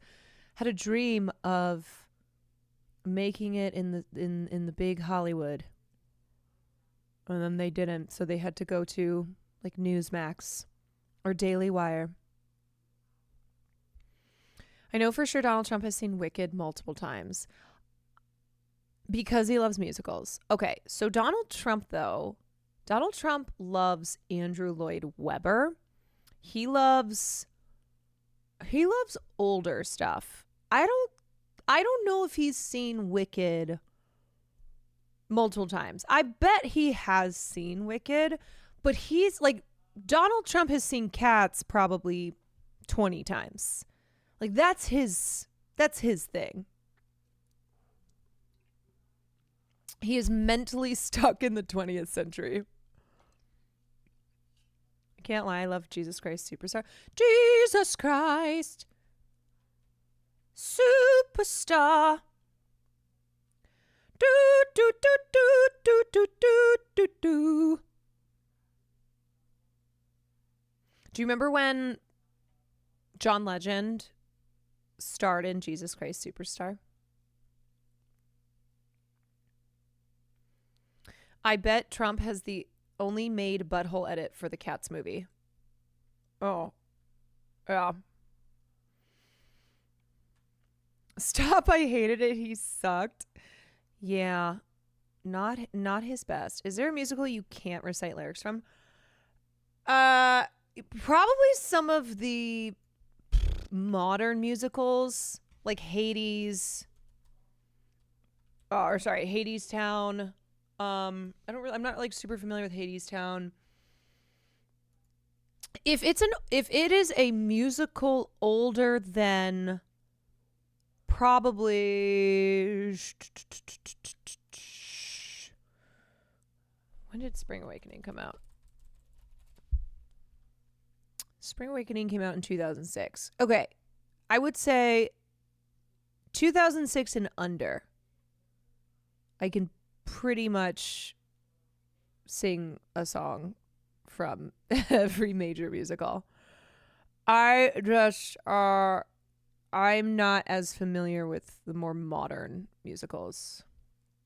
Miss Saigon, you are sunlight and high moon, a fortune. Little Shop of Horrors. We watched Little Shop of Horrors on stream. Like all the musicals that I did in junior high and high school were very 50s, 60s, very 50s, 60s. Crazy for You, ring any bells? I got rhythm. Oh God! Like I don't remember all the words because I haven't heard them in a while. But who could ask for anything more? But I could do like a little jingle. Who could ask for anything more? Sweeney Todd, come on. Wait, what's your rush? What's your hurry? You gave me such a fright. I thought you was the ghost. Sit you down. Sit. All I'm in is that I haven't seen a customer for weeks. Did you come here for a pie, sir? Do forgive me if me head's a little vague. What is that? But you think we'd have the plague? By the way, the people. Last 5 years? Oh. Jamie is over and Jamie is gone. Jamie's decided it's time to move on. Jamie's got new dreams he's building upon, and I'm still hurting. Book of Mormon, hello. My name is Elder Price. Would you like to hear about the most amazing book? You know who would love this is Sam. This is Sam's favorite thing. She loves musicals. Avenue Q, everyone's a little bit racist sometimes. Doesn't mean go around committing hate crimes. Doodle-a-doo-doo-doo.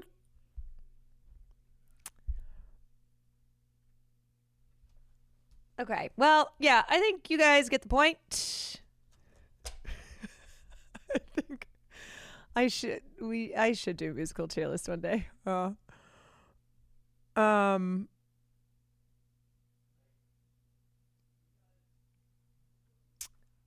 All right. Okay. I don't know why I'm clapping like this. Can you do Oh, Pirelli's Miracle Elixir. Did it in a mixer. True, sir, true. Wanna buy a bottle, mister? It will do the trick, sir. Yes, true, sir, true. Okay, I gotta stop. I used to know. I mean, it's one of those, if I just like listen to the song again, I could probably sing all the words. The Music Man. Oh, come on. That was my first musical. No, that was my first musical in junior high. Okay. I mean, I can. You really want to hear Gary, Indiana, not Louisiana. Paris, France, New York, or Rome. Oh, Gary. That might be one of the most annoying songs that's ever been made. Gary, Indiana, my home, sweet home.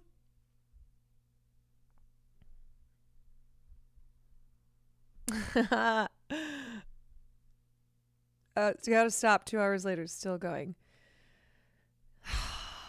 See, some of y'all are naming musicals that you know I love. Don't cry for me, Argentina. The truth is, I never left you all through my wild days, my mad existence. I kept You kept your promise. Don't keep your distance. My Fair Lady. Bed. I couldn't go to bed. My head's too light to try to settle down. Do. Sleep. I couldn't sleep at all. Not for all the jewels in the crown. Into the woods we go again. Into the woods. Okay, I'm pulling up Survivor, y'all. I'm pulling up Survivor. Or else this is going to be this is just going to be me nonstop obnoxiously singing snippets from musicals. Okay, are we on episode 19? Stop saying musicals that you know I love. Cabaret. You know I love Cabaret. Life is a cabaret, old chum. Come to the cabaret.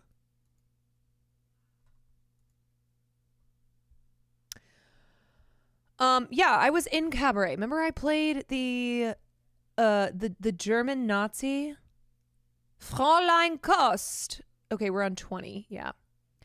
Tomorrow belongs to me. 6 Wives of Henry VIII.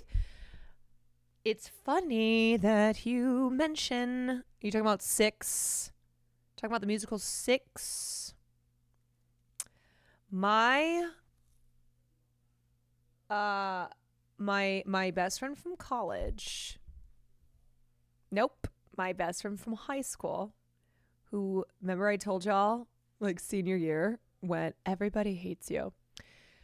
Her sister originated in 6.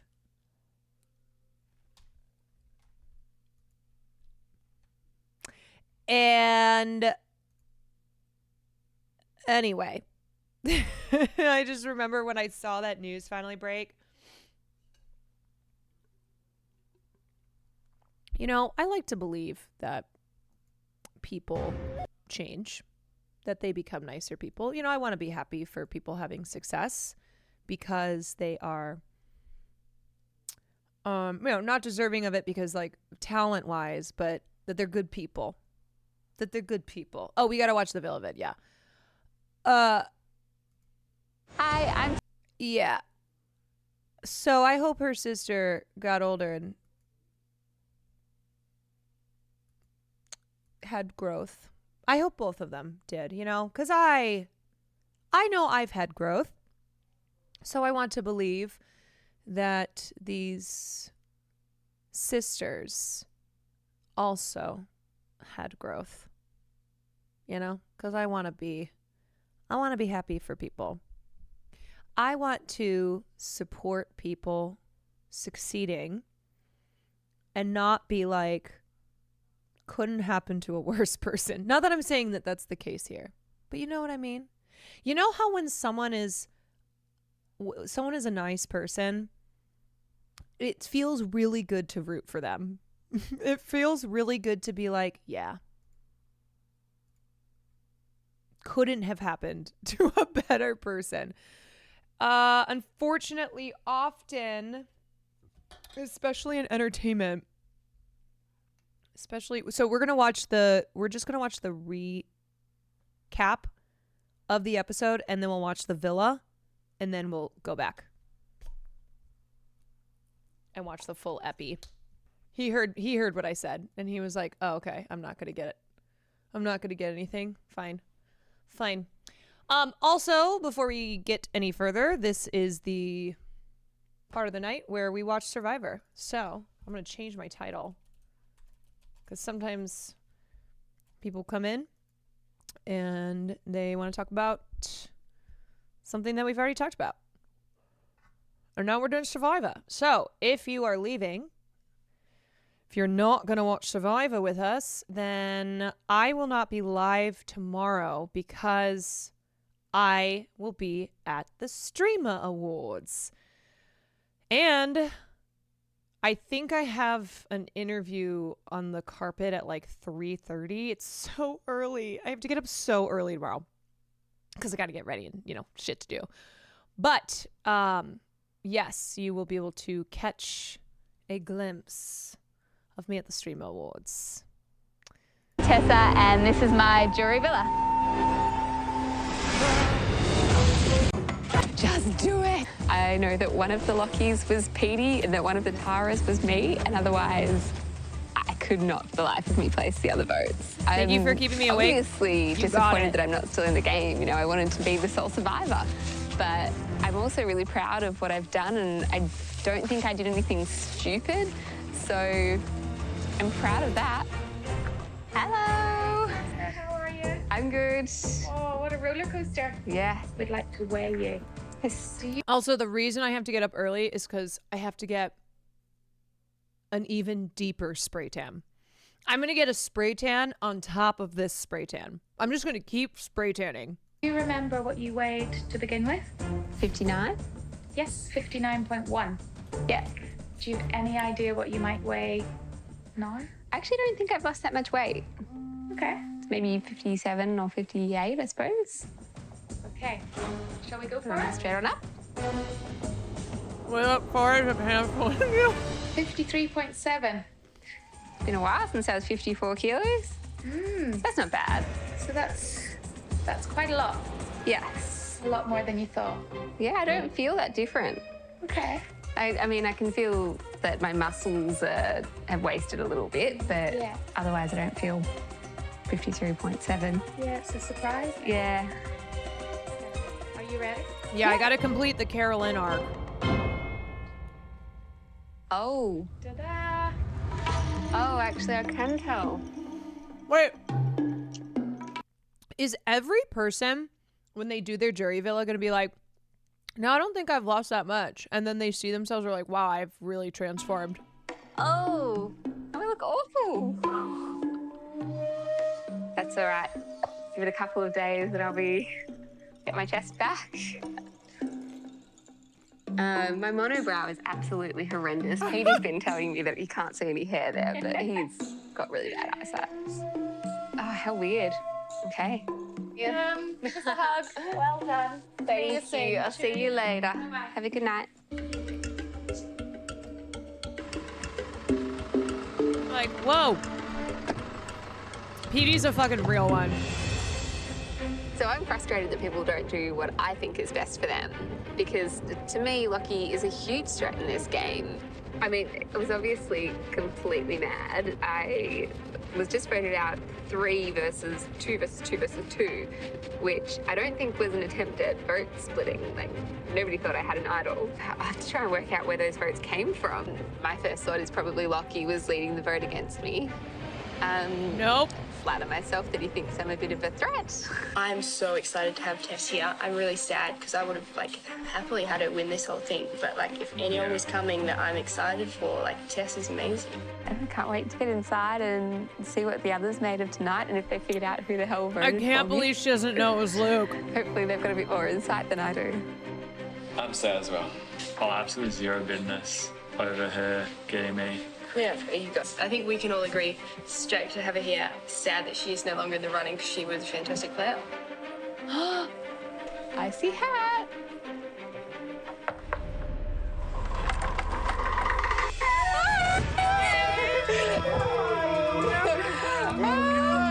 This is your beautiful little hattie hat. Thank you. I like that they put the crowns on each other.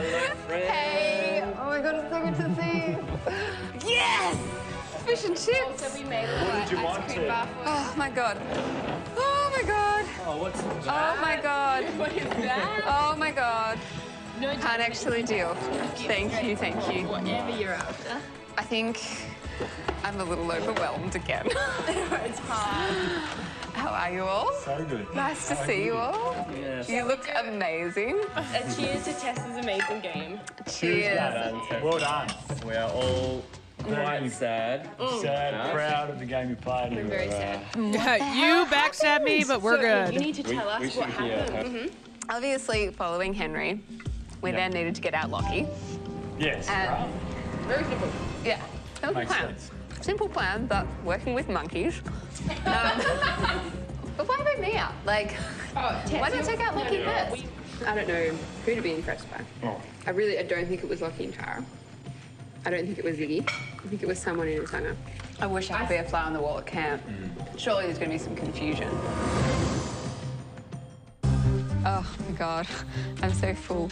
I said, I'm feeling a bit like swollen, and Annalise told me it's quite normal to have a jury villa baby, so I'm probably at like 4 months now. Room to grow.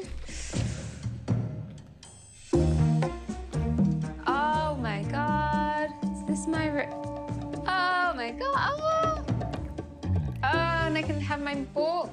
I can't believe Henry laid on the bed without showering. God, how much did I pack? Because I'm really wanting clean pajamas. Yes. Pajamas. They smell like clean. Oh my God. I'm gonna hit all of that tonight.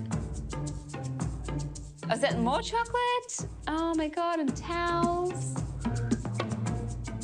Oh, wow. Definitely spend some time in here.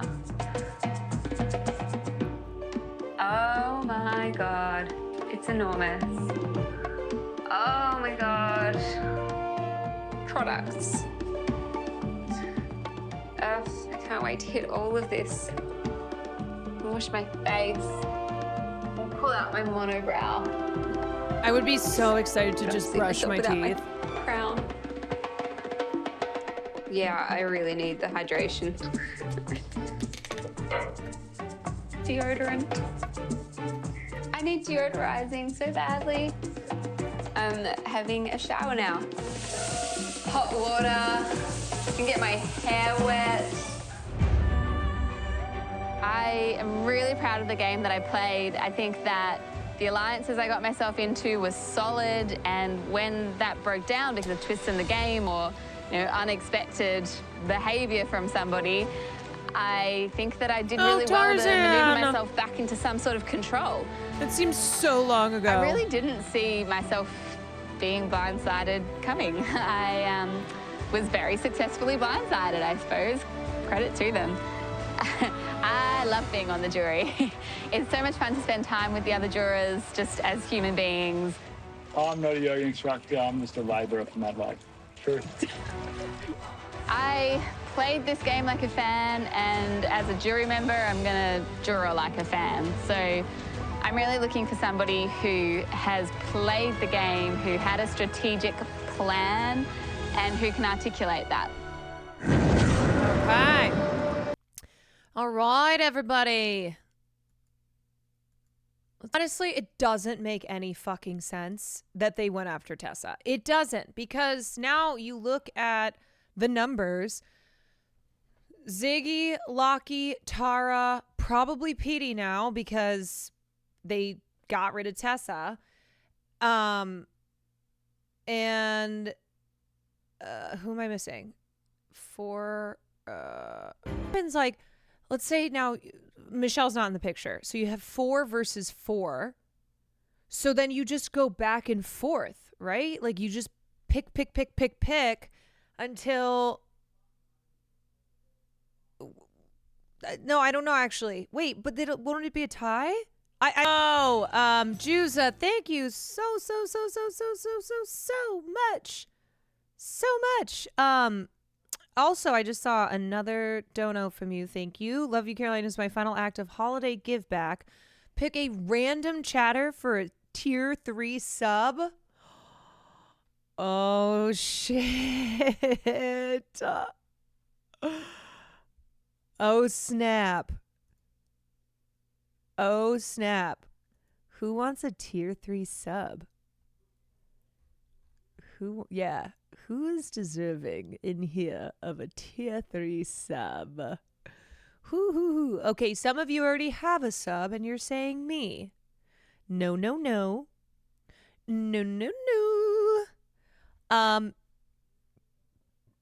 Okay, how about this? On the count of three. On the count of three, I'm going to ask a question. I'm going to go 1, 2, 3.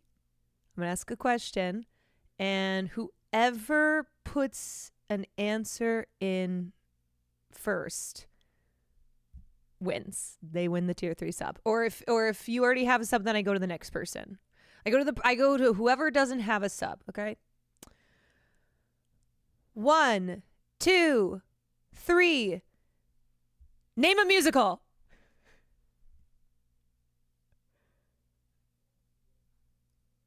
Okay.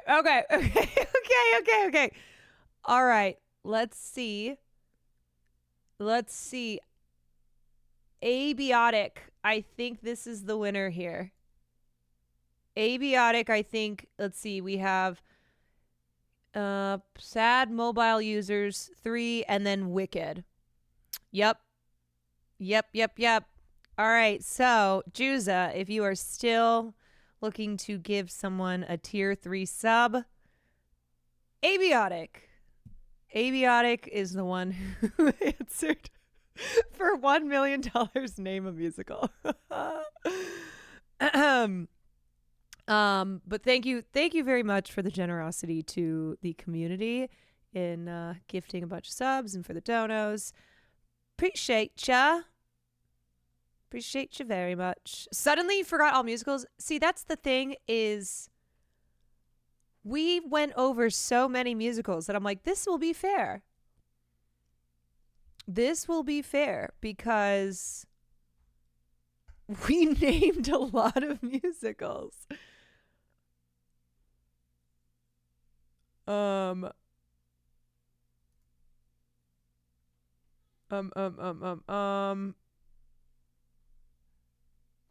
You can see I replied before him after Katu said, hold on.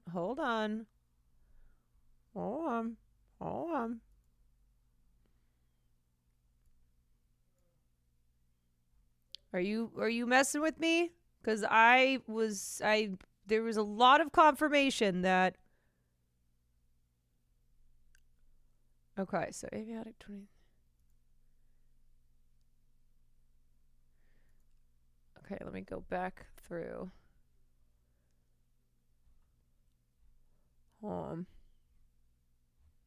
Okay, now some of y'all being liars.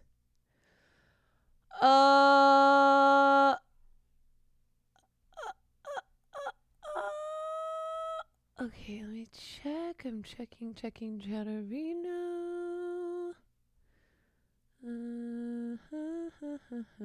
Okay.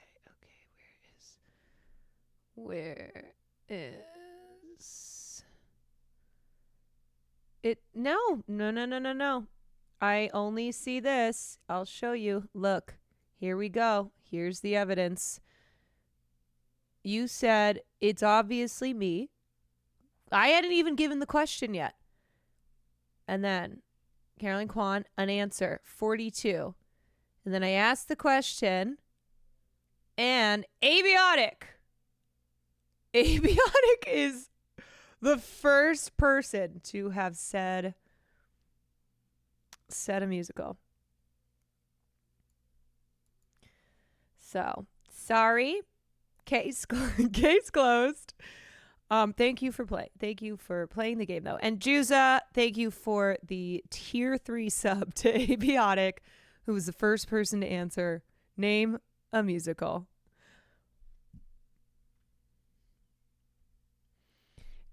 It's Abiotic? Oh. Abiotic. Aw, Drooch, thank you for the gifted sub to Super Bucket Hat Man. There we go. Look at this community. We love to see it. Okay. Isaac Peter. Are you reckon Peter? Okay, wait. I knew me and Ziggy were going to say Jericho, but when they said So Ziggy and Lockie said Jericho. Petey, I was kind of shocked. He's not a threat to get out this early. Yeah, what the fuck, Luke? What the fuck? Okay. And Sarah. So Ziggy and Petey said Jericho, or sorry, Ziggy and Lockie said Jericho. Sarah and Luke said Petey. Why are they doing this? They are picking off people who they should not be picking off. Jericho, what? Huh? These analogies, metaphors, references are just getting bigger and bigger and bigger. On that note, I think we should vote. Stick to the war references. Yo, everyone was like, wait, what? Ziggy has a terrible game. Ziggy has a fucking awful social game. She's so bad at it.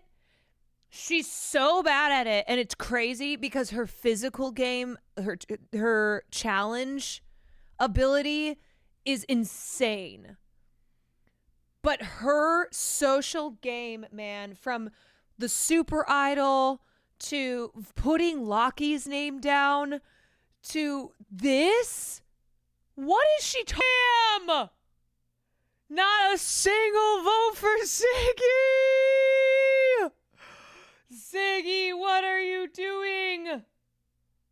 What are you doing? Petey was like, Ziggy, I told you to play for me. Oh my God. Oh my God. Oh my God. That was fucking clean though. Holy shit. Holy shit.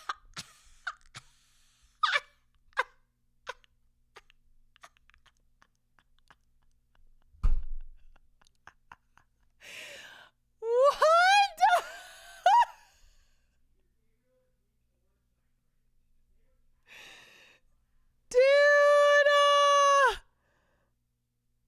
Dude, also,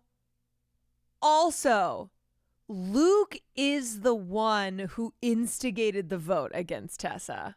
He's the one who this man is the definition of he can't keep getting away with it. Oh, yes, he can. They really all voted for Sarah. Holy shit. Holy shit. The best thing is never take the credit until the end. Oh my God. You know what's crazy? Luke, Lockie, and Ziggy.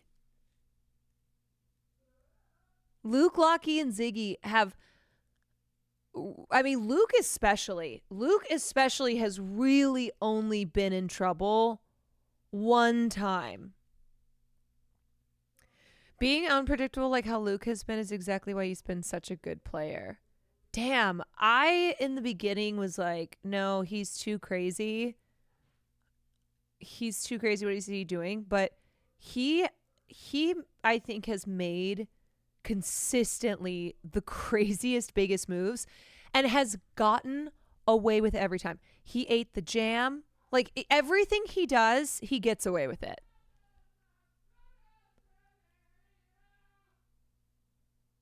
His unpredictable moves, I guess, haven't burned any bridges, or it's like just someone else ends up taking the heat for it because of some other, like for some other reason. Because Michelle and Sarah had a really close relationship, and so she was like, what the fuck? And then Sarah was the one who was really pushing forward getting rid of Michelle. And Luke has Jericho. Yeah, Luke has Jericho doing everything he wants. He has, I think of everybody who's left, only Luke has an unbreakable ally. Like he has a henchman. He does.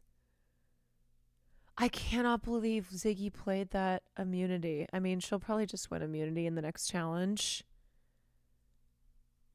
So what happens when there's two left? Okay. So what was explained to me is that when there are two left, it comes down to the jury vote. So basically you present, Mystic Goat, thanks so much for the raid. You present why you deserve to win Survivor. And that's when you point back on point back to big moves that you took, like challenges, etc., etc. Carolyn's going to Streamer Awards tomorrow. I'll let her rest a bit. I was wondering why I feel like I've streamed extra long. It's because I streamed earlier today. Because basically I got up and almost immediately streamed. I did almost 2.5 hours of Marvel Rivals today. Too bad both Tess and Saragon, nobody gets credit for that Henry blindside. Yeah, that is true. That is true. Also, okay, we can watch the Jury Villa. How about that as a concession?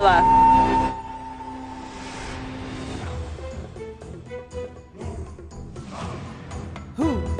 Ha. They got me. They got me. And you know what? I would have got me much, much longer ago, so I can't blame them. I think people are thinking of the 500,000 now, and I don't think anyone thought that they could beat me, so I got to take it as a compliment, I guess. It was scramble stations when we got back to the beach, and then all of a sudden, everyone was on board with voting out Mish, and I didn't have to say anything. When things are too easy in this game, it's most likely too good to be true, and in this case it was. But I had to trust that maybe they were telling me the truth, but it's Survivor, and when is anyone ever telling you the truth? Hi, Jamie. How are you? Good. Dude, I wish I had that ego. Okay, competition? Oh, 59.7, that's hardly anything. I did eat a lot of rice, I have to say, more than my fair share. So just under 2 kilos. Yeah. Wow, that's really surprising. Maybe because she was so skinny to begin with. Yeah. So there's not much weight to lose. Yeah. So it's probably a good thing that you didn't lose too Yeah. much. Obviously, how much you weigh and how you look are Yeah. two different things. Are you ready to see yourself in the Yeah, mirror? I do. Are you ready? Yeah, a little bit, not really. Oh, wow. Oh, that's crazy. Weird. For me, it's my face. Like, I think I've lost the most in my face. Whoa. Oh, my eyebrows as well.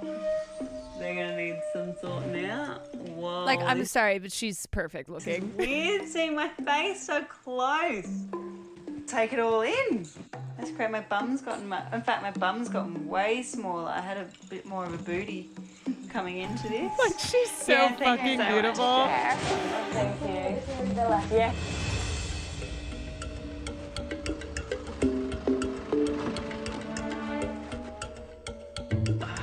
This is not.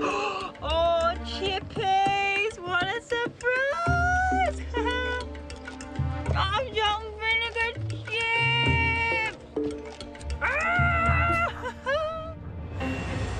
I don't remember anyone else getting I was chips really in the trying to drill car. home that point of I really wanted the game players to battle it out at the end, and you know what? We definitely all wouldn't have made it to the end, but I would have respected that all-out battle and just missing out on the top 3 or top 4 or top 2, rather than taking easy people to the end. I respect this game, and I really wanted to go up against who I thought was the best. Jury Villa. Sarah coming in the Jury Villa will be an interesting night. You know, we had times where we formed an alliance together and said we'd take each other to the end. She obviously voted me out by blindsiding me along with Tessa, so it'll be interesting to find out why. Both his blindsiders are here. Answers for me, I hope, about why she changed her vote to me. Obviously, I selfishly want to know that.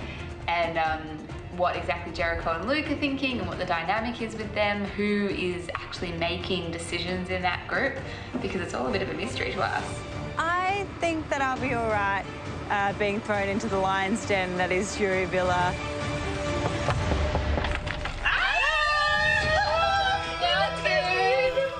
I love that everyone's all like smiles and big hugs. So do you. Okay, it's kind of been funny that it's gone in a succession of like who fucked the last person over and then they end up getting out. Seriously? No. That's 2 burgers. And pizza! And what's this? Oh, it's so nice to see so much excitement again. Survivor's trauma bonding. Sorry for writing your names down. Guys, Welcome. cheers, guys. Cheers. I'm so excited to be here. And being on jury is like an honour. Oh my gosh, 8th place, Sarah. It's a killer spot. I've been working with Luke and Jericho, and had I gone to the end, they would have, like, I'm a shifty character, I know I am, but I would have been loyal to those boys to the end. I'm so honoured shifty to be here with such amazing, like, you're all amazing people, and, like, amazing players. And I can't wait to get you to know you all outside of it. I know. I just can't wait to see a bed and have access to a shower. Oh, I'm excited for this sleep. Oh, a room, a house. Oh my God. Where did she get the cat? Amazing. Oh, towels and a bed. Oh my God. Actual lumbar support. Sarah, girl, shower. Why does no one shower first? Hi, guys. Getting the chance to play Survivor for me is a dream come true. My strategy coming into the game was definitely to spread my alliances as much as I possibly could without revealing myself. And I think I pretty much did that. I knew that no one could trust me in this game, and I definitely got them to trust me for a fair amount of time, I think. I'm really happy with how I played my game. You only get to play Survivor once, so you gotta be a little bit risky. Henry's idol, he found it. He told Annalise and Lucky he had it already. Mother trucker. If I could maybe change one thing, I probably would have tried to expose myself a little bit less as a player of all sides, because I think eventually that did sort of catch up to me, and that's why I went home. I was thinking an option for us would be we could do an all-girls thing, including Petey, not including Tara. The biggest challenge for me was definitely that maintenance of the web of lies that I was really getting myself deep into at the start of the game and even moving forward. That took so much mental effort and is definitely the biggest challenge for me. I've loved being with everyone and just piecing together bits of the story that people hadn't necessarily revealed to everyone yet. After this, we'll have to do Henry's yoga classes. No. You don't even do yoga. You little schemer. And I think because everyone loves this game so much, there's not really any hard feelings, which makes Jury Villa even better. It's just a really fun fan club, basically, at this point. I can't believe they're working out. 7, 8, 9, done. And then got done. To be honest, being voted out is never like a super great thing, but to be able to step out of the strategy side of the game has been so relieving. Like, I really had to keep my head firmly in the game to keep up all those lies I was telling people for 44 days, and the amount of energy that took, it's just really nice to be able to step away from it and just hang out with people and just be myself again. Yeah, that would be so fucking exhausting. Because you can't remember who you've said what to. You know? You're like, shit.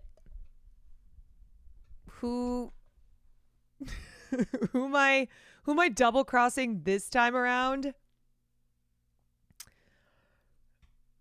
If I'm chilling with a group on a villa on an island, I'm spending all day in the hot tub or chief and tough.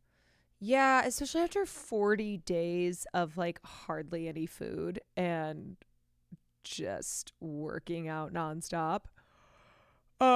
Starvation is a huge factor. Yeah, it's a lot. You guys, I'm tie because I did 2 streams.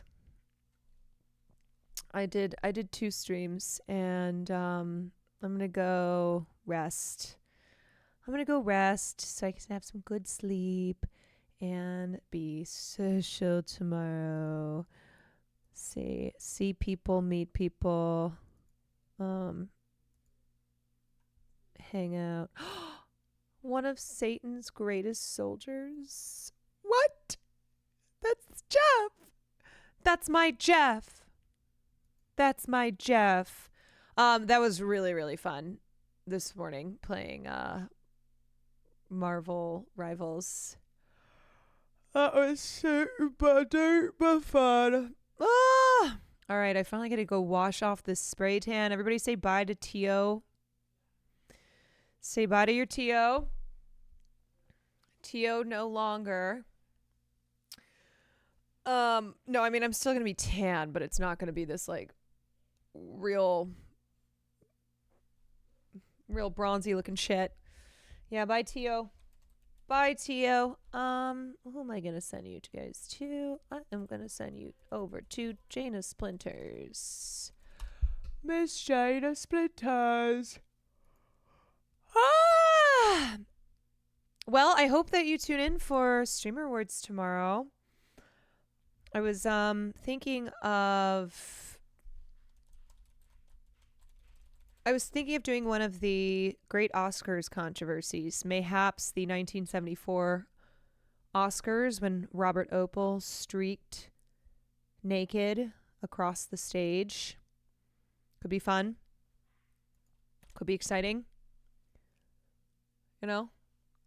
I'd like to start every Streamer Awards recreating a moment from Oscars history. I think it could be what time does it start? I think the pre-carpet awards is at like 3-ish. 3. My red carpet interview is at 3:30. So kind of early because the show doesn't start until like 5:15. It's gonna be a long night, but it'll be fun. Ah! I hope the whole look comes together tomorrow. I'm sure it will. And I will see you guys on Sunday for dinner and a movie. Who knows? Cooking might end up me ordering takeout, but to be determined. But I will be live on Sunday. Alrighty, peeps. Thank you very much for joining me.